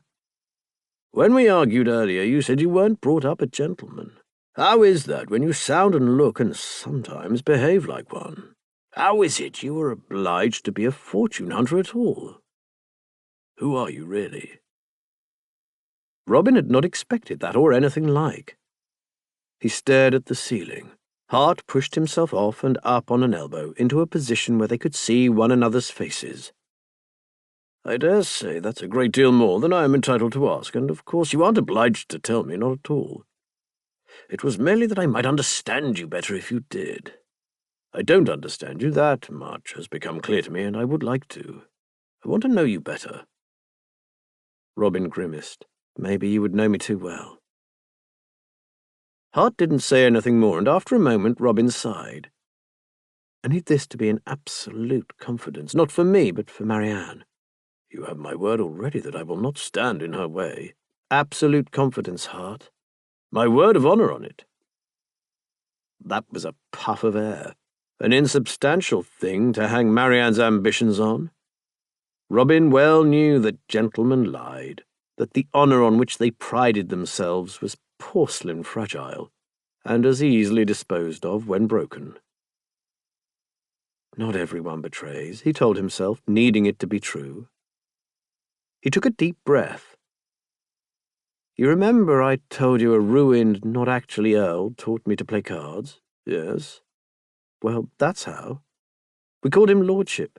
He taught the three of us, me, Marianne, and Toby, his son, how to speak and how to behave, how to hold ourselves, how to pass for gentry, drills, accent, vocabulary. We learnt to mimic him. If he wasn't an earl, he certainly knew how to ape one." "What was your relation to this man?" Robin shrugged. "He was Marianne's father. My stepfather, I suppose, at least in common law. He took up with our mother when I was very young, and Toby's mother had died." "And he was a gentleman?" "I think he must have been. He got an allowance from somewhere because we had money 4 times a year after quarter day." "Who was your father?" "No idea. My mother sometimes said he was the squire's son, but that was to make me feel better, with the other 2 being Lordship's children. She may not have known." "And this man, Lordship, he wasn't married to your mother?" "Certainly not. He was far too far above her in birth, as he pointed out frequently. Above all of us except Toby. Toby was his lawful son, born in wedlock, and should be a real gentleman." He made a face. "That didn't happen." "And was that his aim in teaching you all to speak well, to achieve a better station in life?" "Hardly." Robin exhaled. "Lordship never did a day's work in his life, you will be amazed to learn. Our mother earned the money, and then us, when we were old enough. They'd begged, picked pockets, cozened, disguised by borrowed speech and stolen clothes. He taught us to play at quality because, as I'm sure you've noticed, rich people are generous to other rich people and miserly to the poor. Well-spoken children are terribly persuasive, especially pretty ones. He taught us to make money one way or another, and to be fair, he taught us well. We had a good living for a while before it fell apart." "That sounds sordid." "It was." "You spoke yesterday of letting people down." Hart said that tentatively, not quite making it a question. "Of betrayal." There was a cobweb in the corner of the room covering the plaster cornice. Robin glared at it and listened to the clock tick. Hart breathe. His life dwindle away second by second. Toby left us, up and vanished one day. He was our big brother, our best friend, the one who stood in front of us when Lordship was free with his fists, but he didn't even say goodbye, and we have never heard from him again. He'd fought with Lordship every day of the 5 years before that. You'd have thought they hated each other. But Lordship was never the same once he'd gone. Well, he was worse, and by then our mother was drinking too. They slid steadily downwards, and he wanted us to slide with them. Marianne and I had become an affront to Lordship, you see, because he'd lost Toby, and because he'd brought us up to be better than our birth, when he was so much worse than his. He resented that. He wanted us to share in his degradation. That, well, it came to a head eventually, and we left. The last sentence covered a multitude of sins, all of them better left unspoken. Perhaps Hart guessed as much, because he paused a moment, then asked only, "Have you heard from them since?" "Both dead. Things ended poorly." "I'm extremely sorry to hear it." Hart touched his hand gingerly. "I truly am, Robin. It is a disgrace that children should be brought up like that in a Christian country." "It could have been a great deal worse. We had our lessons, and we have each other. We are doing very well." "You certainly will be if your sister marries a marquis. That would be a vindication for your teacher." Robin sat up at that. Tatchbrook wants her for her beauty, which is real. He knows she has no birth or wealth worth boasting of. Does it matter that the truth is a bit worse than he thinks? Is she less a rose because she grew out of shit? Hart started to say something, stopped himself, and spoke carefully. "She has far more beauty and charm than Tatchbrook deserves, and he has enough birth and wealth for two. One might say if he's fool enough to marry an unknown, he deserves what he gets. But you wouldn't want her to marry into your family." Hart hesitated on that, which was answer enough. Robin waved a hand. "Never mind." It wasn't unreasonable on Hart's part. Of course Marianne wasn't good enough for his family. Robin wasn't even good enough for his bedroom. Hart had still wanted kisses and sought to understand him more, so it wasn't as though he were being brutally spurned. It was just, "Robin," Hart said softly, "if I have been clumsy, I'm sorry. Not at all." He evidently didn't make that sincere enough, because Hart searched his face with troubled eyes. "I swear I won't repeat your confidence. I truly don't give a damn for Tatchbrook. But if you did, you would feel differently. You know, given the choice, I'd have preferred not to be the fatherless son of a woman of the town," Robin said. "I'd very much have liked to have a comfortable childhood with a real family, and get my education in a more formal manner than a tutor who was resentful when sober and raging when drunk, and who brought me up for 15 years, then wanted to put us up for sale. I didn't have the choice. I'm not a gentleman, I can only play at one. And if that bothers you, there's very little I can do about it, except crawl back to my gutter, I suppose. But I'm not going to do that." "I disagree. Your character and conduct are nothing to do with your birth, and you can control those." "Conduct depends on your options. Yes, you can be poor but honest, except I don't want to be poor. I've tried it, and I didn't like it. And if I had the best character in the world, I still wouldn't be a gentleman." "I dispute that," Hart said to his surprise. "My mentor emerged from a situation of greater degradation than yours. He is unquestionably a gentleman, and I am proud to call him a friend." Robin blinked. "Really? Who is he?" "His name is James Alfonso, and he was born a slave on a plantation. He was purchased by a wealthy family and well treated, but until his 25th year he was a possession, a chattel. He was fatherless and motherless from the moment he was sold away. And you can hide your origins, but he wears his on his skin. So, I should probably stop feeling sorry for myself," Robin said, grateful for the chance to move the conversation on. "How is he your mentor?" "His master, a Midlands brewer, relied on him as his right-hand man and left him a generous legacy along with his freedom in his will. James used it to set up his own brewing company, which soon rivaled his former master's, then set out to take its business until it was struggling to survive. The family was forced to sell to him, and now the business is in his ownership and his name." "Oh, now that is brilliant, vengeful and profitable." "He is a remarkable man. I came to know him when Edwina was left the brewery. She was devastated by Fenwick's unexpected death and needed help, but I was only 21 and had no idea how to oversee its running or what to do. We had been through so much, and this was a devil of a blow. I was in despair when James visited to offer his condolences. He spoke very kindly to Edwina and then took me for a walk and asked if I was all right, and I broke down." "Really?" Robin found that hard to imagine. Hart looked a bit self-conscious. "I was young and had been under a great deal of strain. and he is a very easy man to talk to. I told him everything in the end, poured my heart out and asked him what I should do. He, a business rival of Fenwick's. He could have taken full advantage of my inexperience, but instead he took me under his wing. He taught me everything I know about brewing and the business and helped me unstintingly, and we have been friends ever since. He even turns to me for assistance now and again these days, and we are to embark on a joint venture soon, if the details can be arranged. Don't mention that to anyone, please. Robin mimed that his lips were sealed, as if he knew anyone who would care about breweries. He sounds a good man, a gentleman and a friend. So I hope you believe that I would not deny you my friendship either. Friendship? Hart gave him a slightly wary smile. I hope we are friends. It was not the best of beginnings, granted, but I am enjoying this. Not just the arrangement, but your company. I only realized how much yesterday when you left me. Robin's lips parted involuntarily. Hart stroked the lower one with a finger. You look startled. I dare say that is my fault. In truth, I didn't expect to like you as much as I do.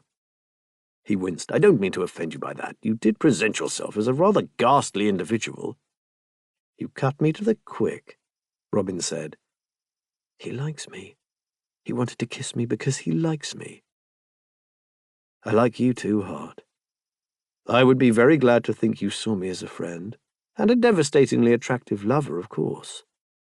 Very much that, Hart said, and leaned in to kiss him again. Chapter 16. Hart had been looking forward to his meeting with James Alfonso, which took place in the 3rd week of the arrangement. It was always a pleasure to see James. They had important business to conduct. And mostly, Hart was in urgent need of a reminder that his life encompassed a great deal more than Robin Locksley, even if it didn't currently feel like that. Robin was always on his mind, not to mention his skin. He carried the other's scent with him like a perfume. Or perhaps that was his imagination, which had turned out to be a lot more vivid than he'd ever realized. Maybe he hadn't used it before. They fucked a lot. They laughed more than Hart could remember doing, because Robin was amusing and absurd and unsquashable. They ate together when they could, always at Hart's rooms. That was doubtless sensible, even if it felt a little peculiar to know nothing more of Robin's home than his direction. The arrangement entitled him to Robin's body, not his personal life. Hart wasn't sure if Marianne knew of her brother's proclivities. He could not possibly have told Edwina his, but she was a respectable woman. He was having a lot of thoughts like that these days, about when and how he could see Robin and what they could do and how their lives intersected. He tried not to think about the fact that they intersected because of the arrangement, and in a diminishing number of days that would no longer be the case. He had booked a private room in his club for lunch with James. It was a courtesy he always offered his friends, since in a public place one never knew when some numbskull might try his patience with an offensive comment. James was waiting when he arrived. He was still hale and hearty in his late 60s, with white hair in striking contrast to his dark skin. "John, my boy! James, good to see you." They embraced rather than shaking hands. Hart had never known precisely what generous impulse had caused the ruthlessly practical James to offer assistance in his moment of despair.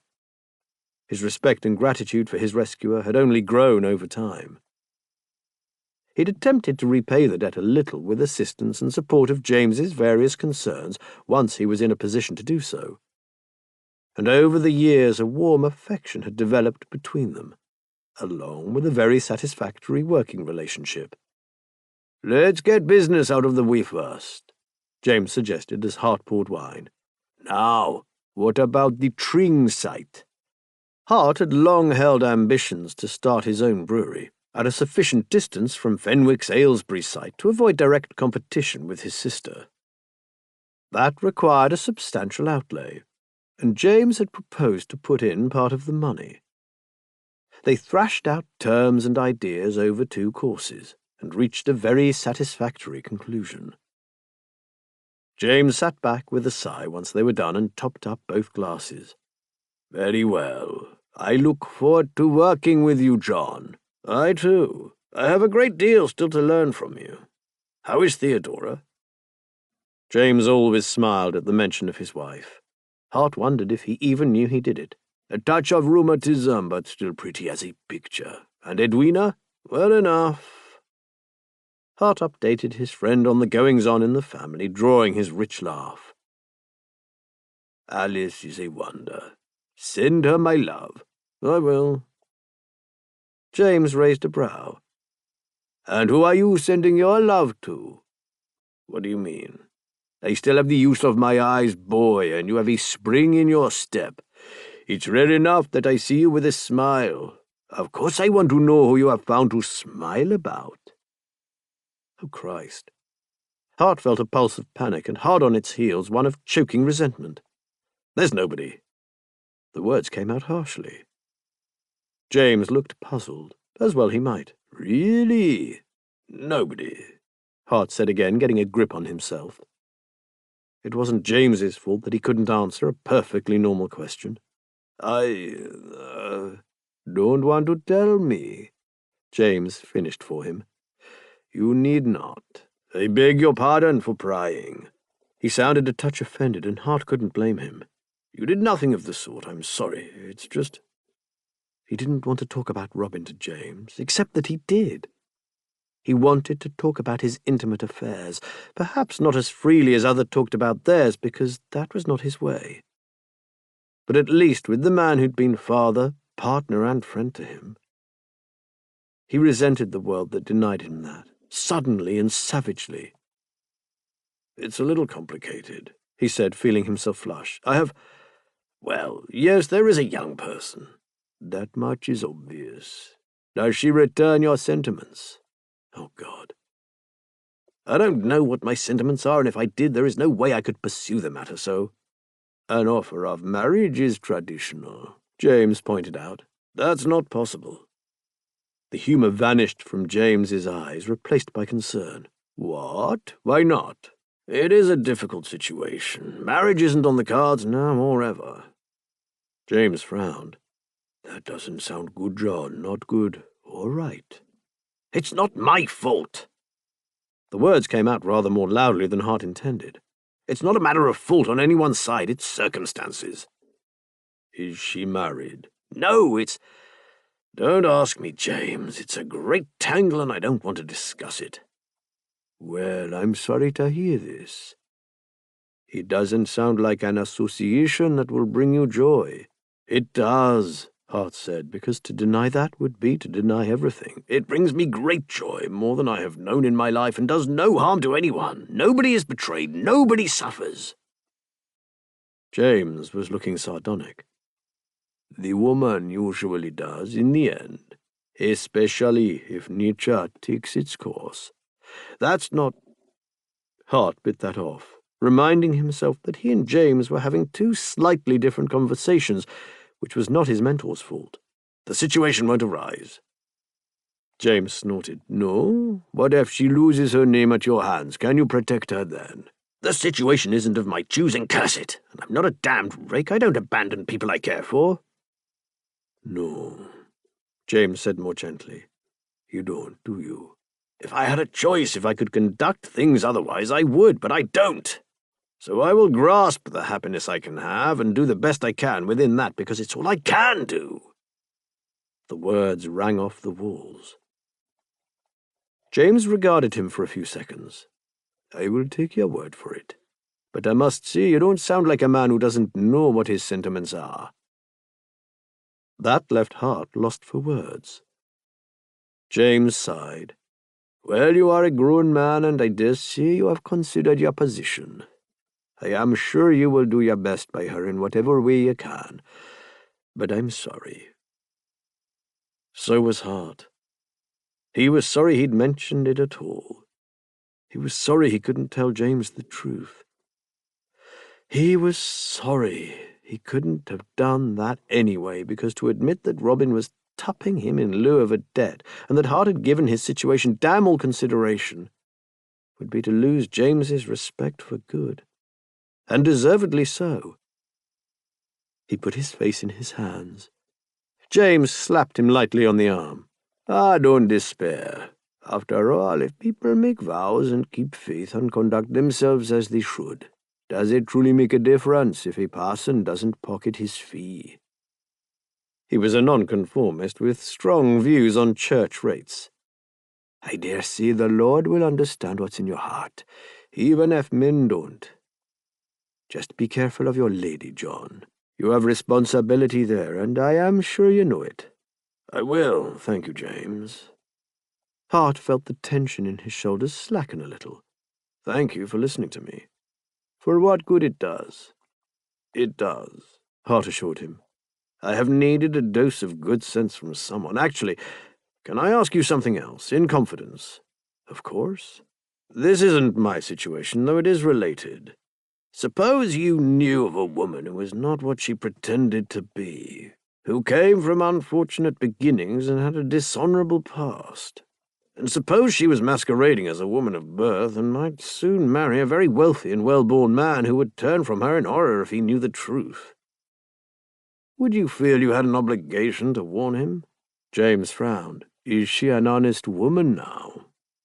Hart considered Marianne Loxley. I don't know about her chastity, and she is certainly deceiving him. She has many excellent qualities, I am told. And does she love this man, or is she marrying him for his money? The latter, unquestionably. Can you be sure she hasn't told him the truth? Quite sure. He does not have the character to prize anyone's virtues over their origins. He is a damned fool, in truth, and I dislike him intensely, which has no doubt affected my judgment. I am watching a wrong being done, and I wish I did not know of it, so matters could go ahead without my complicity. But since I do know, have I a moral obligation to speak? Yeah. If this man is the fool you say, he will make any wife unhappy. And if she is offering a Smithfield bargain, she will make any husband unhappy. Why not let them make each other unhappy and save two less deserving people from that fate? Hart had to laugh. That was roughly the conclusion I had reached, but I have other reasons not to speak out, and I was concerned I had let that sway me from what was right. James raised a brow. Hart shrugged awkwardly. The lady in question is very close to, my cher ami. Blessed French, with its indistinguishable genders, saving him from a lie. Then keep your mouth shut like glue, James said firmly. Believe me, John, and I have been married 30 years. Any woman worth a man's having will fight him to the death over her friends. Theodora might forgive me if I struck her, but if I informed against her cronies... He sucked air through his teeth to indicate the scale of the potential disaster. Is your lady the same, of unfortunate background? Yes. If that's all that stands between you, then wed her, you trifling idiot. Is that it, preserving the Hartlebury lineage? Because let me tell you, after a few years in the grave, the baronet and the pauper look very much the same. What a damn fool way to go on. That isn't it at all, Hart protested. My situation is different. But if I were to marry, I hope I should put character before any other consideration, including birth. My sister's example alone should teach me that. James acknowledged that sorry truth with a nod. I'd stay well out of this business, John. It sounds like you have trouble enough of your own.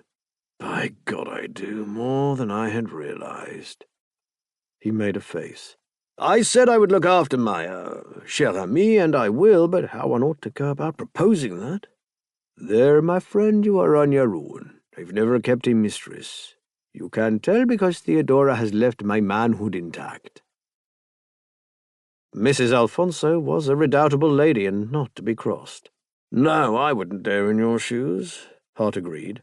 I suppose one just offers. James shrugged. With the right sort of woman, I suppose one does. The luncheon left Hart with a great deal to think about, much of it unflattering to himself. He felt raw all over, from revealing, well, hardly anything, but still more than he ever had of his love life. And from James's scorn, too. That was foolish, since he'd been working off the misleading information Hart had given him, but it still hurt from a man Hart loved and respected. And it contained enough accuracy to sting. Hart could not be blamed for the hidden, trammelled, precarious way he was forced to conduct his affair, but that didn't absolve him from seeing and shouldering his responsibilities. He wouldn't have taken a mistress without considering her means of support. Robin's life was chaotic and insecure, frighteningly so. It was only right Hart should help, and if that meant he could extend the arrangement, put them on a firmer footing, a longer term. Robin would want that. Surely he would. He liked Hart, he'd said so, and he needed help, and Hart could give it. The conclusion was obvious. He was all but pacing the floor when 9 o'clock finally arrived and brought Robin with it. "Good evening, how was your day?" Robin smiled brilliantly. "Tolerable. Did you have a good meeting with your friend?" "I did, thank you. We are agreed we will set up a joint venture together, a new brewery. I shall have a great deal of work to do." Before Robin, he would have been thoroughly satisfied with his new prospect and nothing but excited at the work. Now he couldn't help a tiny sense of a task that would need to be fitted into his life. "And you? Has Tatchbrook declared himself yet?" "Not so far. His mother has graciously indicated her conditional approval, so now it is a matter of him making a decision." "But you feel confident?" Robin gave him a quizzical look. "I didn't realize you were so interested in Marianne's machinations." "I wish her all success in her ambitions," Hart said with entire truth. "Here is to the future Lady Tatchbrook." He handed Robin a glass of wine. "To her happiness." Robin tapped the glass to his. "Are you all right? You look preoccupied." "I have had a great deal to think about, and there is something I should like to talk about, but perhaps later." Robin looked up through his lashes. "Later than what?" "Than this, for a start." Hart extended an arm. Robin came willingly, curving his body to Hart's, kissing him with a waft of wine on his breath, the two of them perching against the desk. They kissed, tongues tangling, and Hart got rid of his glass and stroked Robin's back and the curve of his arse, until his lover was breathing fast and magnificently pliant. "I have a demand," Hart said in his ear. "At your disposal." "I want to make you spend, just that, several times. I want you naked in my bed, lying back while I take charge of you." Robin's eyes widened and his perfect lips curved. "Well, now, if you insist." "I do." Hart took his free hand. "The bedroom is this way." He wasn't in any way as certain as his performance suggested, but he felt a need to prove something to Robin or himself. He didn't need his hand-holding any longer. He could take control. Robin was soon sprawled naked across his bed, looking like some Greek deity in a painting, lacking only cherub's fruit and a tactfully placed urn. Hart knelt over him, caressing his member to full strength. Then he crouched down and took it in his mouth. "Oh," Robin said. "Well." Hart had not yet done this, though he'd wanted to for some time. He indulged himself now, caressed Robin's cods, let his hands roam freely over his firm thighs, took his time experimenting with teeth and tongue. It helped that he'd handled Robin enough to know his rhythms and sounds, so he could feel confident in his work.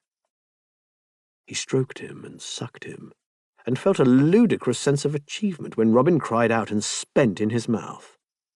"Hart," he said hoarsely. "Oh, Christ, that was good. God!" Hart sat back and took a hasty gulp of wine to wash the taste down. Robin was watching him with something in his eyes that gave him a stab of sudden, inexplicable pain. "That was a pleasure. Thank you. May I reciprocate?" He nodded at Hart's own very solid stand. You may not. I told you what was going to happen. What did I say? Robin lowered his eyes mock-submissively. That you will take charge of me. Then you will lie there and be fucked. Robin stretched luxuriously. Yes, Sir John. Hart felt he had something to live up to now. He used a well-oiled finger to probe Robin's arse for the sweet spot and tormented him while they kissed, until Robin was hard again and whimpering for a release, and Hart's own arousal was near intolerable. Out of both malice aforethought and also necessity, he stopped and withdrew his hand. Robin gave a strangled moan. Quiet, Hart said, kneeling over him and moving his hand to his own prick. And stay there, don't touch yourself. Learn some self-control. It was more than he could do. He was painfully desperate. He worked himself as Robin watched, eyes bright, lips wet and parted, and brought himself off in a few frantic jerks, spending in ropes over Robin's chest. He shut his eyes, gripping his prick as the tide subsided, and, as ever, climax was followed by a sudden doubt as to whether proceedings had been a good idea or ridiculous and undignified. A hand touched his thigh, a sliding caress. That was the most arousing thing I have ever seen, Robin said softly. If your aim is to torture me, be assured I will tell you anything. He was smiling into Hart's eyes, a reassurance without words, and Hart felt his chest contract. He wanted to blurt out incautious things, to hold Robin and weep for the glory of being known and understood. He didn't. He resettled himself so they could kiss, and went back to work, more comfortable now he could take his time. He did so, using only his fingers inside Robin until his lover was thrashing wildly and all but speaking in tongues, and it took no more than 2 strokes to bring him off. And he didn't stop there, despite the now late hour, but set about business again, telling Robin to beg for a fucking now because of how much that aroused them both, and took him splayed across the bed, slow and steady, holding back until he could wring a 3rd climax out of him. His fantasy lover, his incubus, his Robin. They fell asleep together, entangled in sheets, and sweat and spunk, and one another. Chapter 17. Hart woke first. Robin was still there, warm and golden in bed, in his bed. He hadn't really intended that. He'd just wanted to do things in the way he might if Robin was truly his lover and if he wasn't afraid. Morning, Robin murmured. Do you want me to go? No. Ought I go anyway? No. Creeping out early would look more suspicious. Say you drank too much and slept on the settle. He would throw a blanket on it, perhaps empty a 2nd bottle of wine. He wondered about the state of his sheets. Robin nodded, shifted on his side, and flung an arm over Hart's chest. You're still half asleep. His hair was dark gold in the shafts of light through the shutters, his eyes shadowed. Hart wanted to kiss his eyelashes, his nose. You wore me out. Sorry, not at all. He shifted forward so he was lying closer against Hart. It was possible the word was snuggled. Robin snuggled against him. Hart put his own arm over the warm shoulders and tried to ignore the feeling that gave him. Hart? Thank you. For what? Last night, sleeping with me. That thing with your finger, that was marvellous. My pleasure. Really mine. Both, Hart said. He'd felt a joyous power working Robin's body, making him respond, thinking, I brought you to this. I liked it when you told me how much you needed my prick. I tell you that a lot. You do. Is it good, being buggered, I mean? Well, I enjoy it, Robin said, each to his own. Ever tried? No. Would you like to? Hart gazed up at the ceiling. Yes. That sounded heartfelt. Robin gave the words a touch of a question. I'm a big, intimidating man with a scowl. Nobody has ever suggested, and I have never known how to ask for it, still less how to do it. And you didn't feel you could ask a paid boy to deflower your virgin arse? Good heavens, you have a turn of phrase. It's a gift. I will fuck you all you please, my heart. I suppose now would be indiscreet. It was the morning. People were about in the house, probably. Then next time, or whenever you care to. And I can't promise you'll like it, but if you don't, it won't be for lack of trying. You make it so easy, Hart whispered, because his throat was closing. How is all this so easy for you? I think I have a different idea of what makes life hard. Hart couldn't find a response to that. After a moment, Robin said, "Sorry, that didn't come out quite as I intended." Happens to me all the time. But it was stupid. Something difficult for you isn't less difficult because other people have different problems. More serious ones. It's your life. You decide what constitutes a problem in it. And you don't feel I have any because I am a baronet and a wealthy man. Robin gave a small shrug. I don't know what your problems are. Money and birth would have solved most of mine, but for all I know, I'd have a different set to worry about in their place. Well, that is probably true. For example, he stopped. What? Nothing. It doesn't matter. This isn't a contest, Robin said gently. If it hurts, it hurts. For example, Hart said again. I think I told you my father died when I was a boy. Yes.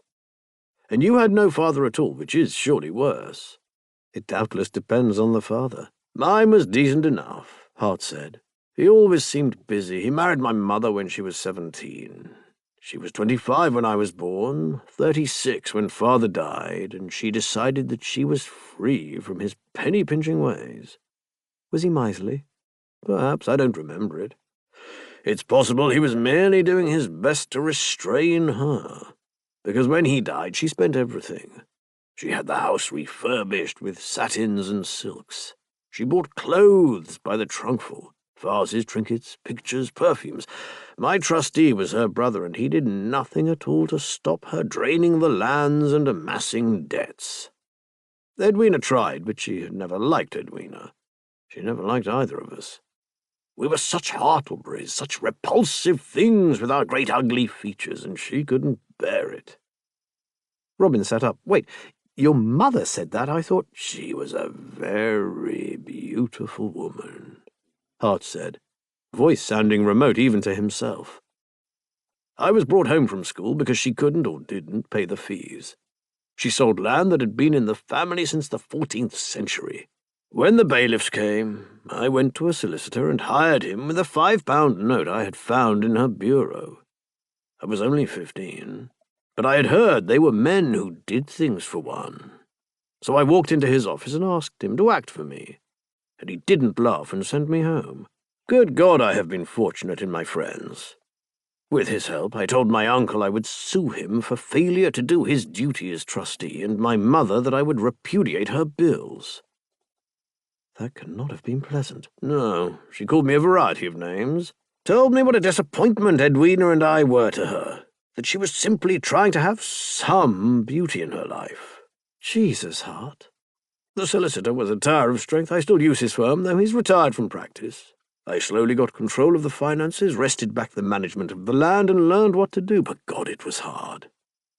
Humiliating. I had to take out advertisements, first telling local traders not to give her credit, and then in the London papers to stop her sending orders. Every day she was in the house, it felt like disaster waiting to strike. She wouldn't stop, and I couldn't let it go on. He sounded in his own ears as though he was pleading for understanding. That was why Edwina accepted Fenwick. Her portion was not protected, and it had all been spent. Of course, the marriage was for the best, very much, but at the time it didn't seem so. Our mother said she was debasing herself, as if she had left Edwina any choice. That was when Tatchbrook stuck his nose in. Tatchbrook? What did he have to do with it? My mother is his cousin. There was naturally a scandal about the advertisements I placed, and then a fuss about Edwina's marriage, and he came to see us while on a visit to Lord Aylesbury.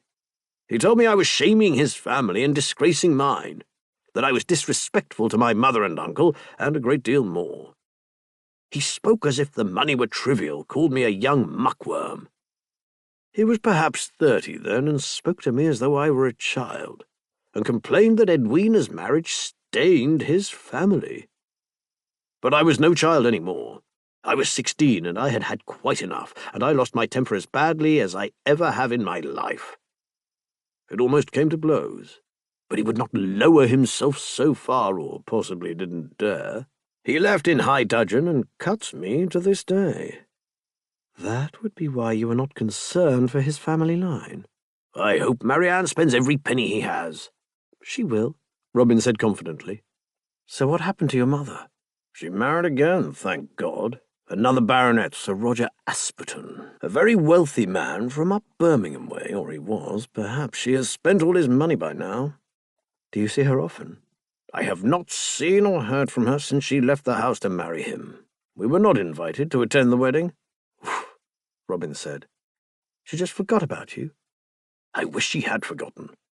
She complained bitterly about my unfilial cruelty, and took her grievance all over London, while Tatchbrook called me a violent savage. I came to London when I was 18 or so. Of course I could not attend university, to discover that I already had a reputation as a misanthropic, miserly, mannerless brute. I had not the grace or wit to win people to my side, and in any case she is my mother, and to tell everyone what she had done to us. No. It was miserable. I was an awkward youth anyway, but the whispers and humiliation, the stares, I couldn't abide it. People talking about us, looking at me and laughing or sneering. I don't know how you were so unquashable by insult. It broke me. It did not. You were not broken. I am a damned awkward, clumsy man because I never learned to fit as a boy. I dare say I would have been unsociable anyway, but it didn't help to be mocked and ostracized. He hadn't quite meant to say all this. It had come spilling out, the pain and fear and crushing responsibility, and the deep scar carved by repeated rejection. He let out a long breath. But I was fortunate too. My solicitor was a hero. The Verneys didn't turn their backs on us. Edwina had Fenwick, and when he died, James Alfonso saw I was desperate for help, and extended his hand, for which I will be forever grateful. I made friends among cits who had either never heard of my mother or had strong views on people living above their means. I righted the ship and restored the finances. It took years, but we, Edwina and Alice and I, were on an even keel once more. He stared at the ceiling. And then Edwina married Blaine, her second husband, and it all started again. What did? I suppose he picked Edwina as an easy target, a wealthy widow not used to flattery. He was charming until they married, and then it fast became apparent he was another spendthrift.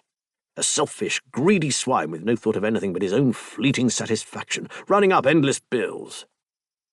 This time he was draining the lifeblood of Edwina's business rather than my lands, but it was still my family, my sister helplessly watching as her future was destroyed. It felt like being trapped in a nightmare. I couldn't stop him spending her income. I had a great deal to do to prevent him ruining the brewery with his endless demands for funds. He seemed to believe it was his right to bankrupt them all. He even tried to make Edwina send Alice away, a slip of a girl who barely ate, because he said she was a drain on the household while he ordered the best wines and new coats. I could have killed him. I could have throttled Edwina for bringing that on us. We had got back on our feet, and she opened the door and let him in. Is that entirely fair? Robin asked carefully. Of course not, but it's how I felt. It seemed I would be working all my life to pay for other people's self-indulgence. Was it your responsibility? In law, I mean. Oh, I had no rights at all, except that she had given me a minority holding in the brewery. You could have retreated to your estate and left your sister to deal with her own mistake. But naturally you could not. How did you make him listen to you? I shouted, Hart said, with something of a snap. He could rule a wife or bully a child. He didn't dare bully me. But when it came down to brass tacks, I could not stop him spending because he had the right. It still makes me feel sick. Edwina was frantic. The desperation of being tied to someone who doesn't care if they ruin you. Yes. It was all Robin said, but the single word brought Hart up short. Of course, you know.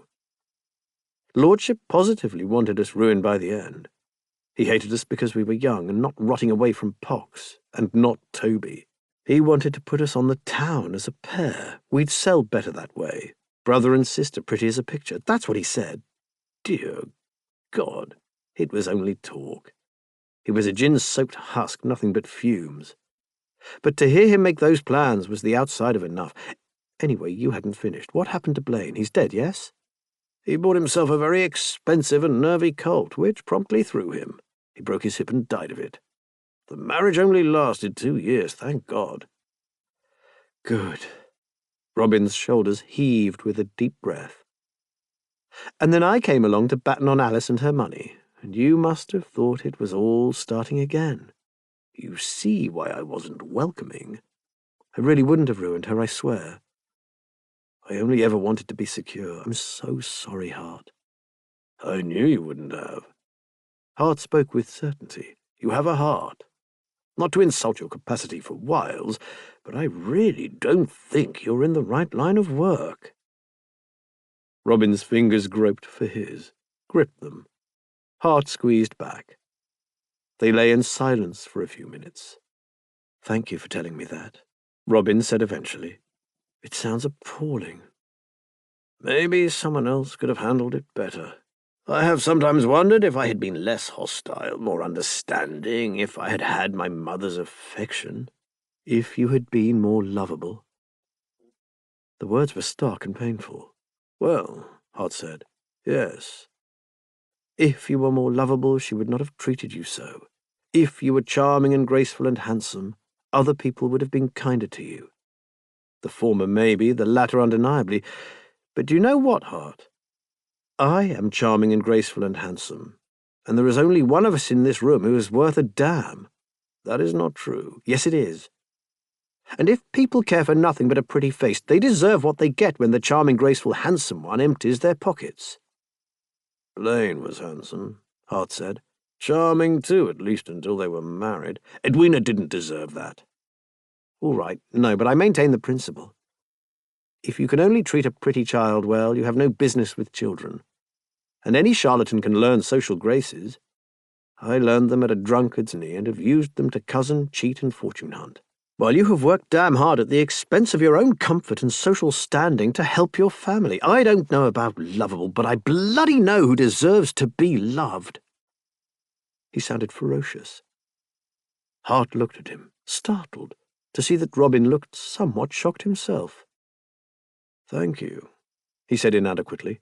I appreciate that. Robin squeezed his hand. Well, someone had to tell you. Hart wanted to hug the words to him, to start a diary just in order to write them down. He took a steadying breath instead. If this wasn't the perfect opportunity to raise the subject that had been consuming him, he didn't know what was. Speaking of fortune hunting, Robin, what will you do at the end of the month? In what sense? Financial. The season is well underway. Do you plan to pursue another... Not victim, for heaven's sake. He went with lady. Robin made a face. I have to agree with you. I don't think I'm cut out for this line of work. I don't know what I'll do. It will probably depend on what Marianne, or rather, Tatchbrook does. I can't make a decision until I know about that. Could I offer a suggestion? What's that? A proposition for you. I like you very much, and our arrangement has been extraordinary. You said you wanted to be my fantasy, and you have fulfilled that beyond imagining. I have never had anything like this, like you, in my life. I like you too, Robin said softly. And I listened to what you told me about your situation. Of course you want security. That is quite reasonable. It stays with you, doesn't it? But I don't want you to be forced to drastic action to find that security. So I wondered if we might put the arrangement on another footing. Robin looked a little wary. You want to change the terms? Our agreement isn't fair to you. It never was. Of course it is. We agreed a month where we could fuck without any other considerations, and that is what we have.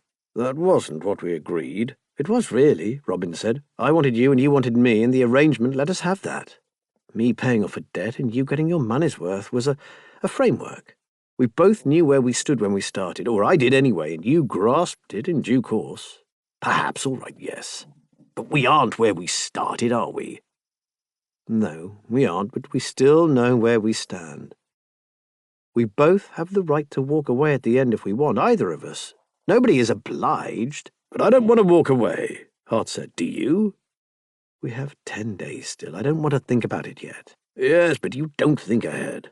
I do, and 10 days isn't much. It isn't enough for you to make plans for your future, and it isn't enough for me at all, and... Robin, I could look after you. I have the funds. No, Robin said. No, stop, please. Why? Because I don't want to think about it. We have our arrangement. The rules are simple and clearly laid out, and we don't have to worry about anything more. Can we not leave it there? You haven't heard me out. You are proposing to offer me carte blanche or some such, yes? That's all I need to hear. You must not. It's absurd. That was stark. Absurd? Why? I want to give you choices, Robin. Pursuing wealthy women or cheating at cards isn't a choice, or if it is, it's the choice between a louse and a flea. Being a kept man is better. You were looking for a rich wife. Is a protector so different? Robin's lips moved slightly as though he was trying out an argument. Finally, and in a steady tone, he said, "It is a kindly meant offer, but I would be a knave to take it, both for your sake and for mine." Why? For your sake, because you have never had anything like this. For God's sake, you have only just learned what it is to kiss a man. Perhaps you should try some others before you decide where to spend your money. For mine... Robin looked up at him, his eyes entirely without light or humour. Because you have just told me what you think of parasites, and I saw your face as you spoke. I don't want you to look at me like that. What? That is an entirely different... It isn't, Robin said. Please stop. I don't want to talk about it any more. Hart felt his chest tighten with alarm.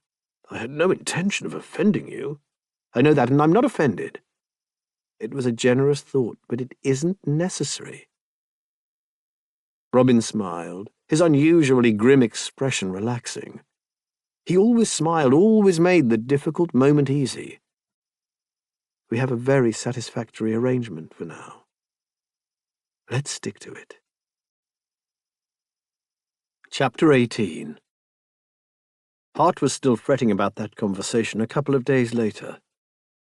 It didn't help that he'd had very little time to reflect. He'd been busy with a lawyer drafting terms for his agreement with James, which had required another meeting with his mentor. He'd had a great deal of correspondence accumulated over the last weeks, since it seemed he had inexplicably failed to give work his full attention. He'd spent hours in Bill Richmond's boxing saloon, pouring his confusion and frustration into punishing exercise. And then there was Edwina and Alice. Edwina had capitulated to Alice's scheme, but was clinging to her new position, which was that Alice must travel with a companion, a competent woman, not merely a maid. And a responsible British connection must be found in Heidelberg so that she had assistance at hand. "It's not unreasonable," Hart said, seeing Alice's mulish expression, "for your well-being." "It is perfectly reasonable as a condition, but how will we do it?" Alice demanded. "How long will it take to find these people?" "We'll ask Trelawney's help, and I'll talk to Giles Verney. Foreign Office, remember? He will know someone." "That is an excellent idea, Uncle Hart," Alice said, beaming. Edwina agreed, less enthusiastically. "And we will advertise for a companion. There is bound to be someone who wants a passage. I'll have that done at once. Don't worry, Alice. We'll find your way." Edwina gave him a rather jaundiced look once Alice had left them to go out with her friends. Hart said, "What now?" "Anyone would think you were keen to be rid of her." "Nonsense. She wants to do this, and it is not fair to drag our feet." "I am not dragging my feet. I am insisting on reasonable precautions. Going overseas, fending for herself." "So we will find a capable companion." Edwina sagged. "I don't want her to go. I don't understand why she wants to." "But you understand that she wants to. Your choice is to thwart her efforts and earn her resentment, or to help her do it as well and safely as possible." "Those are extremely trying choices," Edwina said crossly. "Suppose she dislikes it after all. What if it goes badly and she is thousands of miles away and I can't help her?" "Then she will have failed. But if she doesn't try, she will have failed too. You cannot protect her from failure, so you might as well give her the best chance to succeed." "Edwina, you have done all the protecting and teaching you can, and have brought up a remarkable young woman. Trust her and yourself." Edwina glared. "Don't you dare be wise at me, John Hartlebury. It is intolerable from one's little brother." "I could pull your hair if you prefer." She leaned back and rubbed her face.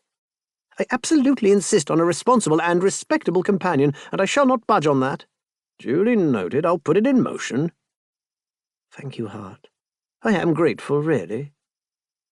She took a deep breath and sat up. "I fear I have not seen you in an age. Have you been busy?" "Somewhat. I have been working on my plans with James Alfonso." "Not every evening, surely?" She gave him a shrewd look. "I will not interfere, but if it is that woman again, I trust that you will keep your affairs to yourself this time." "Eh?" "Lady Wintour, we had quite enough of that." "I have not been involved with Evangeline Wintour in years," Hart protested. "She is a friend only." Edwina sniffed. "Then who is it?" "Who is what?" She sighed heavily. "I do know what it means when a gentleman is privately engaged all the time. Sarah Verney says that Thomas Verney told her that Giles Verney thinks you are in love." Hart was resigned to this sort of thing in a general way. The extensive Verney family came from Drayton-Beauchamp, the next village, and had been on good terms with the Hartleburys for generations, and hostile ones with the Tatchbrook Marquisate for decades, thanks to an endless dispute over a 5-acre strip of land. That had doubtless underlaid Tatchbrook's interference in his affairs. Interference was a tradition as old as family itself, and one taken up enthusiastically by the Verney clan. "Giles, Thomas, and Sarah should all mind their own business," he said. "I shall tell you at such time as I have anything to tell you which I currently do not." "I'm sure you will," Edwina said, "as long as I am not quite the last to know." "The way they gossip, I imagine I shall be the last to know." He mused on that as he strode home. He had no fear of Edwina prying. She took no great interest in his personal life as long as he didn't embarrass her. But he was unnerved to hear that Giles was speculating. He'd had a drink with his friend the other night, but they'd only talked about prize-fighting and politics. Christ, was his affair written on his face? Perhaps it was. James had been able to tell the state of his mind at a glance, after all. Hart was not used to having his expressions read, since most people only ever saw the scowl, and he wondered what those who knew him well saw when he thought of Robin. Was it something like the light in James's eyes when he mentioned Theodora? He should take care. And he should consider what his sentiments might be, since his best friends clearly had ideas on the subject, and consider what he was going to do about it. Robin had refused his offer, but that was because Hart had gone about it badly. He had not meant the offer as a payment for services to be rendered, or to imply that he might regard Robin's affections as purely financially motivated. But clearly that was what Robin had understood it to mean, and that was Hart's fault. He could and should do better to make Robin understand. Maybe he should ask him to come over now, rather than waiting till night once more. If they spoke outside the bedchamber, he might be able to explain himself properly. He arrived home and was greeted by Mrs. Spenlow telling him, "A gentleman is waiting in your sitting-room, Sir John." Hart's pulse jumped. Could it be? Robin was a mind-reader at times. "Thank you," he said, and hurried up, absurdly pleased. To come home and find him there felt like a gift. He threw open the sitting-room door. "Are you there? I was just—" "Oh, Giles?" "Hello, Hart." Giles looked startled. "Were you expecting someone else?" "No, yes, I was, but on a matter of business. I must have misunderstood Mrs. Spenlow." He pulled himself together. "I'm glad to see you. Did I know you were coming?" "I knocked in the hope you'd be in, and Mrs. Spenlow suggested I wait. Hart, I need to talk to you." Giles sounded urgent, even desperate. "Of course, what is it?" "I don't know what to do. I just don't know. I dare say there is nothing at all, but I cannot bear to think that, and—" He put his face in his hands. "It's Marianne." "Miss Locksley?" Hart said, with a sense of impending doom. "What's wrong?" "Wrong? Have you ever been in love?" "I don't know." Giles looked up, jolted out of his misery. "How can you not know?" "I don't know what in love is supposed to convey. I have never found it hard to distinguish my beloved from the moon and stars, no matter what poets say." "Of course you haven't. Love is, I don't know, that one thinks of her all the time in her absence, what she might say were she here, what she must be doing elsewhere, and there is very little that can distract one for long, that one's pulse quickens at the sound of her voice and one's heart heaves in her presence, that to be without her for an hour is an irritation, and to be without her for the rest of your life would render it a desert. It is a constant pain and a constant pleasure, and you would give anything to have her place her hand in yours and say she chooses you above all else. You would call that love, not a fondness or infatuation, or the sort of thing one might feel during a mere affair." Giles gave him a look. "If you feel that way, it is not a mere affair." Hart sat down. "I see."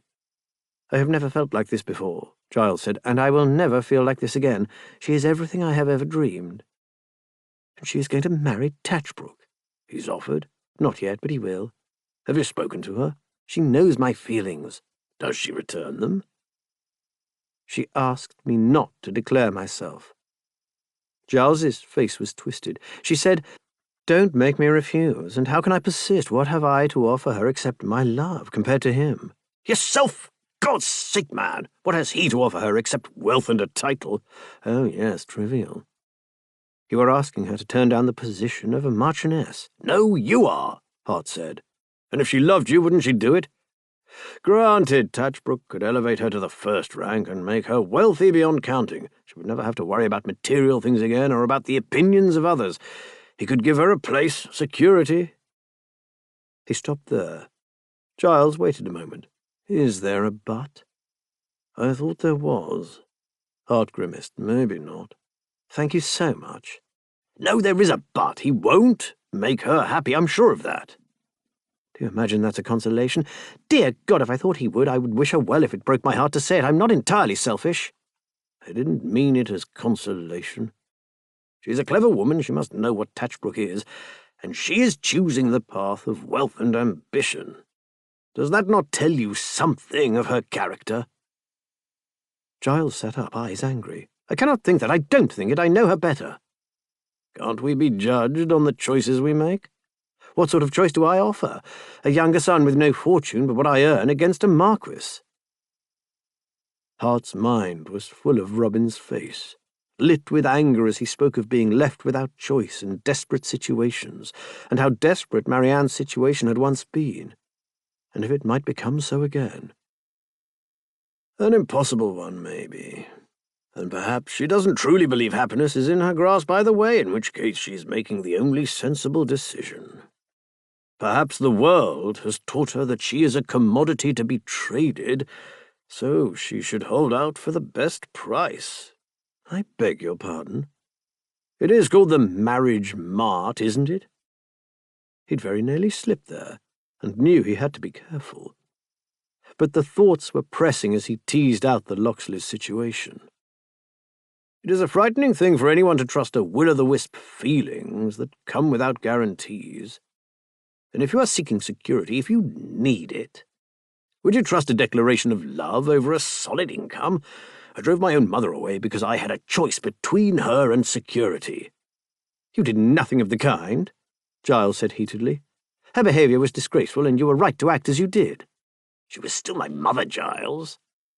I stopped loving her because I had to. And if she ever loved me, she does not now. Love is not guaranteed to last, and if you picked it over a lifetime of certainty and then it died and you had nothing left, that is a great leap of faith to ask of anyone." Giles was staring at him open-mouthed. Hart shrugged, suddenly self-conscious. "Well, so I suppose. I can't pretend to know what Miss Locksley thinks." "No, you are right. I am sure you're right. I cannot believe she is selling herself for a coronet merely out of cold ambition. That is not her nature. I need to make her understand that she can believe in me, that I have something to offer far above a coronet, that she can trust me to be faithful unto death. I will swear it is what she truly wants. Thank you, Hart, you're a genius. I honestly didn't expect you to be helpful." Giles jumped to his feet. Hart had a distinct sinking feeling, in large part because he was sure Miss Locksley was extremely keen to sell her person for a coronet. He tried to work up a sympathy he didn't truly feel, for Robin's sake, and in order not to insult Giles's sentiments. And now look what he'd done. Wait, what are you going to do? Plead my case and do it properly. I have to go to her. Tatchbrook is expected to declare himself at any time, but he'd promised Robin not to impede Marianne in any way. It would be a gross breach of his word if he'd told Giles his secret. But for Hart to let him pursue a woman from whom he would recoil if he knew the truth, and suppose his friend prevailed. Suppose Miss Locksley did abandon her ambitions and Giles married her in ignorance of her character. The Verneys were not the most notable of families, but their name was old and respected, and had never been tainted by scandal. He couldn't imagine the devastation if Giles invited such a cuckoo as Miss Locksley into the nest. He told Edwina so smugly that she needed to let Alice make her own mistakes. What a fool to think that was easy. Marianne would say no, he told himself. Of course she would say no, because she was an ambitious schemer marrying for money. She had to say no, and then she would have her riches. Giles would forget his sentiments, and Hart would not have broken his promise to Robin. Good luck, he said weakly, and hoped that his words would have no effect. Chapter 19. 2 days later, Robin was waiting at home for Marianne. She had been invited to luncheon at Tatchbrook's mansion once more. This was, surely, it. Tatchbrook had paid such marked attentions that he'd be vilified if he didn't propose, and it was 3 o'clock now. She'd been there for hours. When she came back, she'd be all but a marchioness. Robin wished he were happier about it. Marianne had been wrong these last days. She was as lively and charming as ever in society, but silent and bleak-faced when she was not observed by anyone but Robin, who didn't count. He'd tried to discover what was wrong and been roundly told to mind his own business. He'd have liked to mind his own business. He'd have liked to do nothing but enjoy every remaining moment he had of the dwindling month with Hart, without care for anything else. He didn't even want to come back to his own bare rooms, still less to worry about why Marianne looked like she'd lost everything when she was about to win it all. And he very much didn't want to think about what he'd do when the month was over. He'd need to live off something, and he wasn't convinced it would be Tatchbrook's money. Marianne would find it easier to act the Marchioness if she wasn't saddled with a parasite brother reminding her of her old life. No, he would not hang off her sleeve, which meant he'd need to do something else. He could keep gaming, but he didn't know many rich old gamesters. You could do well for a time, but time always ran out. So did youth. Robin's face might not be the fortune Marianne's was, but he could still trade on it for now. That wouldn't last forever. A small, frightened part of him wished he'd asked for terms rather than flatly declining Hart's offer. There could be nothing better for him than to be kept by a kind, wealthy, generous man who was a good fuck, and a good friend, and a joy to please, and with whom he'd been reasonably honest for once. He'd been prepared to marry for money. This was infinitely better. It was so obviously the perfect answer that he hadn't dared tell Marianne he'd had the offer and declined, in case she threw things at him. He simply couldn't do it. His chest had constricted as Hart spoke. He'd had to restrain himself from putting his hands over his ears. An absurd overreaction to a perfectly reasonable suggestion. Hart had money, he didn't, and a carte blanche was hardly an insult under the circumstances. The offer had been thoughtful, kind, and considerate, and Robin hated everything about it. Why? He imagined Marianne demanding. It's perfect. You like him, he likes you. What's wrong with it? Because he likes me, because I like him, because I want something else. Something that I already know I can't have, but if I take his money, I will make it certain. It was about money from the start, the imaginary Marianne reminded him. Robin didn't have a glib answer to that. Everything's about money. I want one thing in my life that's better. Do you deserve something better? Marianne asked in his head, except Marianne would never say that. She'd tell him he deserved Hart to lavish him with riches and treat him like a prince. And she would refuse to listen to him argue otherwise. Robin wished he could make himself agree. Hart was going to return to the subject, he was sure. The question was whether it would be an offer to keep him so that Robin wouldn't pursue wealthy women or cheat at cards, or if he would simply suggest they continue their relations while ignoring how Robin lived off other people. They could see how long that lasted. It was, he now realized, a bloody awful idea to pose as someone's fantasy lover when you were quite so unsatisfactory in reality. Hart didn't believe Robin was a worthless parasite. Hart looked at him with wonder and happiness. Hart was hopelessly cockstruck and bedazzled by Robin's performance, living in a dream. And one day he'd wake up and realize he could find a respectable gentleman to shag instead, one who wasn't a sham from the gutter. Robin didn't want to be there when he woke up. He didn't want to see Hart's face then because he knew how the waking felt. Robin had lived in his own dream once, he and Marianne together. They'd both thought they'd found care and affection, and they'd been wrong. Marianne had vowed she would not be fooled again, and set out a virgin reborn, bent on taking some gentleman fool for everything he had. Robin, lacking both her drive and her ever-smouldering rage, would have preferred to forget about the whole sorry business.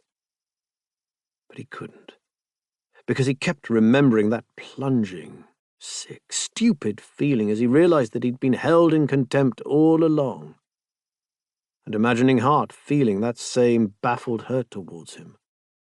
He didn't want that to happen, but it would. Hart was fooling himself, and when he stopped, he'd believe that Robin had fooled him, and either blame him for it or, even worse, blame himself for being fooled. Neither would be fair to a man who had tried so hard to do right by him, and who didn't deserve another leech in his life. And Robin was not going to take advantage of him just because he'd never had a solid tupping before, which was inconceivable, by the way, and made Robin quite angry. Could not a single backdoor gentleman in the whole city tell a good thing when they saw one? Was he truly the only man who noticed Hart's kindness and passion and thighs? The vast majority of society's shallow, self-centered fools deserved whatever came their way, and Robin would happily have taken any of them for all he could get. But instead he'd found himself with the one man who didn't deserve it. Typical. Robin wished he were more like Marianne. Marianne thought about things in advance and made clear-sighted decisions. She was going to make a bargain with Tatchbrook, who had all the choices he could possibly want in life and had used exactly none of them to make anyone happier. She would take the money and the title and wear them like a cold queen, as a damn your eyes to the aristocratic world that had used and rejected them. And Robin wished quite desperately that she wouldn't. He was relieved when he finally heard her feet on the stairs. He was no sort of company for himself today. She came in, walking steadily, her face unreadable, closed the door behind her, stood. Robin jumped to his feet. Well?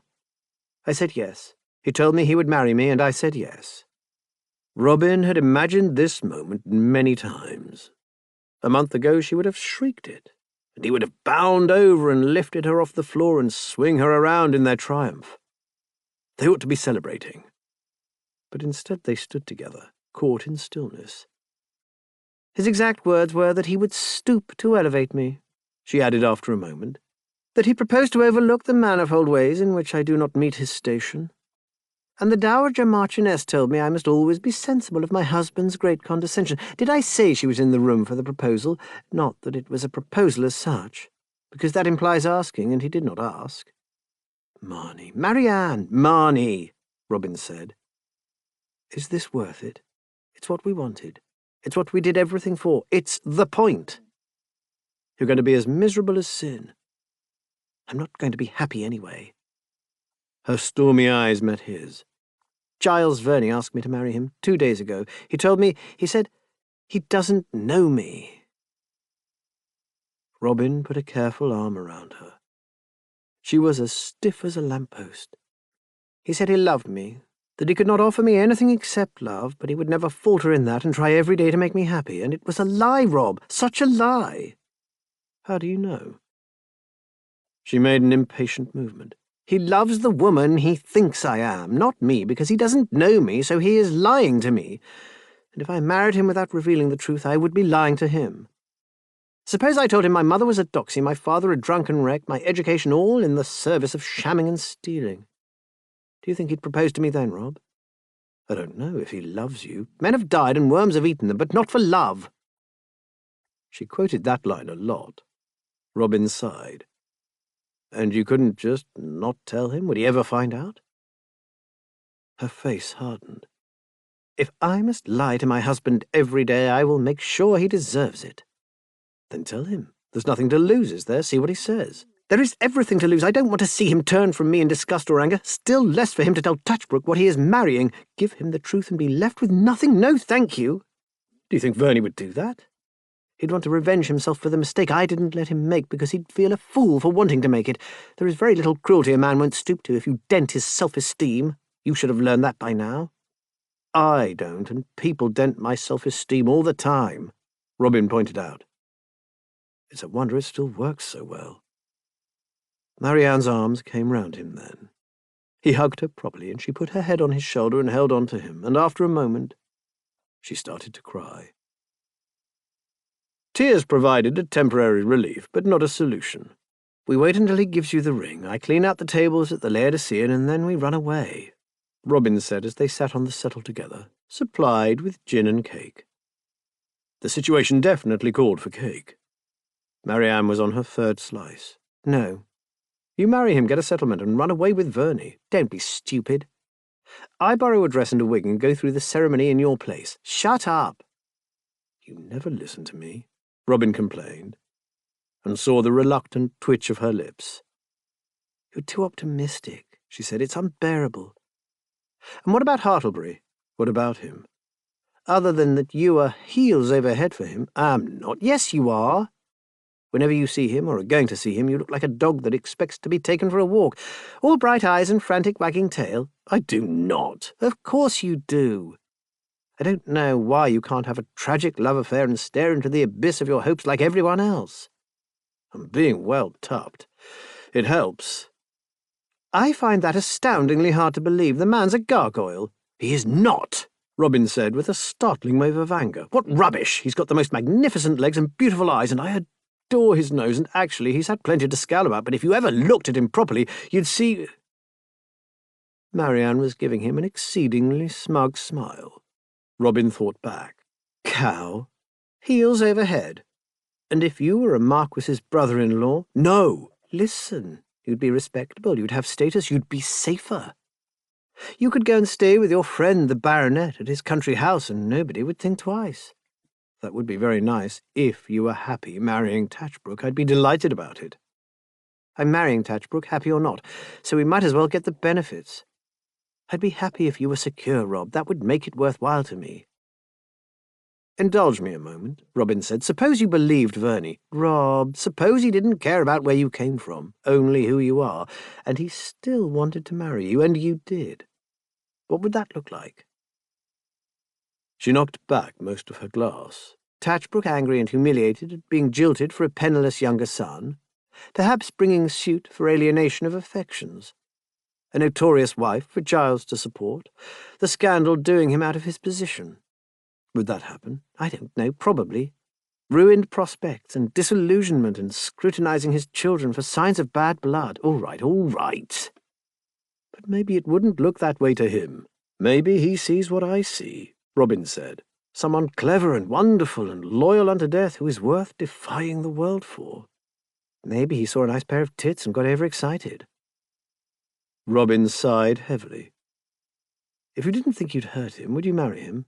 But I would hurt him so it doesn't arise.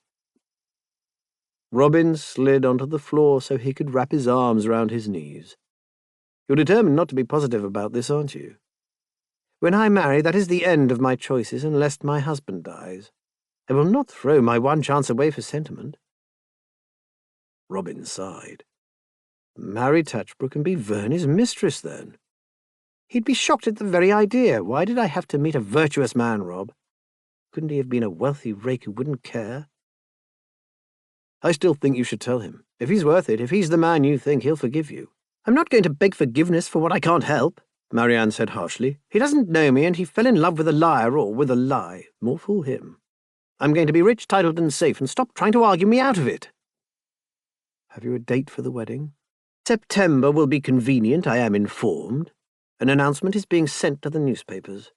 We are to attend the Aylesbury's ball as an engaged couple. The ring will be ready then. It is a family heirloom, but the dowager has fingers like twigs, and it must be resized. You will have to meet Touchbrook. Oh, God. Be charming. Don't get caught at anything. I won't. And I will marry him, and we will be secure, and in a year's time I will be a fashionable, beautiful, adored marchioness, and all will be well, and we'll wonder why we made such a fuss, Marianne said. So you needn't look at me like that. What are you doing tonight? I'm going to the masquerade in Vauxhall. Marnie. I'll be back late, I expect. If it's very late, I may stay with Florence. Don't wait for me. And don't look at me like that. I will do very well, and I don't want to hear any more. Chapter 20. Robin had no particular plans for the evening. He went along to his club where he played a few desultory rounds of hazard because he didn't have the energy for cards. Something wrong, Loxley? Mowbray asked. You look worried. Do I? I'm just a little worn down, burning the candle at both ends, I suppose. Go on a repairing lease, Talent advised. Best thing for it, bit of country air. He lives in the country, you fool, Mowbray said. This is his repairing lease. That's right, Robin said.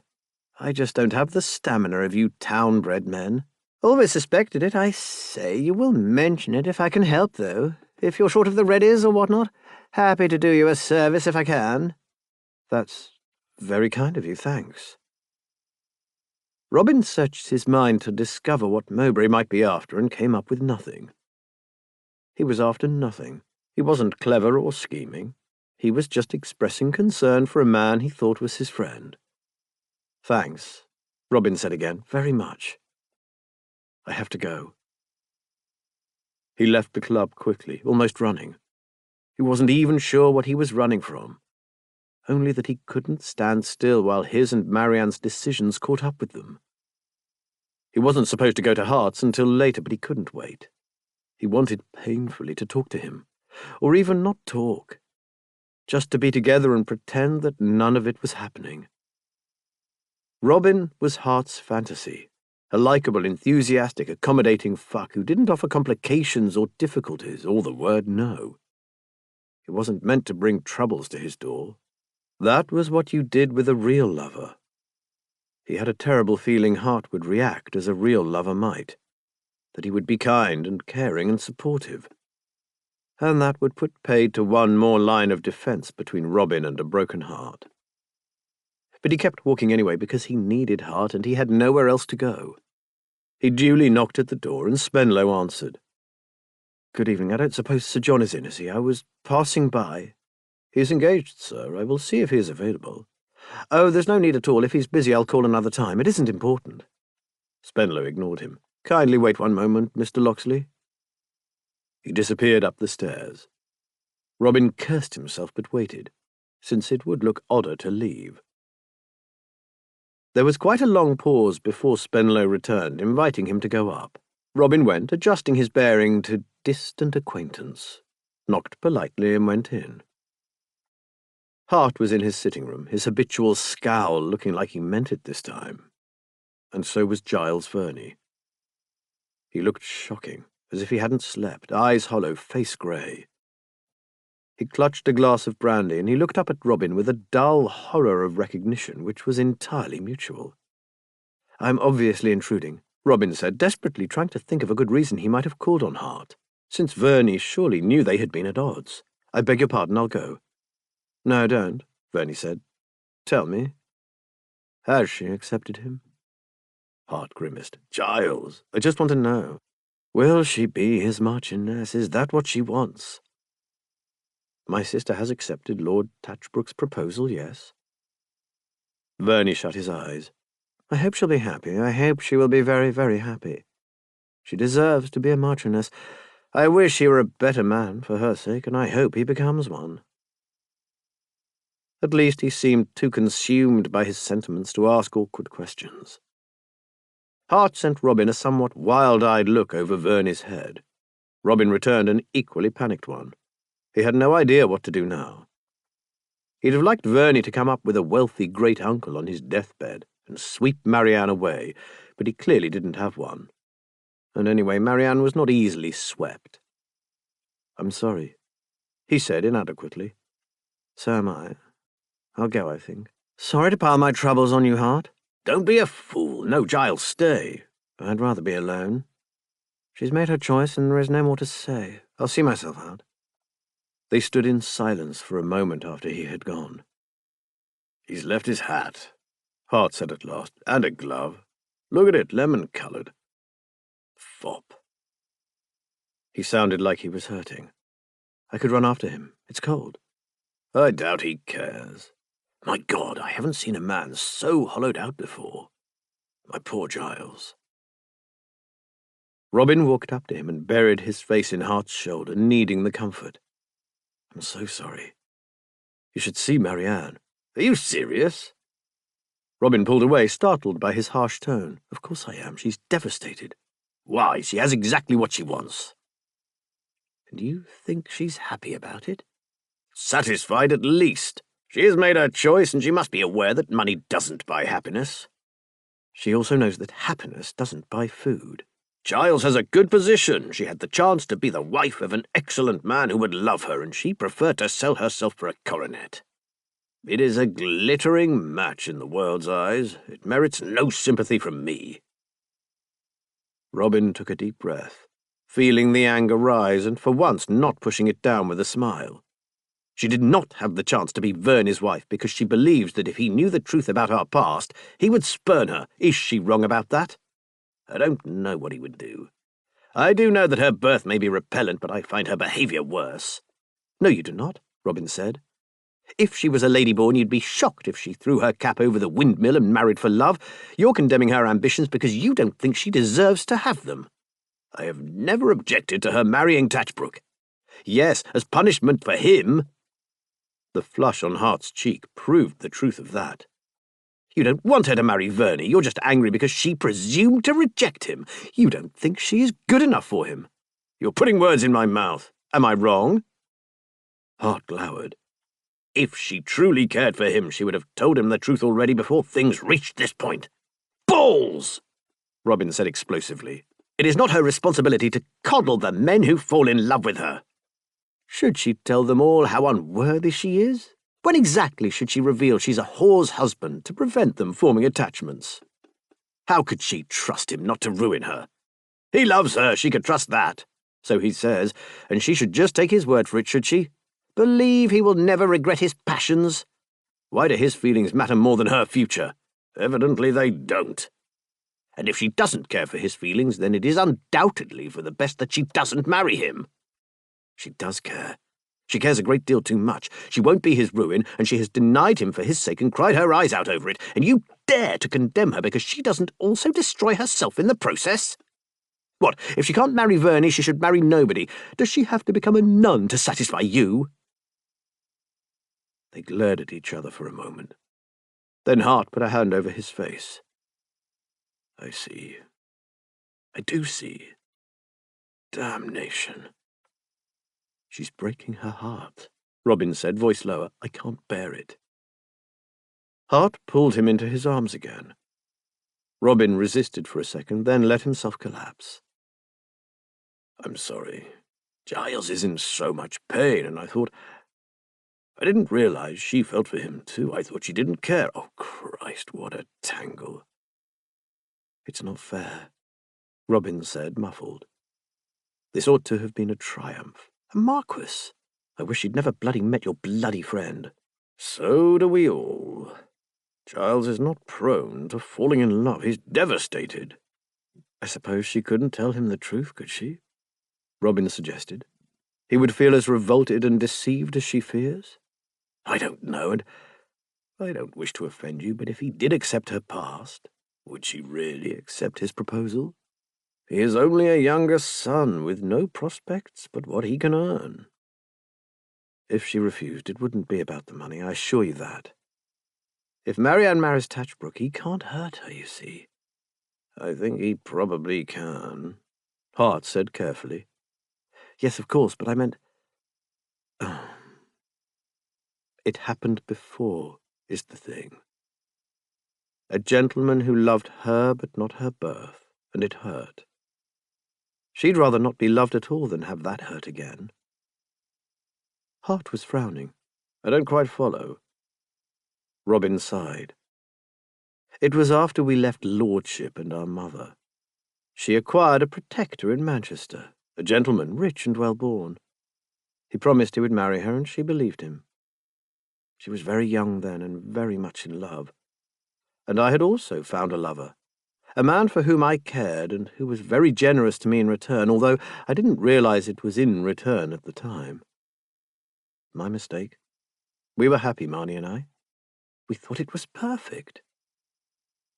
And then I overheard my lover talking with friends, and one of them was offering to pass his mistress around to the rest of them.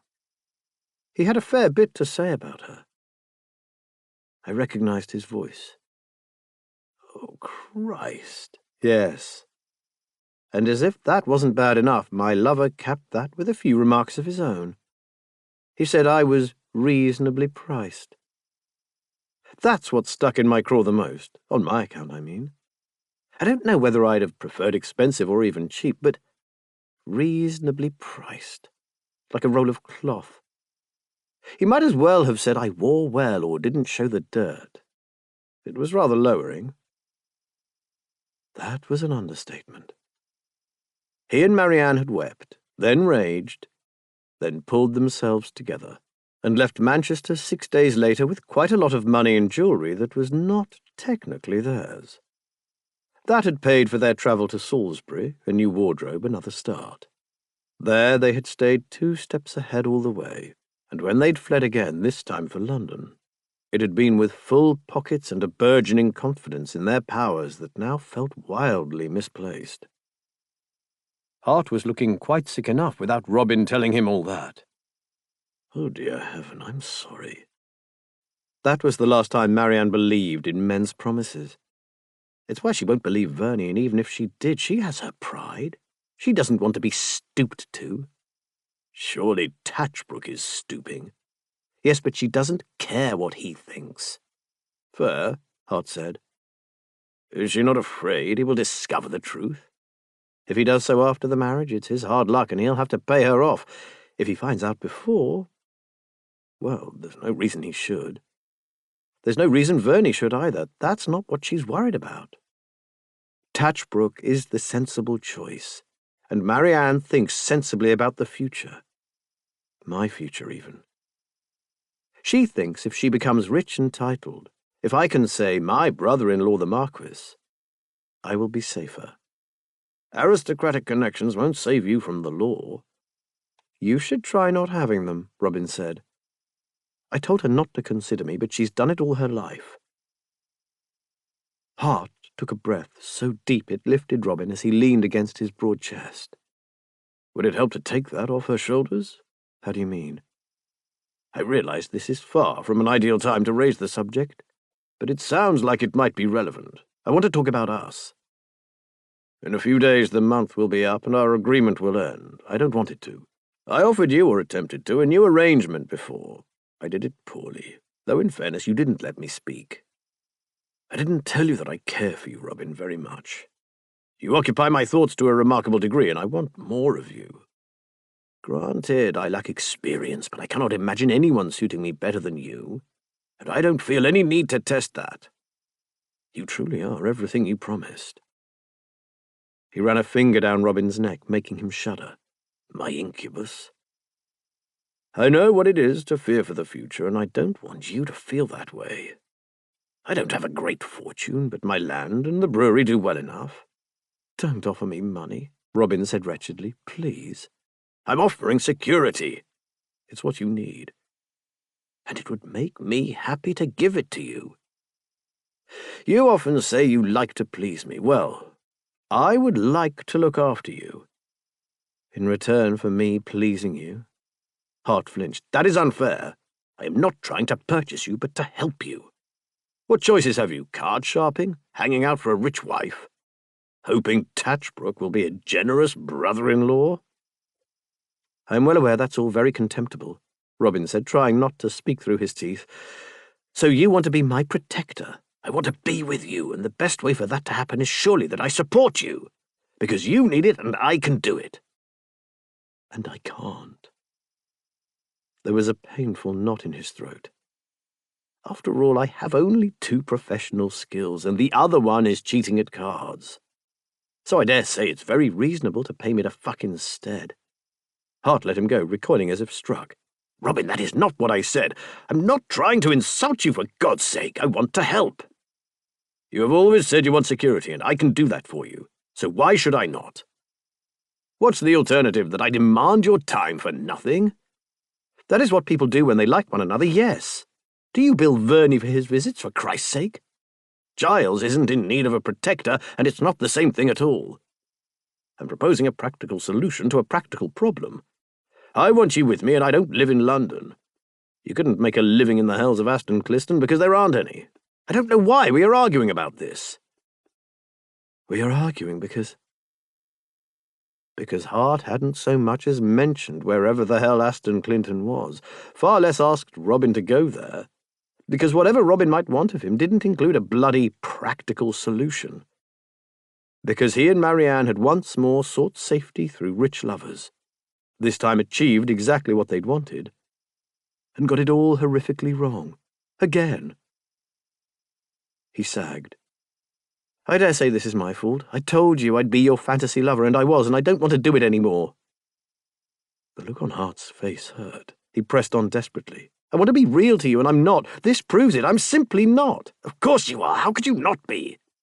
Because you don't want me. You want the obliging man who always smiles and makes a joke when you hurt him and cares only to please. You can buy that man. You already have. You don't want the jumped-up fortune hunter who tried to run away with your niece, or the courtesan who might suck other men's pricks if you don't pay him to do yours, or the card cheat, or the man with the shameful sister. For Christ's sake, is not the point for you to escape all that? But I can't escape it by doing the same damn thing. You want to rescue me, and I would very much like to be rescued, actually, but that's the problem, isn't it? I don't understand. Robin rubbed his face. It has always been about money, because that is what I made it. I realize that. But there's another me who doesn't care for that, who cares far more for other things. For you. And I don't think you see him, and I don't think you ever will. What? Robin? No. You might have, if my past wasn't in the way, but it is, and you can't see beyond it any more than you can see beyond Marianne's. She will never be good enough for Verney, which means that I am not good enough for you. You know I am not, because if you thought I was, you would never have offered this. And I realize that's mostly my fault, but it's yours too. He was quite suddenly exhausted. Of himself. Of the effort it took to wring the words out. Of the look on Hart's face, and the knowledge he'd put it there. I think I understand why she would rather marry a man she despises than be despised by the man she loves. I should have listened to her. I'm going home. Wait, Robin, for Christ's sake, will you please talk about this? I've talked and talked. He picked up his hat and coat. And you can't argue with me because I'm right. You want to buy me, however nicely you put it, because, in truth, you can't envisage us, you and me, as lovers on equal terms, choosing one another freely. You can't believe I'd want you just for yourself. Can you? Hart's stunned look said everything. Robin couldn't do this any more. He pulled open the door to walk away from everything he wanted and wasn't going to get, and saw, on the landing just outside, a single lemon-coloured kid glove, the twin of the one on Hart's table, right by the door. and as he stared, the slam of the outer door downstairs, as someone left the house. "Oh, fuck," he said. Chapter 21. "Breathe," Robin said. "Breathe." He'd been saying it for some time, and Hart was trying, but his lungs didn't want to cooperate. Or perhaps the air no longer worked, because no matter how much he sucked in, it did no good. Giles, his best, his oldest friend, had heard everything. He'd heard what Marianne was, and what Hart had known about her, and he'd heard that proposal to Robin, and that meant he'd know Hart not only fucked men, but, far worse, tried to buy them. And he'd think Robin was some creature to be bought. He could go to the magistrates, lodge a complaint, talk. "Hart, breathe! Do I have to slap you? I will slap you. Honestly, one might think you never had your life fall about your ears before. You baronets are soft as kittens." Hart had to look up at that, although not far, because Robin was squatting in front of him, holding his thighs for balance, or perhaps even comfort. He was still here. He'd been in the middle of walking out, but he hadn't gone. Hart made a powerful effort to fill his lungs and steady himself. "Better," Robin said. "I need you to stop panicking. I'm not saying panic isn't appropriate, but it won't help. We need to talk about what we're going to do." "What is that?" Robin moved so that his elbows were resting on Hart's thighs instead, which let him put his head in his hands. "I don't know, but not panic. For all we know, he dropped his glove as he left, and that was somebody else going out, or Spenlow at the door." He shrugged at Hart's look. "It could have been. We have to assume he listened to everything, of course, which means I need to warn Marianne, and when my body is fished out of the Thames tomorrow, you'll know how that went. And you need to find out exactly what he heard." "I can't." "Of course you can. He's your friend." "Was." "Maybe. Maybe he'll surprise you. Maybe he's known forever. Maybe he isn't on his way to let Tatchbrook know he's engaged to a strumpet. Sweet Jesus.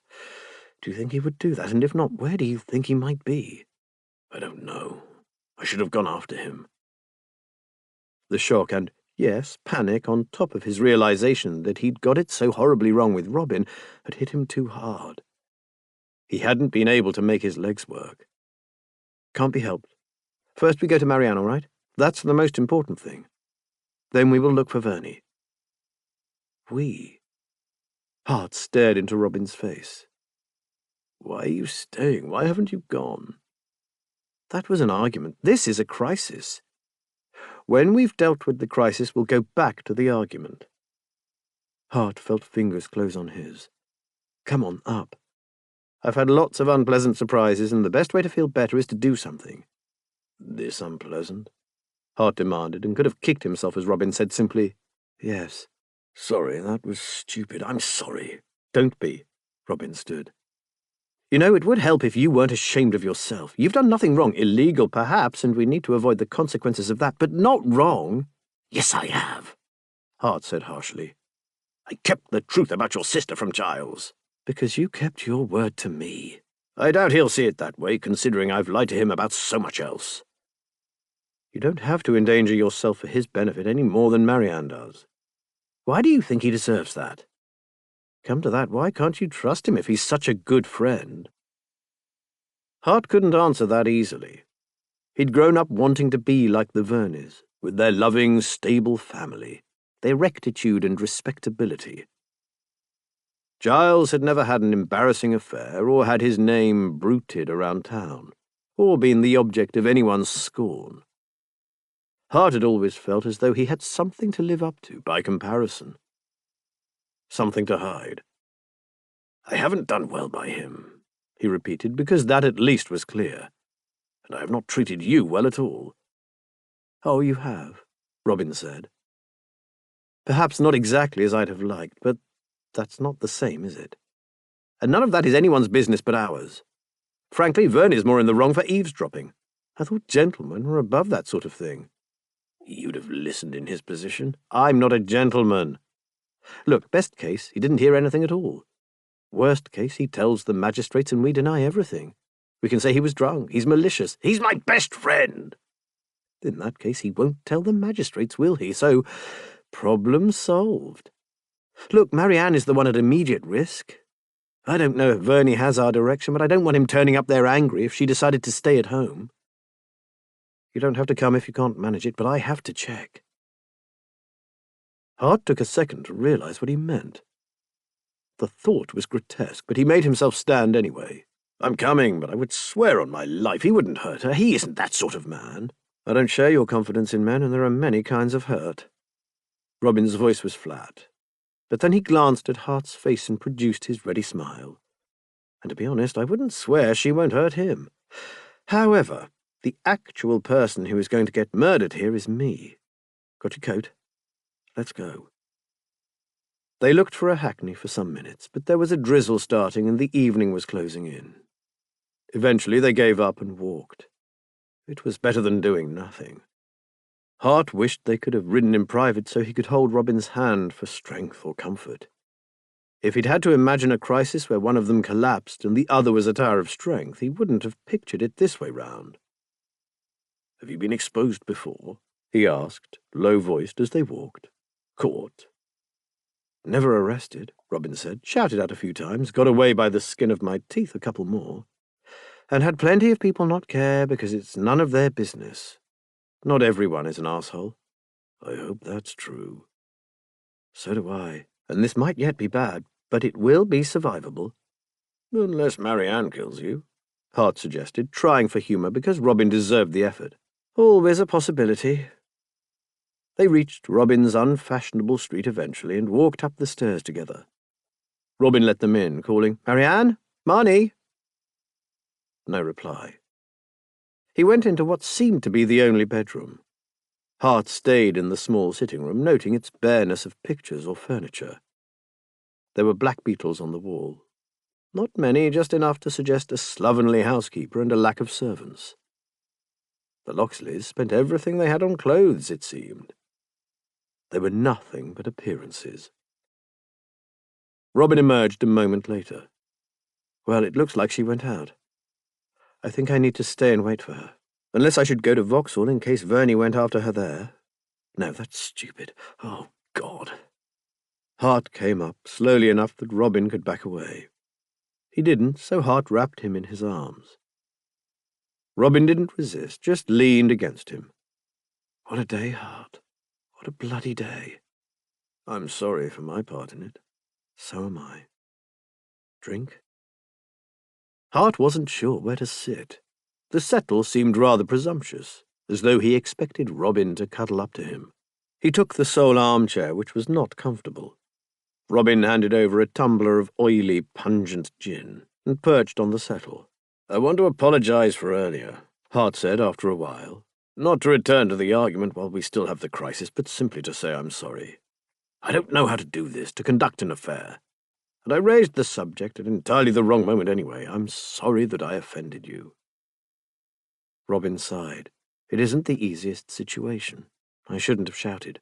You should. No, I shouldn't, because if I hadn't, Verney wouldn't have heard me. Good point. You shouldn't have shouted. But you were entitled to all the same. He wanted to say, please tell me what I did wrong. But the fact was he ought to know. He'd known Robin in the biblical sense for a month, talked to him, listened to him. If he hadn't understood, that was due to his own ineptitude, which it was his responsibility to amend. Could we talk later? He asked, when I have thought a little harder. Only if you want to give me a hearing, of course. Robin contemplated him. After a moment he stood, still holding his gin, walked over, sat down on the rug by Hart's feet, and leaned against his legs. Hart reached down, feeling his heart thump, and ran 2 fingers through his honey-brown hair. Robin made a mildly pleased noise and shifted a little closer. Hart stroked his hair, slipping into the absent rhythm he might with a cat, and they sat in silence together. He'd had various ideas over the weeks on how he'd spend their remaining nights together. Acts, games, gifts. At first he'd assumed he'd spend them wringing every ounce of pleasure he could from the affair. More recently he'd thought of giving pleasure instead, had even dreamed he could be Robin's fantasy in return, as if that might make him stay. £4,220 over 31 days was £136 a night.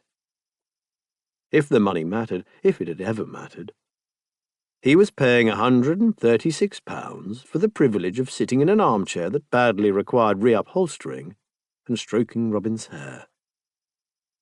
And it was worth every penny because he was here when he was needed. Except that he hadn't purchased the privilege of being Robin's comfort in trouble, still less that of Robin's instant, unquestioning support. Those things had grown out of knowing each other and caring, and surely to God they showed that there was something between them that was real. No, Robin's anger was what showed that. Robin had been angry because he had expected Hart to know better. And he should have done. He hadn't thought. He'd had plenty of opinions on Marianne as a scheming fortune hunter and seductress, and it hadn't crossed his mind that she was Robin's little sister. She might be queenly, beautiful, poised enough for a marchioness, and seemingly older than her years. But she was his little sister, and Robin had always spoken of us. And he'd talked so casually, so rudely of her as a fortune hunter, and offered Robin money to fuck almost in the same breath, and you can't believe I'd want you just for yourself. Robin had sounded so hurt then. And he was wrong. Hart knew Robin wanted him. He'd had proof, and been told, and he had come to believe it, incredible though it still seemed. Why would Robin doubt it? Hart had not accused him of wanting his money, or implied that would be his only reason to stay. He'd just tried to help. Was it really so wrong to offer help? He wanted to provide for Robin because that was a natural urge when one cared. He worked for Alice and Edwina because he loved them, not in order to buy their love, and they would never have thought otherwise. But Robin thought otherwise, because he didn't take love as his due, and he was used to having a price put on him, or putting one on himself. He'd worked so hard to make Hart believe he was lovable. He'd said, "There is only one of us in this room who is worth a damn," and "I bloody know who deserves to be loved." And Hart had lapped it up, basking in the words, and hadn't even noticed that when Robin praised him, it was at his own expense. Robin didn't need another protector. He very specifically needed not to have a price on his head, reasonable or otherwise. He wanted to be valued, but not like that. And what had Hart offered him? "Hell's teeth," he said aloud. "Are you all right?" "Just thinking." He'd failed catastrophically. That much was clear. But he had the tools to improve if he picked them up and used them.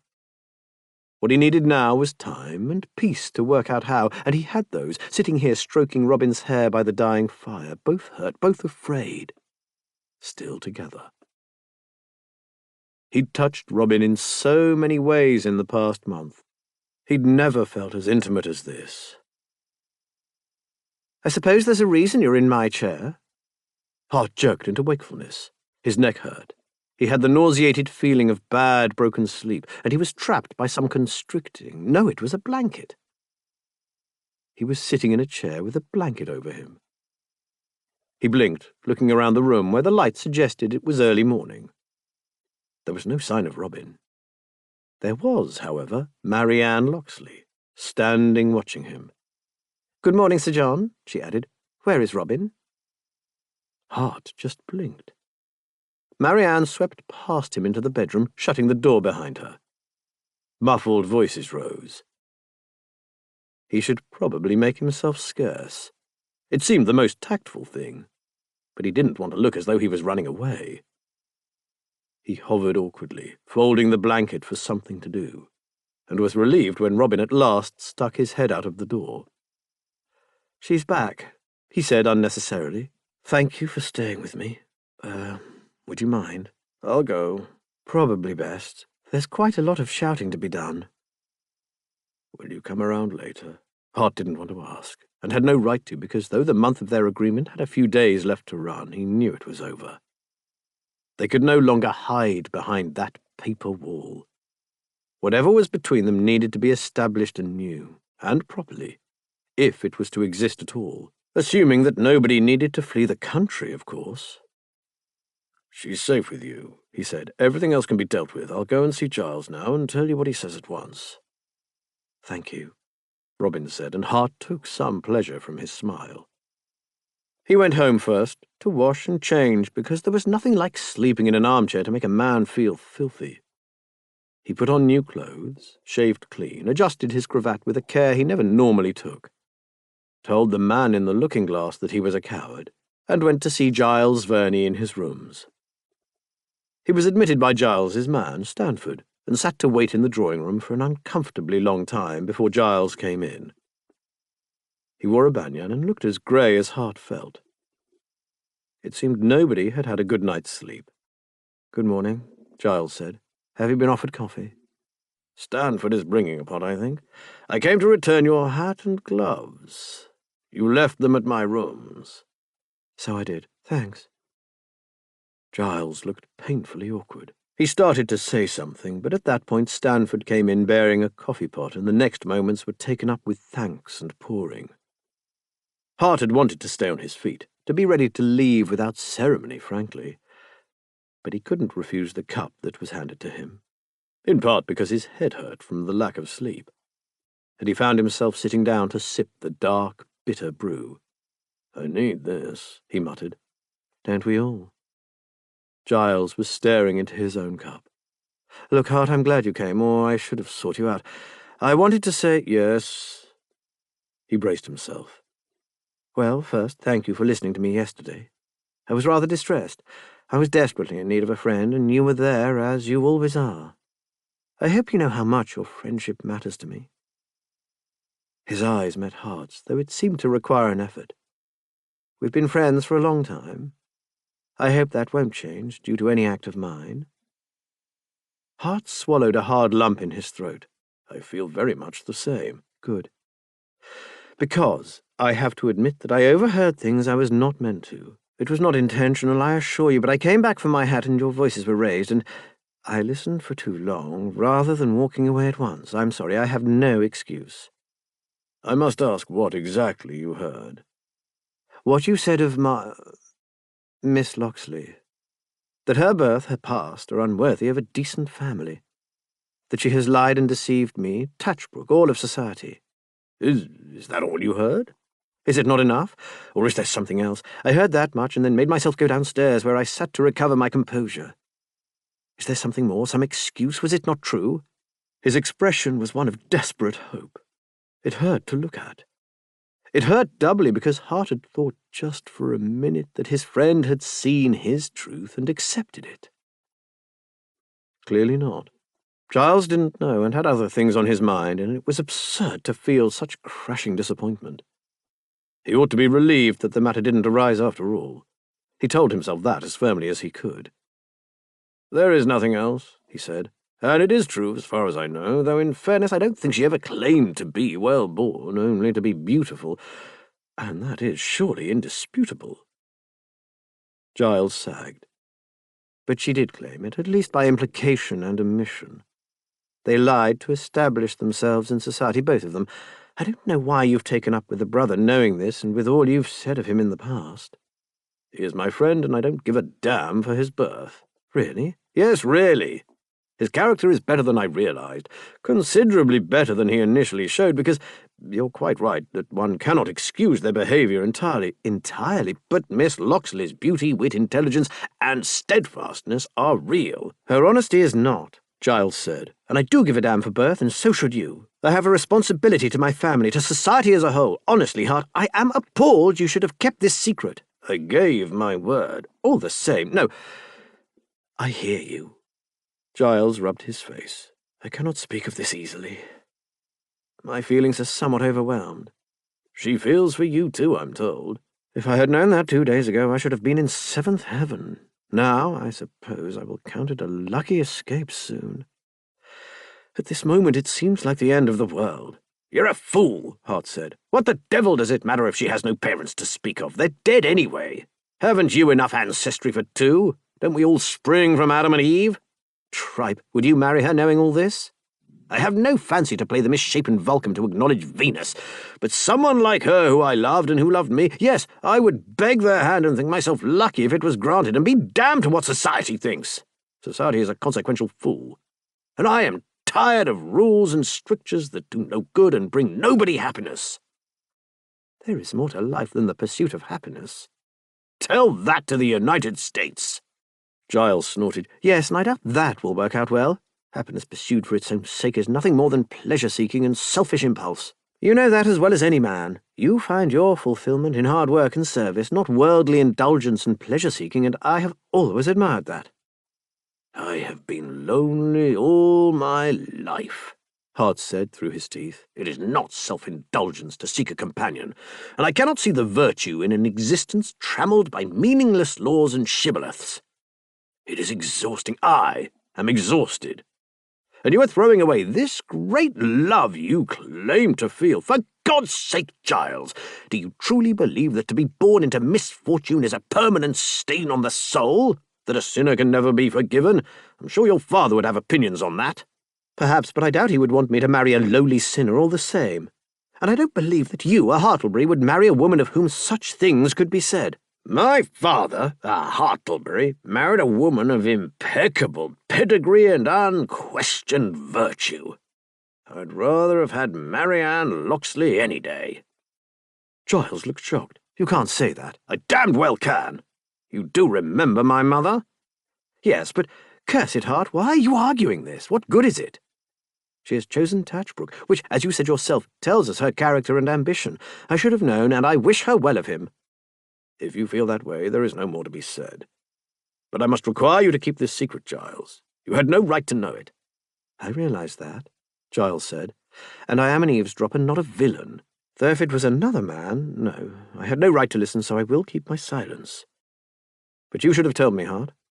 When I came to you for help and you encouraged me to propose, I encouraged you to put yourself in her shoes, that's all. You are constantly saying I should do that, but when I do, you don't like it. There's a difference between showing empathy and supporting a liar, Giles said hotly. So I should only have empathy for people who make decisions I approve of. Of course you must exercise judgment. To understand all is not to forgive all. There are still standards to be upheld. It was exactly what Hart himself would have said a few weeks ago. Intellectually speaking, Giles was probably right. He simply couldn't reconcile that with Robin. I suspect it is all a great deal more complicated than a simple aphorism, he said. I am sorry for your disappointment, Giles, but I hope you understand that I could not break my word. I don't understand why you would give your word to such people in the first place. You fell in love with one of such people. Giles winced. Don't. Please, I can't be fair about this. I am finding it cursed hard not to be very angry indeed. If she had accepted me, but she didn't. She refused you precisely because she thought you would be revolted at her background. She tried to spare you the very pain you are complaining of now. I quite understand that you are hurt, but you haven't been betrayed. You think not? Giles said. I feel like I have. Would you go, Hart? I'm not fit for company at the moment. Chapter 22. Robin and Marianne weren't speaking. They had spoken, or rather shouted, an overwrought and overtired exchange of, "What do you mean overheard?" and, "Well, if you hadn't," on both sides, followed by the slamming of doors and a period of cathartic sulking, crying, or both.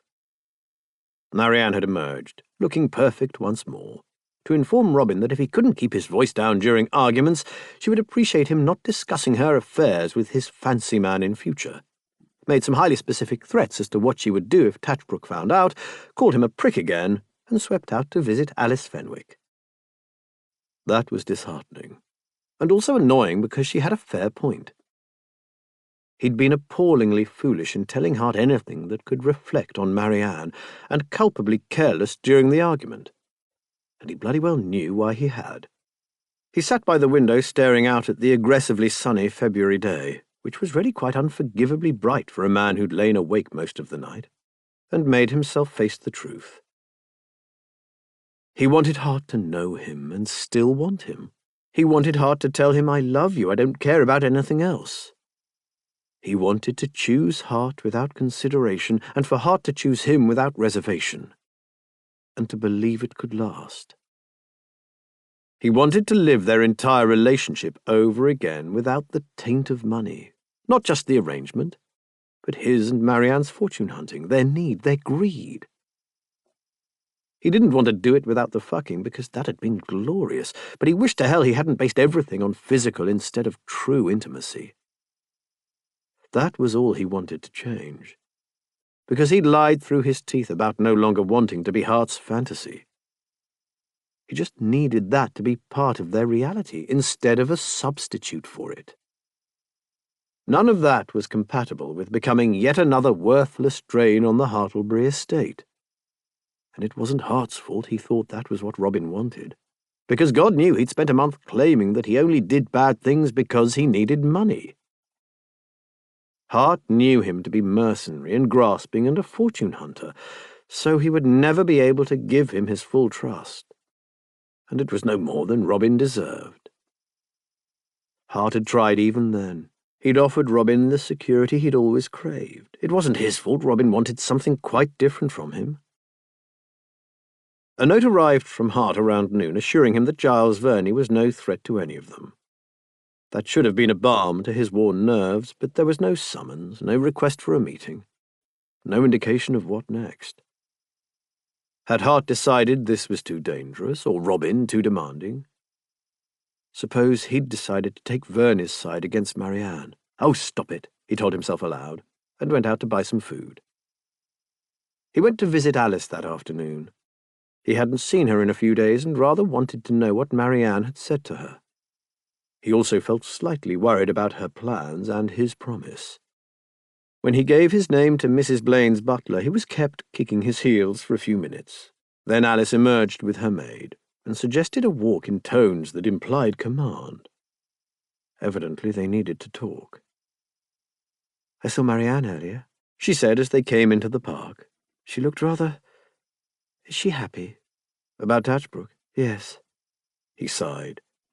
"She will make a wonderful Marchioness. I have no idea what it entails, but I am sure she will be very good at it." "So am I. I did wonder if she might make another decision." "Did you ask her about it?" "I did, and I thought she looked sad, but it is her choice." "In the end, it has to be." Alice didn't pursue the subject, to his relief. There wasn't a great deal else to say. "Have you any news?" he asked. "On my studies, nothing new. Mamma has thought about coming with me, but that would involve being separated from Georgie for far too long, and to be honest, I think the idea terrifies her. She likes her home and her friends and her comforts. She's had so much unhappiness in her life, and she wanted more than anything to be settled, and now here I am, upheaving it all, if that is a word. She asked me again if I could not find a tutor in this country. Could you? I don't want to. I want Heidelberg." She made a face. "I don't suppose we might get married after all?" Robin wondered what to say and decided on honesty. "I know I promised you, but the thing is I gave Hart my word I wouldn't do it." She turned to him, looking startled and hurt. "What? You promised me first?" Robin couldn't even remember which way round it had been. He had promised too much to too many people. "I know, but he's right. He's a capable man with good sense. Your mother listens to him, and he wants you to have this. Give him a chance to make it work, please. It would be much better." She sighed. "I suppose so. I'm just so desperate to get on. Dr. Trelawney wants to leave by the end of May for the weather, so we must be settled very quickly if I'm to go with him." "Never mind." She shot him a smile. "I'm glad you're friends with Uncle Hart now. I didn't expect that." "Nor did I," Robin admitted. "We didn't get off on the right foot, but that was my fault. He's a good man." "Yes, he is. Most people don't see it because he says the wrong things or growls at them, but they don't understand. He had a dreadful time growing up, you know." "He mentioned that." "Did he? I'm surprised. Mamma doesn't talk about it often. It's one reason why she is so kind to me, of course. She remembers what it was like to have a mother who was not kind and didn't care. It makes me feel terribly ungrateful that I'd like her not to care less. To do it from a greater distance? Well, yes. It sounds like all of you went through rather a lot, Robin suggested. Their mother was horrible, she said heatedly. Uncle Hart had to say no to her and be told he was cruel and uncaring while Mamma was ugly and useless. How could a parent say those things? I am a sad disappointment to Mamma in many ways. You are not? None that count. That's my point. We may not always be in harmony, but I have never, ever thought she didn't love me, not for a moment. Whereas it sounds as though theirs hated them. I cannot imagine how it feels to have one's own mother hate one. My mother loved me, Robin said, but she loved my stepfather more, or at least she chose him over us, and he didn't like us at all. Oh, I am sorry. Very sorry. I had a stepfather too, and it was not pleasant. Hart told me. Not a nice man? No. Mamma married him after my father died, and he was dreadful. Hateful. She gave a little twitch, like a horse shuddering flies off its coat. He didn't want Mamma to keep me. He said I was not permitted to call her Mamma because she was not my mother, and I was not part of the family. I have never seen Mamma so angry, and there was the most appalling argument, which only ended when Uncle Hart came round and held him against the wall by the neck. Did that help? Well, he stopped pretending to be fond of Mamma after that, so she could stop pretending to believe him. He kept away from us and just spent her money. She and Uncle Hart were working on the terms of a separation when he was thrown from his horse, which was a blessed relief, and I shan't say otherwise. But poor Mamma felt, still feels, so guilty for how he behaved to me. I'm sure that is why she is so protective of me now, and I really ought not to be ungrateful about it. Goodness, people are complicated. But you can see why poor Mamma wants a little peace, and why Uncle Hart is so prone to growling. He had a great deal to growl about, and he has worked so hard to help the family and worried so much about us. It doesn't sound as if anyone has worried much about him. Alice gave him a swift, startled look. Should we? Is something wrong? Not wrong, Robin said, cursing his too ready tongue. Just, well, he carries everyone's burdens. Oh, but he wants to, Alice said with absolute assurance. He's one of those people who does things, which is lucky because he's dreadful at saying things. If you listen to him and Mamma speak, they sound like the merest acquaintances. But she was the only person who ever cared about him when he was a boy, and he has spent his whole life working on her behalf, even though he was horribly ridiculed for going into trade. He doesn't remember her birthday or bring her silks, or ever do thoughtful things like that. He just works to make her safe and happy because that's how he loves people. I suppose it's one reason he's never married, she added thoughtfully. I can't imagine him bringing a lady flowers or paying pretty compliments. Although if I had a husband, I think I'd prefer one who did things rather than one who just said them. But I don't suppose I'm very good at that sort of thing either. Are you certain nothing's wrong? Because he has been preoccupied, and you know Mamma and I would do anything to help him. I'm sure you would, Robin said faintly. I'm glad you have each other. And if you know he does things for people he loves, then you know very well he will help you. Perhaps he's a little busy right now.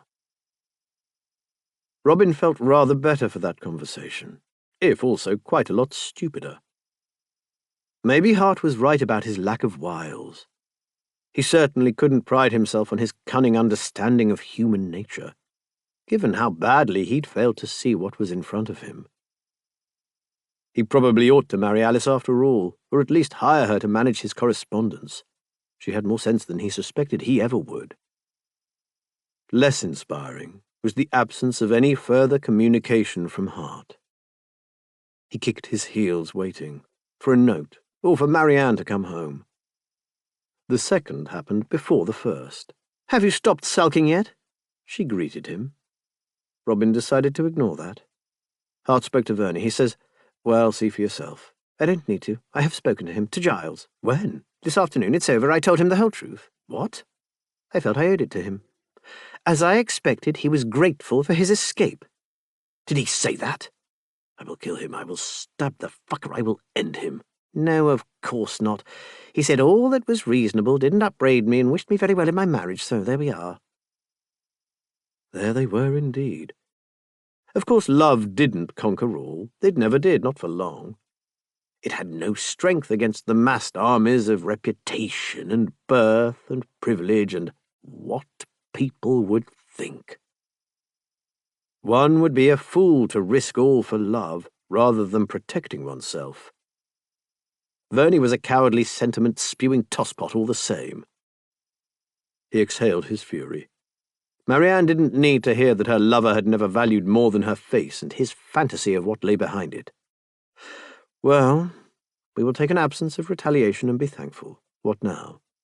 Now, I am going to Lady Colfax's soiree as Lord Touchbrook's affianced bride.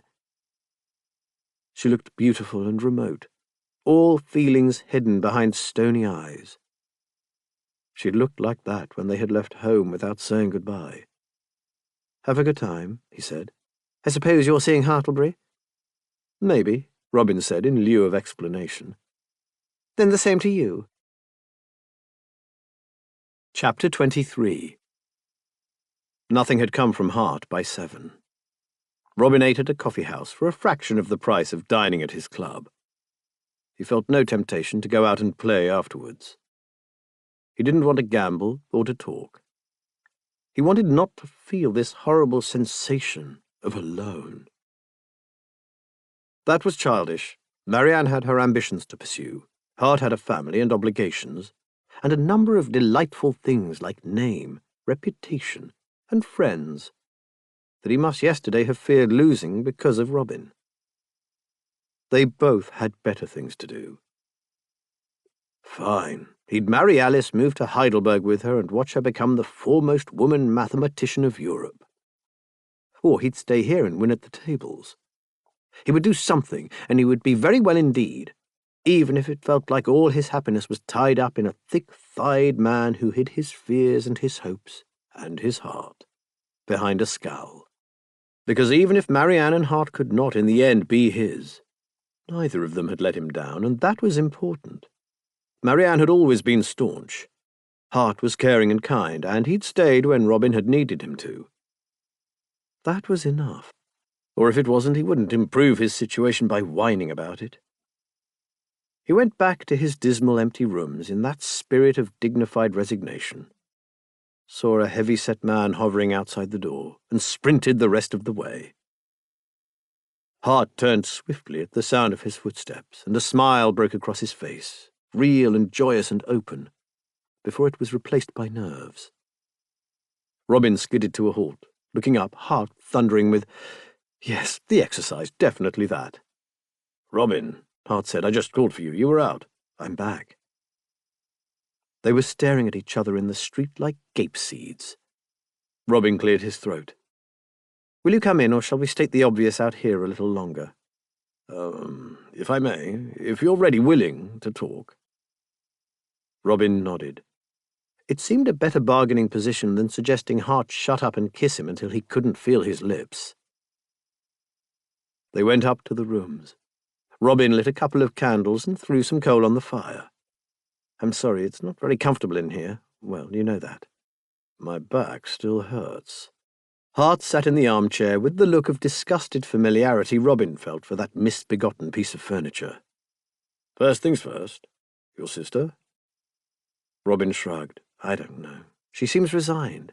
She isn't really speaking to me, possibly because I'm a prating idiot who could have ruined everything. But I expect mostly because there's nothing to say. Verney has spoken to her and, well, it's over." "I'm sorry for it, truly. That's the first thing I wanted to say. You're right, I didn't understand, and I didn't make the effort to do so. I have been a great deal more forgiving of my own sins and failings than those of others, and I didn't realize it until I came face to face with the consequences." "That is a terrible thing, to be more sympathetic to oneself than other people," Robin said. "I expect you're the only person in England who does that. How is Verney?" He hoped the bastard caught plague, but it seemed only fair to make a concession. "I spoke to him this morning. It seems he only heard the earlier part of our conversation, thank God, so our friendship is intact at least." A friendship based on Verney not knowing or seeing Hart properly. He deserved a great deal better, but Robin made himself say, "I'm glad." He promised not to repeat what he heard about Marianne. Would it help to know I think he's made a mistake? Do you? Yes. I would not have before, but you have changed my mind about many things, or made me see them differently. He should have taken a risk, and he plumped for the world he knew. I believe he'll regret that caution. I told him so. Robin blinked. Really? For all the good it did. In fairness, it would be the stuff of nightmares for Giles's family if they ran away together. I don't suppose you have followed the ecclesiastical controversies of the past few years. I've been meaning to catch up on that. Suffice to say, it would be a gift to the Archbishop's enemies, among whom Tatchbrook is already numbered, if his son seduced an innocent young lady or broke up a peer's engagement, or however it would be seen. The Verneys trade on their rectitude. Well, I am notorious in the family as Giles's disreputable friend, if that gives you an idea of his virtue. What did you ever do that was disreputable? That people know about, I mean. I had an affair with Evangeline Wintle. You're brave. I'm amazed she left you your prick. She is one of my dearest friends, Hart said severely, although it was a near thing, to be honest. I know you did not make a marvellous impression on her. She saw right through me, didn't she? At least she didn't have your hands broken. I would like to mend matters between you, though. She is my only friend with whom I speak about my personal affairs. Robin blinked. Lady Wintle knows your tastes. Knows? She explained them to me when she ended things. Oof. It was salutary. She's a good friend, and I think you might like each other, given a fresh start. Hart wanted him to meet his friend, as his lover. Robin attempted to keep his posture relaxed while digging his fingers into the upholstery. Anyway, I digress. I merely meant to say that Giles is a high stickler, but I hadn't previously seen him so judgmental. He is deeply hurt, of course, but even so. I'm sorry for his choice, and that things have ended thus for both their sakes. Thank you. Robin could feel something hard and angry dissolving in his chest. Thank you, Hart, that means a great deal. Hart offered him an uncertain smile. Talking of people left distraught by their lovers, I wondered if I could speak to you about my offer. Yes, you can, but could you just not do the same thing again? He winced. I think I have finally grasped that. Let me try to explain myself. When I made you that offer, I wanted to give you the security you have asked for, but I also wanted something like the arrangement because, to be quite honest, it was something I understood. You asked me if I believed you wanted me for myself, and honestly, I do find it hard to believe because you are wonderful, Robin, bright and airy and irrepressible. You find joy wherever you can and make your own. You are gloriously loyal and kind and desirable in every possible sense. I want you, and I want to be with you, and what do I possibly have to set against that but money? I'm not used to being cared for, and I certainly should not presume it. No, wait, I need to explain. While I'd have liked to sweep you off your feet, I know I'm not capable of that, but I did think I could serve you. I wanted to make you feel safe. And you thought I was trying to buy you, but I hope you'll believe that I meant the opposite. I thought if you didn't have to worry about money or your future, you would be able to choose freely, and then, well, I hoped you might choose me. But I would have had to choose you to get the money. Yes, well, that was where my plan fell apart. It is staggeringly obvious to me now that I had everything wrong, but I've never offered carte blanche before, and frankly, I never want to again. It was foolish, but it was not nearly as foolish as my belief that it was for me to offer and you to accept. What I should have done was ask. Ask you if you wanted to have more time with me, and if you do, discuss how we might achieve that between us. But you wanted to do something for me, didn't you? I did, but that isn't how I should have gone about it. I have spent a great deal of my life doing things for people, which isn't a complaint. I am a damned lucky man to have my sister and Alice, but clearly I have got into bad habits. Habits of seeing what needs doing and pressing ahead in the teeth of other people's objections. I expect a lot of the things you do need doing, Robin said, but this isn't one. I don't want your money because it would be bad for both of us. It would be bad for you to give it to me, because you have a lifetime of being responsible for leeches.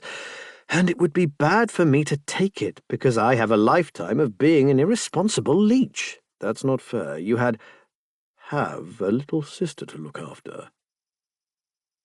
Robin would have answered, but for the quite unexpected sob that rose in his throat, silencing him. Hart's eyes widened. Oh, God, what did I say? Nothing. It's all right. She's very nearly taller than me, and stronger in almost every way, and it's been such a long time since she was my little sister, but she is. I didn't know you saw that. I should have seen it a long time ago. I'd do anything for Alice or Edwina, too. Hart paused. Well, not become a fortune hunter, but I don't have the qualifications. Robin, listen. I have needed something more in my life for a long time. I thought having my own business would answer that, and then I met you. Well, not and then, obviously. It was some time after our first meeting that I came to appreciate you, but the point is, I have been happier in the last month than any time I can remember. And that is not down to a fantasy lover, though heaven knows you were that, but to you. Making me see differently, showing me what care and kindness look like. Refusing to be squashed or shamed, making me laugh because you bubble with joy. You make me feel loved, and I love you. So the first thing I need to ask is whether you want to be with me too. And if you can't answer me now, that is quite understandable, but maybe you will be willing to have that conversation one day. Hart, I'm free now. Robin was all but hopping on the edge of the settle. I truly, desperately don't want to batten on you, and it is important that you believe that. I never meant to insult you. It's not me you insulted, Robin said. The very idea that I might not want you for yourself is an outrage. You're wonderful, Hart. You carry the world on your shoulders, and you're so scowling and so sensitive, and your thighs are glorious, and I adore you. I don't deserve you, but I love you, and I want you to love me. And I want all the time I can have, preferably starting here and now, while you kiss me a great deal. Hart lunged. They met in the centre of the room, and Hart put a hand to his face, cupping Robin's jaw. He looked into his eyes with a kind of hungry wonder, and then he leaned forward and kissed Robin absurdly gently. And everything was all right. Everything was so all right he could have cried. Hart's mouth was hot and desperate, his hands sliding up and down Robin's body before settling on his arse. Robin locked both hands on Hart's shoulders and wrapped a thigh around his leg. Hart's tongue delved into his mouth, and Robin opened to him, his whole body nothing but a long stretch of wanting and needing, and they kissed wildly until Robin lost his balance and fell into Hart, who held him as close and safe as if nothing could go badly at all. They spent the night at Hart's rooms, since Robin had a single bed in the room he shared with Marianne. Neither of them was in the mood for elaborate love play. Robin whispered, "Hold me," and Hart did, bare and close in bed, fitting Robin's sturdy body to his own bulky one and bringing him off with a careful hand and his own prick between Robin's thighs. It was peaceful. "Where is Marianne tonight?" Hart asked idly. "Lady Colfax's soiree." "I don't know how she'd tolerate all that socializing. I'd run mad." "I'm not sure she won't," Robin said. "Touchbrook is a domineering prick, and Marianne has a temper." "She hides it well." "She can't hide it forever. She could start a fight in an empty room, and she regards a belt as a handy indication of what to hit below. She will only put up with his condescension for so long, and... normally I would back her against all opposition, but he's a marquis. All the power, all the family, twice her age. She'll be alone. I don't like it, Hart. I don't think she should do it." "Have you told her?" "Of course, but she doesn't back down easily or ever. And it's a lot of money, and mostly, if she doesn't get Touchbrook now, we're in trouble. She's made too much of a splash in London to hook another rich man without a scandal. If she jilts him now, we'll be going home by Weeping Cross. Except we're not going home. Or anywhere near Manchester, or Salisbury either." He shrugged at Hart's look. "We lit our way to London with burning bridges." "If it is any use, you would both be welcome to stay with me in Aston Clinton for as long as you needed." You plan to invite an unmarried woman who has just broken her glittering engagement to your enemy into your home? I'm sure that wouldn't cause any comment at all. Damn.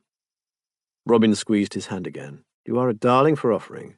As if you and Marianne wouldn't murder one another within the month. I would like you to visit Aston Clinton, though, Hart said. My home is plain enough. I had Mother's extravagances sold. But it's a fine old place, and I am proud of my roses. You have roses? A garden of them. I adore roses, no matter what they spring from. He planted a kiss on Robin's neck. You would like it. I wish you would come. Robin wished that too. He let himself slip into the dream. What would I do in Aston Clinton, which I may say I have never heard of? Town, village, thriving metropolis? Village. There is not a great deal of entertainment there compared to London, needless to say, but... He stopped there. But? It's just a thought I had last night. Not even a thought, a castle in the air. You have your sister and your life to consider. But, Hart? Hart tightened his arm round Robin's chest. I told you I am setting up a new brewery in Tring in partnership with James. It will be a great deal of work, and there is Fenwick's to run, plus my manager is to retire next year. I need another pair of hands. I intended to take someone on. That could be someone who needed training up from scratch. Robin wasn't following. And? Hart hesitated. I don't suppose you'd consider it? Me? I need a bright, personable, capable man. It seems to me I have one here. But I don't know anything about brewing. I have never done an honest day's work in my life. I wouldn't know how to start. I didn't know anything when I took over. James taught me the business, and I learned. So could you. Could I? Robin said almost breathlessly. I can't see why not. You're quick and clever and exceptionally likable, which I am not. Does that matter? Well, the point of brewing beer is to sell it, and selling is better done by likable people. I can sell things, Robin admitted. Myself, for example, or the advisability of increasing the stakes midway through the game. Beer should be easy. There are always arguments to be settled, bargains to be struck, men to be managed, personal things, and you are very good at people. And it would be a trade, Robin. You'd have a salary that you earned and skills you could take elsewhere, and this isn't charity or payment by other means before you ask. I have far too much to do, and I should work you like a dog. It's charity if you need to teach me everything. Good Lord, Robin, how do you think people acquire skills? We all have to be taught. Robin sat up. Tell me the truth, Hart. Is this something I could truly do, or are we playing? Hart propped himself up on an elbow, face serious. I think you could do it if you chose to apply yourself. You're perfectly capable. I wouldn't invite you into my business if I didn't think you would do well by it. I have too many responsibilities for that. If you don't serve, I will tell you so plainly. But if you do, well, there is no reason the new man I am training should not take a room in my home on arrival and stay a while, if he cared to. It's a big house for me alone. With roses in the garden, who wouldn't stay? It's up to you. You would have to see if the life suits you. No obligation, needless to say, but if you'd care to try. Robin curved his neck to bring his lips to Hart's fingers. If you truly think I could do it, I would do my best, I swear. If you absolutely promise to tell me if I'm no good. And if you promise to say if it does not suit, I could ask James to take you for a fortnight to begin with. He's forgotten more than I'll ever know, and I'm sure you will like him. And then we could say you come from Alfonso's. Oh, God. Hart, really? Really? Robin opened his mouth to say yes, and then reality returned. Marianne. Marianne? I need to be sure she's safe, Robin said. If she marries Tatchbrook, I suppose. But if it goes wrong... You need to look after her, I understand. Not at your expense. But it's just been the two of us for so long, and I have to know she's all right. I can't abandon her. You have a responsibility, Hart said. I know, Robin. I wouldn't expect you to do otherwise. But if I can't go with you... Shh. Hart pulled him down. If that's the case, we'll find another way. We've already thought of one, so we can think of others. Robin buried himself in Hart's chest. I want this one, he mumbled. So do I. God, I love you, Robin said. Who'd have thought it? My castle in the air is a brewery. Chapter 24. There were many things Robin had imagined himself and Hart doing on the last night of the arrangement, all of them more desirable than going to the Duchess of Aylesbury's ball. Yet here he was. The Aylesbury ball was one of the great events of the season, and perhaps the most important for Marianne, since Touchbrook was first cousin to his Grace of Aylesbury by marriage. She was to be introduced to the great man as the Marquis's affianced bride, a public acceptance and recognition of her status. The Dowager had sent her instructions as to what to wear. "This is irrevocable, Marnie," Robin said as he curled her hair in preparation. "I know." Everyone would be there, it felt like. The Verneys were going, as were Hart, Mrs. Blaine, and Alice, on the basis of the geographical connection with the Aylesburys. He would have far preferred not to go, but Marianne was suffering under the tension of her lost love and her miserable engagement. He could see lines around her lovely eyes. She looked defeated already, and that was frightening. They'd airily assumed she could make a husband do her bidding, no matter how rich. But the fact was, she'd be outnumbered by his family, legally his possession, effectively powerless but for her own will, and wills could be broken. Marianne was strong and savagely determined, but Robin wasn't sure anyone could resist all that weight. "I wish he wouldn't," he said. "I know, don't say any more. He'll grind you down, Marnie. That's men for you." "No, it is not. For Christ's sake, I don't do that. Hart doesn't. Touchbrook wants you to be a trophy in public and a victim at home." "Enough," she said, and her tone made Robin clamp his lips shut. After a few moments, she glanced up at him in the glass.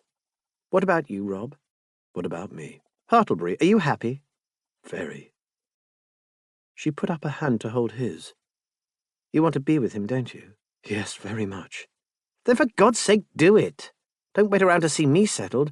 I'm going to be a marchioness. Toddle off and sort out your unwedded bliss." "You know damned well that you and I stand together until we both choose to part," Robin said. "I haven't changed my mind on that, and Hart knows it too. If I have to wait for you, will he wait for you? If he doesn't, he's not the man I think. But I believe he is. He knows what it means to love." She pressed his fingers. "I hope he knows what it means to love you, the poor bastard. He may still be coming to terms with the consequences, I grant you." "I'm glad you have him. I'll be out of your way soon, Rob." "You have never in your life been in my way. If you want to throw the ring back at Touchbrook and run for it, I'm in. We don't need riches, Marnie." "And then what? Where will I go? What is my security against age, if not marriage?" She glowered at the woman in the mirror. "I can do this. I will take the best and live with the worst. Don't worry about me." The ball was a magnificent affair. The ballroom was strung with apricot silk. Wax candles blazed in the chandeliers and candelabra. Musicians played. Drink flowed. Marianne made a grand entrance on Touchbrook's arm, superb in dark green with emeralds, his engagement gift, dripping from her neck and ears and wrist. She'd said they were hateful. Robin thought they were beautiful, but he was fairly sure that she hadn't meant their appearance. He wasn't part of Touchbrook's party. The Marquis had indicated that Marianne would have no future need for her own relatives or friends, since he would provide or approve those for her. So Robin arrived alone and wandered the halls. He spoke to various acquaintances, responded to many congratulations, some of them sincere, on Marianne's engagement, and fended off a few nakedly unpleasant remarks about how well she had done for herself, or Touchbrook's remarkable condescension. There had to be more than 200 people here, a sad crush. God knew what it must cost.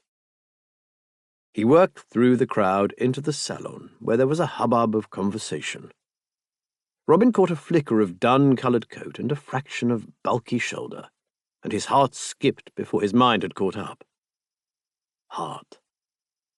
He squeezed his way forward between people, and as he did, an odd silence fell, rippling out from the centre of the room. Something was about to go wrong. He didn't know what, but he'd been in plenty of rooms just before things went wrong, and he knew how it felt. People sensed a storm about to break, inched away, kept watching. They did it in gambling dens and low taverns and prayer meetings. And they were doing it now, at the Duke of Aylesbury's ball. Robin scanned the room. Marianne stood opposite on Tatchbrook's arm. Her face was still, but Tatchbrook wore an unpleasant, almost gloating smile. A little way away, Giles Verney stood, face tense. Robin felt a single second of pure anticipatory terror before he realized he had it wrong. They weren't at the Eye. The storm wasn't coming for them. Because there was Hart, stiff-backed, face set in a rigid expression that exaggerated his features and made his scowl look almost grotesque. Mrs. Blaine stood slightly behind him, eyes wide, clutching Alice's shoulder with white knuckles. Alice looked confused and a little alarmed. Opposite them were two people, a distinguished, portly gentleman with a red face, and a woman who had clearly been a belle in her day. She seemed perhaps 50 or a little more by her face. Her elegant dress flattered a very well-preserved figure, and feather sprays and jewels demonstrated that she was both able and keen to maintain her appearance. Her whole presentation stated that she was to be regarded as beautiful, and indeed she was, except for the look of disdain she was casting at the man Robin loved. "Do you not intend to greet me?" she inquired in a musical alto voice. "Graceless still, I see." "Lady Asperton," Hart said flatly. "Sir Roger." The name rang a bell, and so did the raw hurt in Hart's eyes. Not at all the expression of a strong, grown man. That was what let Robin place her. This was his mother. Hart's mother, who had married a rich baronet and never looked back, and who now stood and regarded her grown children with something extraordinarily like contempt. "Hartlebury," the portly man, the second husband, Robin supposed, gave a dismissive nod. "I see you have not improved," Lady Asperton remarked. "Neither of you. I did hope for Edwina's complexion, but it was not to be. And this must be what? That person's daughter?" "This is Alice, and his name was Fenwick," Mrs. Blaine said. Lady Asperton gave Alice a look up and down. "Oh, dear. Blood will out. I dare say you will struggle to marry her off, but at least she doesn't have the Hartlebury nose. I do feel one of my children might have spared me that." Alice flushed bright red. Mrs. Blaine said, voice shaking a little, "Alice is the very best of daughters. I am sorry for you that you do not know her." "Good heavens!" Lady Asperton gave a little startled laugh, as though she were turning down some encroaching request. "I really am rather busy for that." "It's your loss," Hart said, voice flat. "I hope you have been well, Lady Asperton. We have not seen you in some time." Lady Asperton's upper lip curled. "Nor written either. Perhaps you might ask yourself why I have cleaved to my dear Asperton, but I suppose I am not to be permitted happiness even now." She pitched that more at the circle of people pretending they weren't listening than at her son. "You take after your father in more than looks. I am sorry for it." Eyes gleamed around them. Alice looked as though she was about to cry. Hart was dark red with humiliation, and Robin thought desperately at him, "Stop this, walk away. She doesn't care, you do, so you can't win." "Quite right." Tatchbrook apparently addressed that to Marianne, but his voice was loud enough to be generally heard. "It is a pretty pass when a man does not honour his mother. Shocking. Perhaps the fault lies in my upbringing." Hart tried, but he sounded leaden, almost choked. "Once again I am made at fault," Lady Asperton jabbed back. "A grown man who must blame his mother. What a sorry state of affairs." Robin strode forward to insert himself between the Aspertons and Hart, turning his back to Lady Asperton in a manner that would have earned him a blow from Lordship for the rudeness. "Hello there, I was looking for you all." He managed to hit a tone of bright cheer despite the rage that fuzzed his brain, at Hart's mother and Tatchbrook, and Verney, and every damned one of these people. "I was hoping both your ladies would dance with me. Would you like an ice first, Miss Fenwick? Shall we go?" "Excuse me," Lady Asperton said in Arctic tones. "You have interrupted a conversation." Robin swung round. "No, I don't think I have. That wasn't a conversation. It was a malicious, ill-mannered, nasty-tempered scold, and you should be thoroughly ashamed of yourself." There were audible gasps at that. Robin could almost hear the crackle as his carefully cultivated facade of humble and pleasant went up in flames. Oh well, what good was a bridge you couldn't burn? "Sir!" Tatchbrook was bright puce. "You will apologize at once. How dare you speak to my cousin that way?" Robin's stomach plunged. Cousin, fuck, he had known that. Hart had told him. And now he'd just insulted Tatchbrook's cousin in full view of everyone. Fuck! He'd have to grovel. And Hart would see him take the words back, and he could not. He'd swallowed a lot in his life. He couldn't swallow this. Except Marianne's marriage. "Who is this ill-mannered individual?" Lady Asperton demanded. Robin took a deep breath. Marianne cut across him. "He is my brother." Lady Asperton looked from her to Robin with a curling sneer. "Yours? I see. Well, I am astonished at your brother's conduct." "Marianne is not responsible for me," Robin said wretchedly. "Perhaps she should be." Lady Asperton gave her little laugh. "But then, so many of us have unfortunate relatives." Marianne's head went up, setting the emeralds at her neck and ears to a glittering dance. "Very true," she said, voice hard and bright as any jewel. "On which subject, Lady Asperton, you must know that Alice Fenwick will be chief bridesmaid at my wedding, so I must oblige you to mind your manners and treat her with the courtesy she deserves." Lady Asperton flushed red. Alice, to whom this appeared news, made a strangled noise, and Lord Tatchbrook said, "What?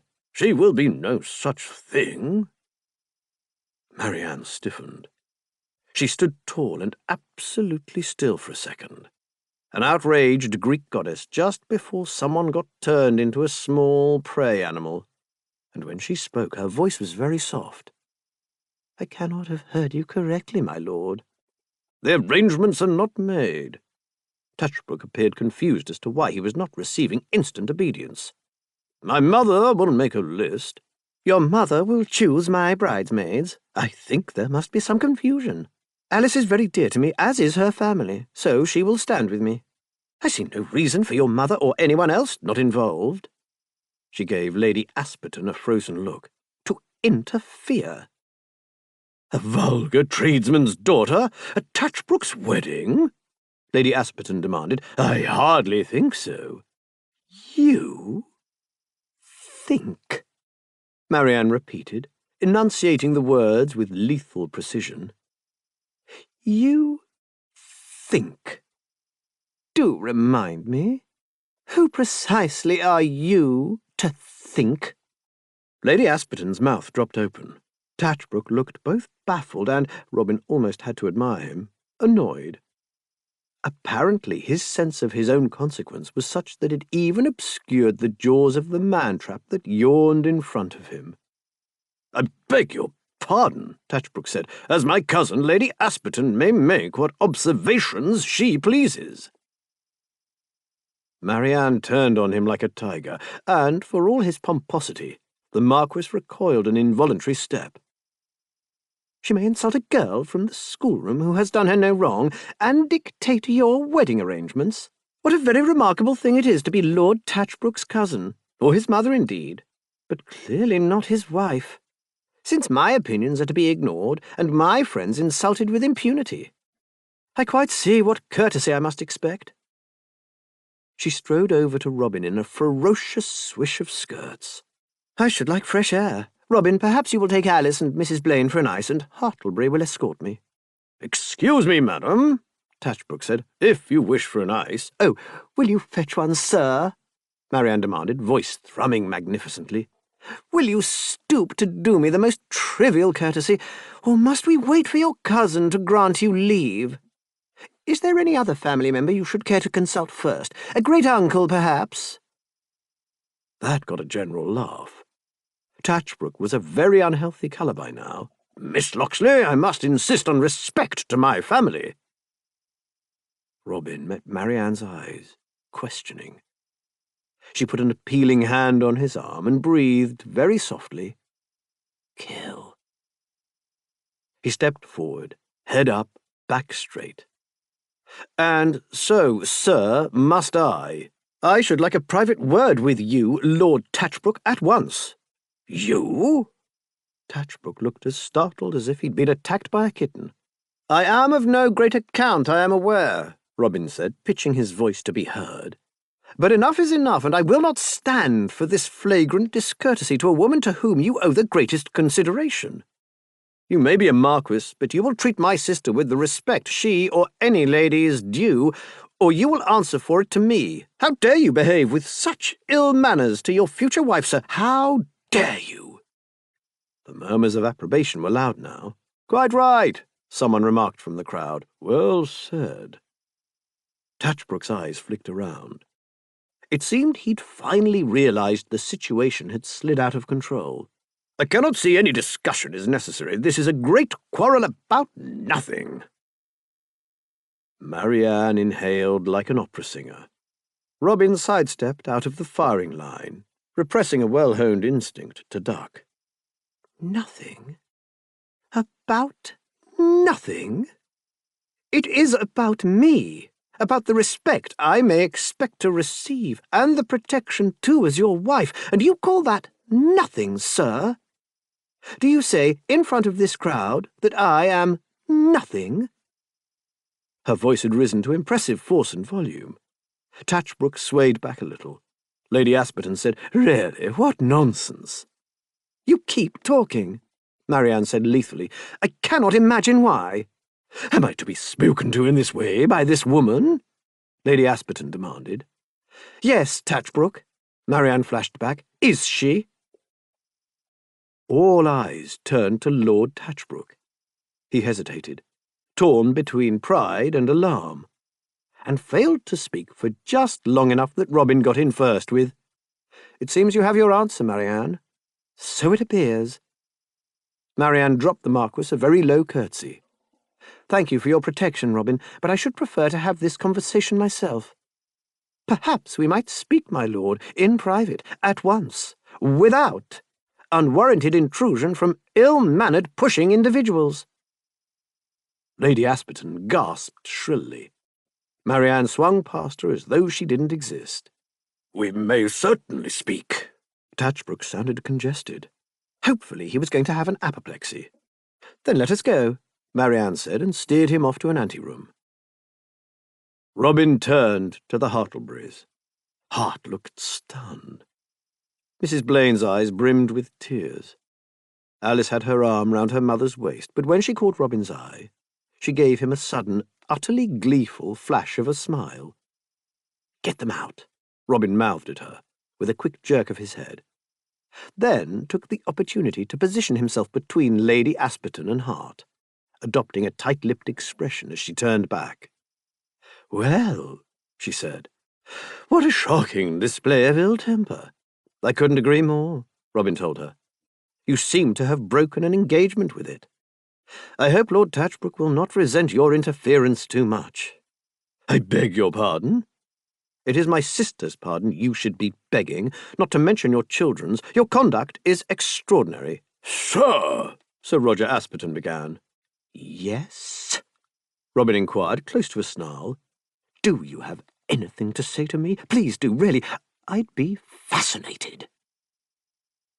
Sir Roger appeared to read Robin's absolute lack of damns to give on his face, because he said, "Come, Lady W," and urged his wife away with soothing noises. Robin watched them go, breathing deeply, and turned to see that Hart and the others had gone. "That was magnificent," said a quiet voice by his side. Giles Verney. "I'm in the mood for telling people what I think of them," Robin said, "so you should probably go away." "Let me thank you first, as Hart's friend. You might not quite realize how much you did for him just now, but I do. I couldn't stand by and watch that display. So I saw, and may I say— No, you may not, because you stood by and watched," Robin said. "You call yourself Hart's friend, but you did damn all when he needed you, so your thanks aren't meaningful, wanted, or welcome. And while I'm on the subject, it's odd that I've never heard him mention any ways you or your family helped when he was in trouble. Lots about what you think, never anything about what you did. What is it you're so proud of yourself for, exactly?" Verney's mouth opened and shut. I'm still talking. You're the one who cares what other people think, so you can hear what I think of you. And that's that you don't have the heart or spine to match Marianne by half, and you have never deserved Hart, so sod off, you smug prick," he finished, with perhaps a slight failure of eloquence. Verney sodded off, which was wise of him.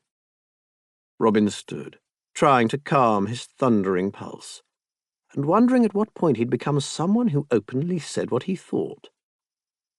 Maybe Hart had rubbed off on him, as it were. Various people sidled up as he waited for Marianne, making inquiries about the future of the engagement. He told them all, "My sister won't accept insult as the price of a coronet," and added that in his view a marquis had more rather than less obligation to behave as a gentleman. It was a popular line to take, since Touchbrook had offended almost everyone over the years, and there was no shortage of volunteers to regale the audience with stories of his boorish manners while they waited for the next act. By the time Marianne emerged from the anteroom with her left hand bare of rings and a near-purple Touchbrook trailing behind her, Robin had the waiting crowd very much on her side.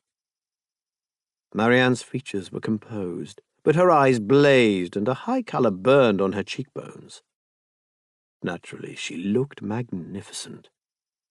She glanced around, apparently oblivious to her audience, and said, "Robin, I should like to depart. Oh, just one moment, Lord Touchbrook." He was already 10 feet away, but he turned at her words, drawing himself up. She put her hands to her nape, removed the heavy emerald necklace, and held out the glittering gold and green at arm's length and in her fingertips.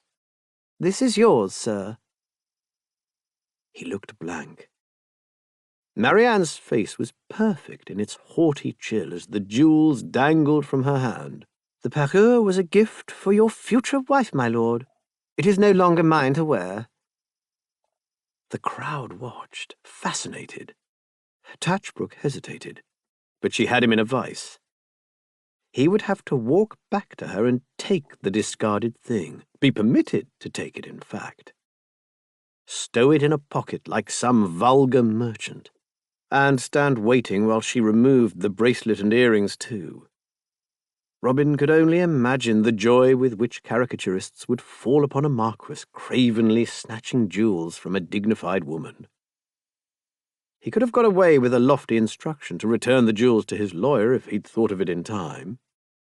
But before he could speak, someone in the crowd let out a sibilant hiss of disapproval. A few more arose, and then it was too late. Admittedly, the first someone was Robin, but it was still public opinion. "It was a gift to you, Miss Locksley," Touchbrook said stiffly. "I regret that we could not suit." "So do I, my lord." Marianne swept a very deep curtsy, inclining her head to display her lovely bare neck, and stayed down. Touchbrook managed a bow, glared around, and stalked off. "Come, Marianne," Robin said, offering her his arm, and sliding several £1,000 worth of emeralds into his pocket as casually as possible. "Let us go." They maintained a strict silence as they returned to their rooms. It was only with the door firmly shut that Robin said, "You fucking beauty. Jesus Christ, what have I done?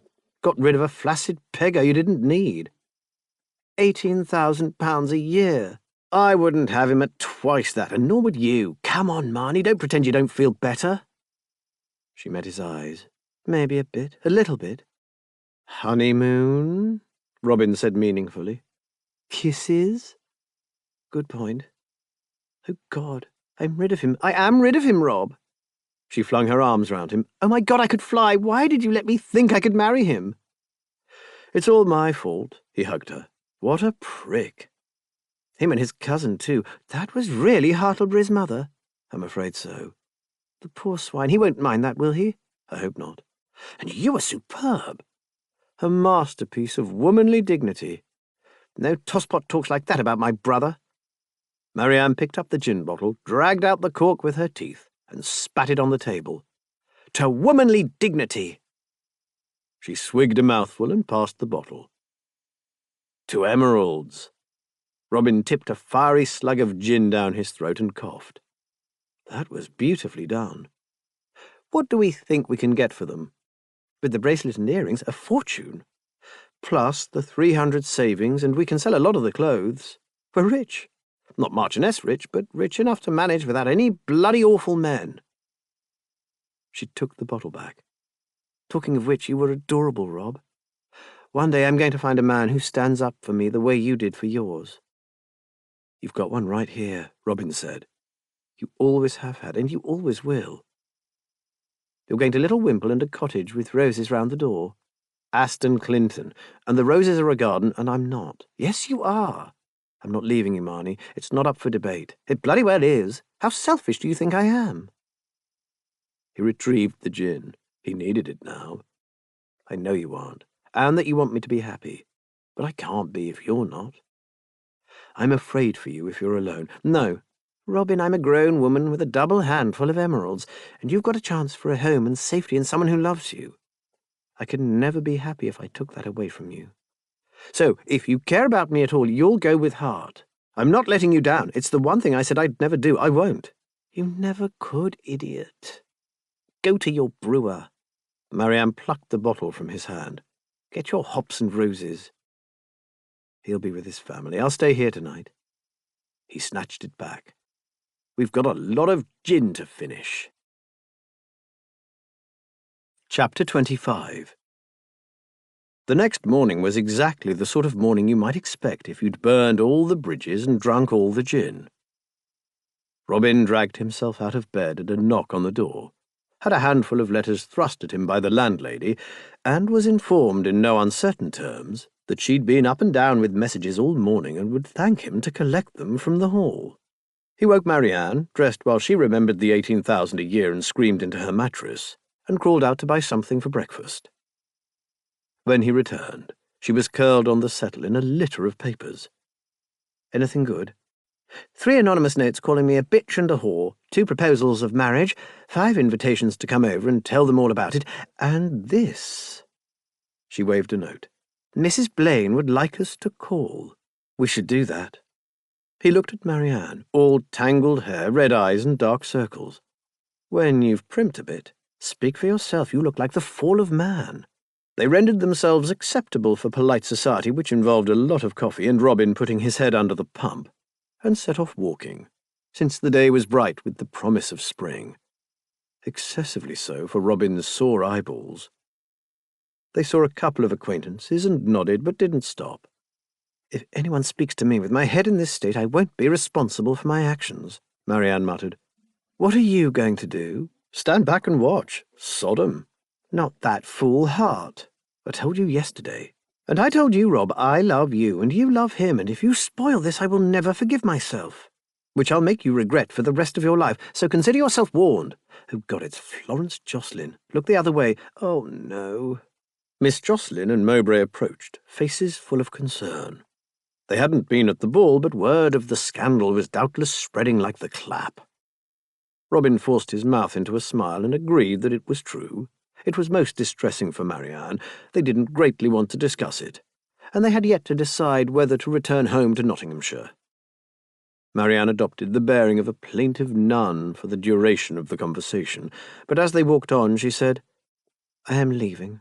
What, London? I'll have to. For one thing, I've used my chance. For another, I don't like the sympathy, but I'll like the malice even less. Will there be malice? People do love to see an ambitious woman fall, and Tatchbrook will be malicious, I'm sure of that. I have no doubt he'll put his side forward. He did that to Hart, Robin said. When he was estranged from his mother because of her behaviour, Tatchbrook made sure her story was the one people heard. I'm not in the least surprised. They made it to Mrs. Blaine's without further incident, and were admitted to the sitting-room, to find not just her, but Alice and Hart. They all stood as the Locksleys entered. Robin hadn't set foot in the house since being exposed as a fortune-hunter, and certainly not during the period where Alice was threatening to elope with him. He felt a sudden, belated and very well-deserved spasm of embarrassment. Robin! Alice shrieked and hurled herself at him, hugging him more like a child than a grown-up mathematician. You were wonderful. Thank you. Thank you. Robin looked over her head in mild alarm, but Hart was smiling at him, and he now saw Mrs. Blaine was embracing Marianne, rocking her back and forth. You're the dearest girl, she said, voice muffled. Heroic. I am so dreadfully sorry. Alice disengaged herself from Robin and flung her arms around Marianne. Mrs. Blaine held out her hand to him from between them, and Robin took it, feeling somewhat startled. Thank you so much, Mr. Locksley, for you both to step in like that.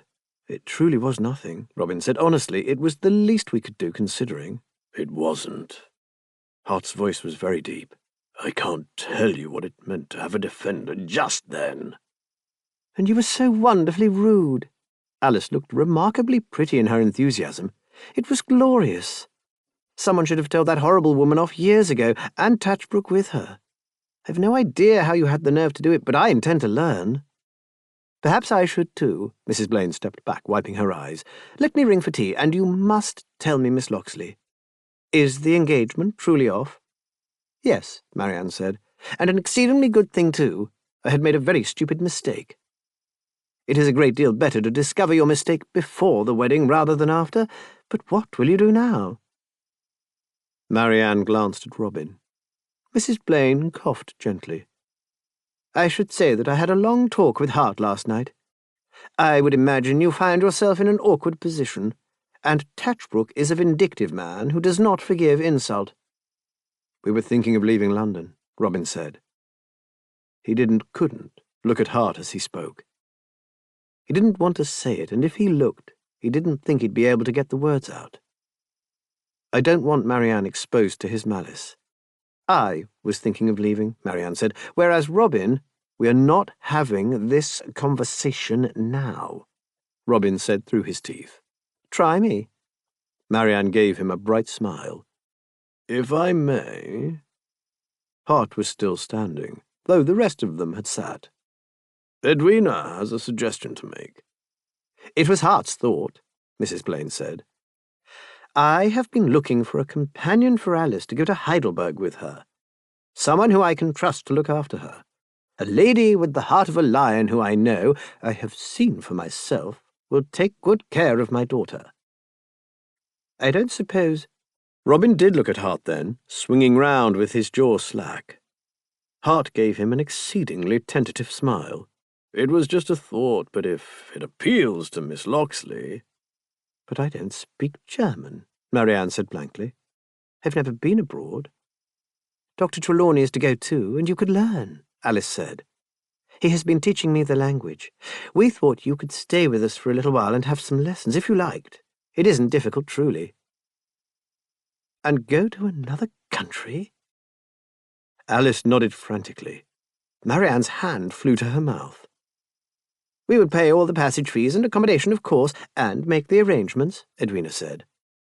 There's a great deal you will want to discuss, but I want Alice to have someone with her that I can trust, and I believe I can trust you. Marianne put both hands over her face at that. Robin touched her shoulder, feeling it heave, and shook his head at Mrs. Blaine's worried expression with a smile. Oh, love, of course you should if you want to. It sounds wonderful. Try not to upset the Elector Palatine. Who's he? Marianne asked through her palms. Some fellow who lives round there.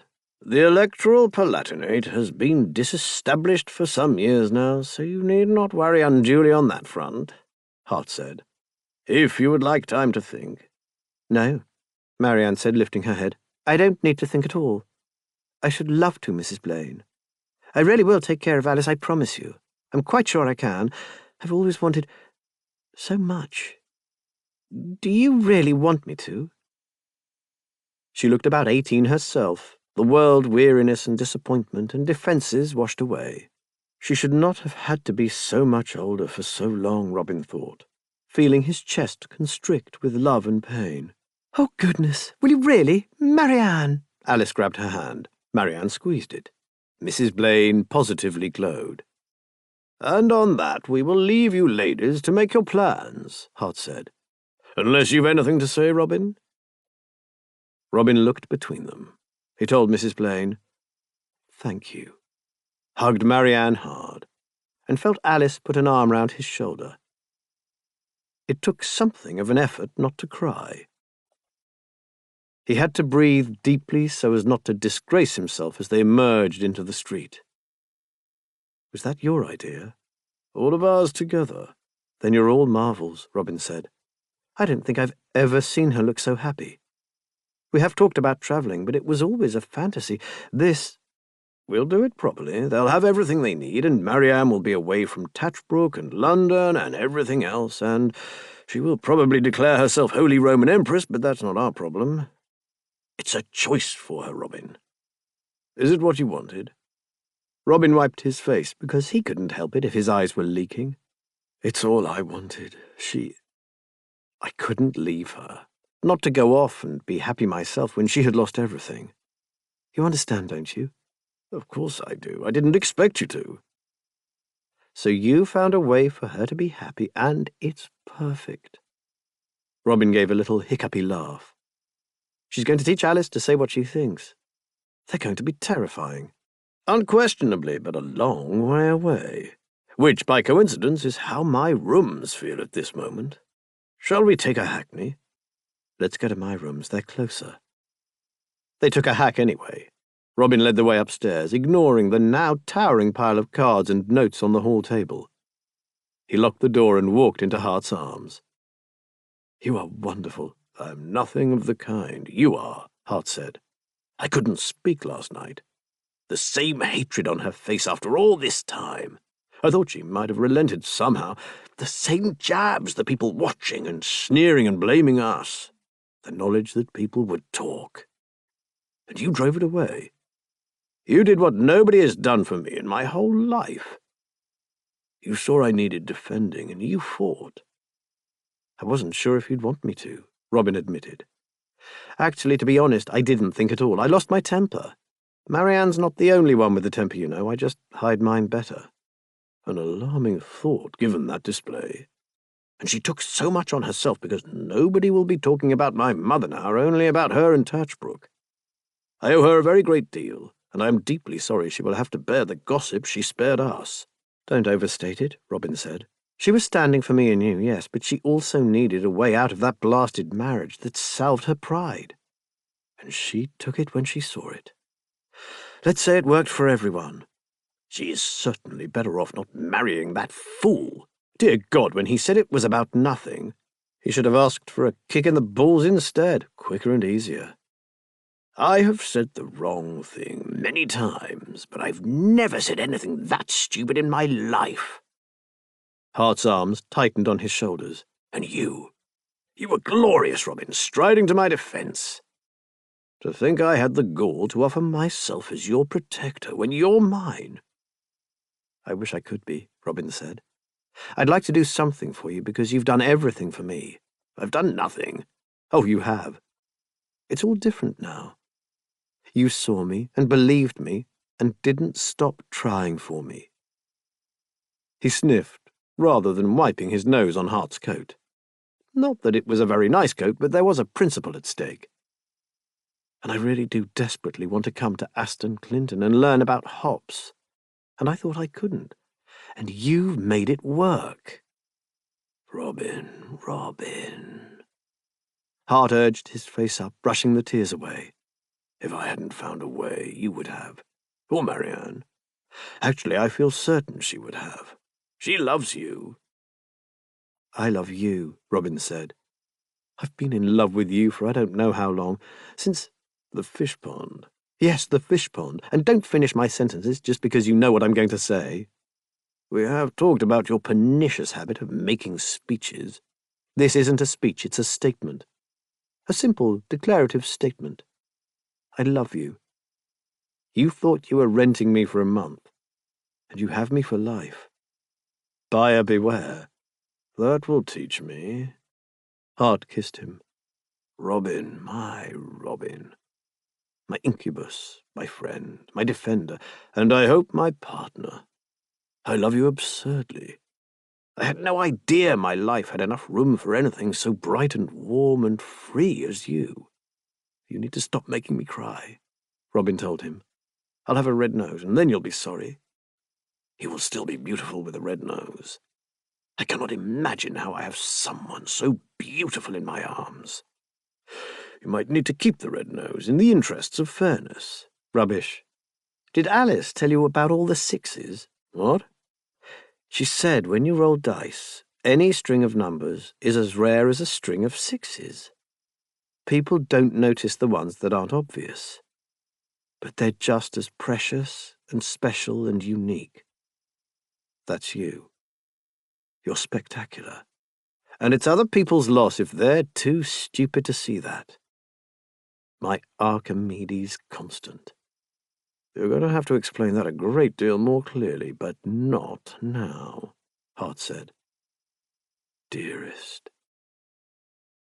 That led to a great deal of kissing, in the course of which Robin found himself very comfortably settled on Hart's lap, tongues and limbs tangled. He slid his hands under Hart's coat and tugged meaningfully at his shirt. Hart pulled away. Robin, I had a thought. I wondered if we might make another wager. Robin felt a tingle run down his spine. He wasn't sure where this was leading, but he'd followed the desire straining in Hart's deep voice anywhere. Wager? Our arrangement ended yesterday, and while it was doubtless a very disgraceful business all round, it had some benefits, I think. I certainly enjoyed it. It had eased Hart's way, given him something to hold on to. He was a man who liked things spelled out after all.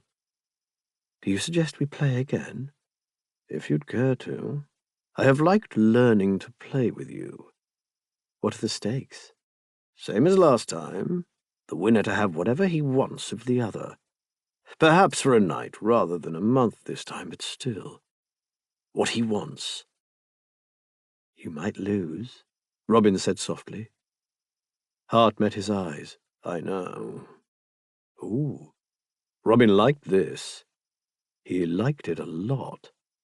He liked it so much that if Hart chose cards, he intended to cheat to the top of his bent. I accept the stakes. What game? Hart looked around and stood swiftly. He went to the wall and scooped a hand along it. Races. What? Racing. Hart opened his fingers to reveal a couple of beetles. Pick your horse. We're going to race beetles? Would you rather play a dozen parties of piquet or wait for beetles to walk 6 inches? An excellent point, Robin said. What's the course? Hart cast a glance at the table. This crack to that water stain. Show me the fillies. Hart put the beetles on the table, trapping each with a finger. Robin considered. The left one has a noble bearing, and I infer excellent pedigree. He's mine. Left it is, Hart said, with impressive seriousness in the circumstances, and brought the insects level. Very well. Drop the handkerchief. Ready. Steady. Go. Hart released the beetles. The left-hand one set off at a stately pace, making Robin realize its size might not be an advantage. The right-hand one scurried forward. Damn it, Lefty. Ha! Come on, you beauty! Hart's beetle made a sudden bolt sideways. Hart put out a finger to demarcate the lie of the track and stop it fleeing off the table. It veered off the other way, apparently unaware of what was required of it. Your horse is doctored, Robin said. Oh, Lefty! He crowed as his beetle, less nimble but steadier, made its way past the finishing post. Victory! I think that could catch on. Propose it in your club, Hart suggested. I've got more important propositions to make, because, as you will have noted, I won, which means I believe that I can ask what I want of you for the night, and have it, whatever it may be. Hart's voice had that delicious rasp again. Robin's chest felt tight with love and lust. In that case, come here and kiss me while I decide what that is. Hart did so, with sufficient focused determination that Robin found himself half lying on the little table. He hoped his noble beetle had got out of the way. With Hart's thigh between his, blood pulsing like a mill-hammer, and a strong urge to beg for satisfaction. Which was wrong. He could demand it. What I want, he said, looking up into those summer blue eyes, I want you to understand that I love you. You, Hart. The most desirable, wonderful man in the world. I want you to take me to Aston Clinton and teach me to brew beer and grow roses. I want you to tell me you love me. I love you, Robin Locksley, my fortune hunter, and my greatest fortune. Robin had to kiss him for that. Excellent. And since we've cleared that up and you are at my disposal, he sat up and dragged a hand over his breeches front, rough and unsubtle, watching Hart's eyes follow the movement. Let's see where your imagination takes you, my heart. Pleasure me. Epilogue. The skies were the blissful clear blue that English summers received so much poetical praise for, yet so rarely delivered. The late roses were a riot of colour around them, their dizzying scent underpinned by the hum of bees and the shrill scraping of grasshoppers. Robin was absorbed in a letter from Marianne, his face lit with pleasure as he read. Hart was ignoring a newspaper in favour of watching him. Marianne and Alice had safely arrived in Heidelberg, with Dr. Trelawney in tow, plus a sturdy footman. Edwina had faced her temporary bereavement womanfully, and arranged several trips around the country in order to get used to life without her daughter. That meant Hart would be looking after young George for a few weeks when he returned from a visit to friends. He was looking forward to time with his nephew, and suspected Robin would be good with the boy. "What news?" he asked. "Alice is throwing herself into her studies, and her tutor may be able to arrange for her to attend university lectures with the men. Marianne is very proud of her accomplishments with the language, which you can tell because about a quarter of this is in German. They have made friends, seen the sights. Nothing about Verney, in case you're wondering." Giles Verney had come to see Hart a day or so after the Aylesbury ball with the words, "I have had a great deal to think about." He'd apologised for a number of things that Hart had never particularly considered wrongs, then gone to Marianne to beg her forgiveness, and been sent off with a spectacular flea in his ear. He'd made his feelings perfectly clear, she informed him. She had no patience with chopping and changing. She was going to Heidelberg, and would not be reneging on that for anything so trivial as himself. Giles had accepted his schooling, but he hadn't given up, and when he'd told Marianne that he had asked for a posting to Frankfurt and begged her blessing to take it, she hadn't consigned him to perdition. Maybe he would regain her affections, maybe not. Robin said the process would be good for them both, whatever the outcome, and Hart had no doubt he was right. He wasn't quite sure what had passed between Robin and Giles.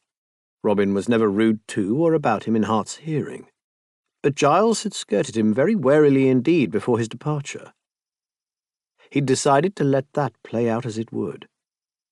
If Marianne chose Giles in due course, he had no doubt that Robin would accept it.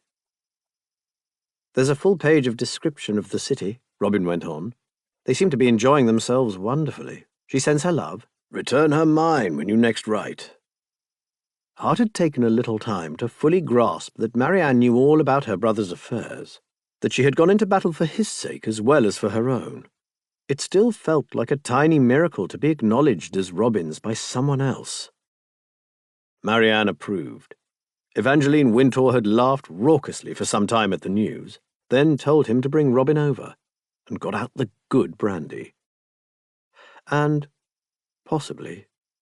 There was James.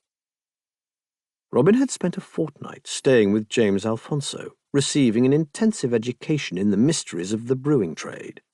They had got on like a house on fire, and Robin had charmed Theodora too, but when James had sent him back it was with a note to Hart, saying how much he'd enjoyed getting to know his dear friend, underlined. Dear friend. Cher ami? Hart wasn't going to press for more, but the thought that James knew and liked Robin warmed his thoughts like sunshine. And Robin had done superbly. He was taking to the trade like a duck to water, absorbing information with his usual quick wit, befriending within weeks men who had been nothing but colleagues to Hart for a decade. Robin gave a snort of amusement at something in the letter. Hart watched him, his newspaper forgotten on his lap. His lover was framed with flowers, his hair lit to honey gold by the afternoon sun, his lips curved in a smile at the letter that Hart might have envied if he didn't have so many of Robin's smiles for himself. Robin looked up as though sensing his gaze. I was just thinking how well roses suit you, Hart said. As if you were born to be here in my rose garden. You look like summer. Robin put the letter down. Do you know, Alice once told me you were incapable of giving such trivial things as pretty compliments or flowers, and she's usually right. And yet you've put me here amid an entire garden in bloom, and now you say something like that. You've been hiding your light under a bushel. You've taught me well, Hart said. Or possibly I was always capable of paying compliments, but I didn't know anyone who deserved them. Most people don't. That's my Hart. Robin grinned at him. Hart smiled back, relaxed in his chair, and let himself smell the roses. This concludes The Gentle Art of Fortune Hunting by K.J. Charles. Narrated by Cornell Collins. Copyright 2021 by K.J. Charles. This unabridged audiobook is published by arrangement with K.J. Charles, care of Handspun Literary Agency, and was produced in the year 2021 by Tantor Media Incorporated, a division of Recorded Books, which holds the copyright thereto. Please visit tantor.com for more information on our growing library of unabridged audiobooks. Audible hopes you have enjoyed this program.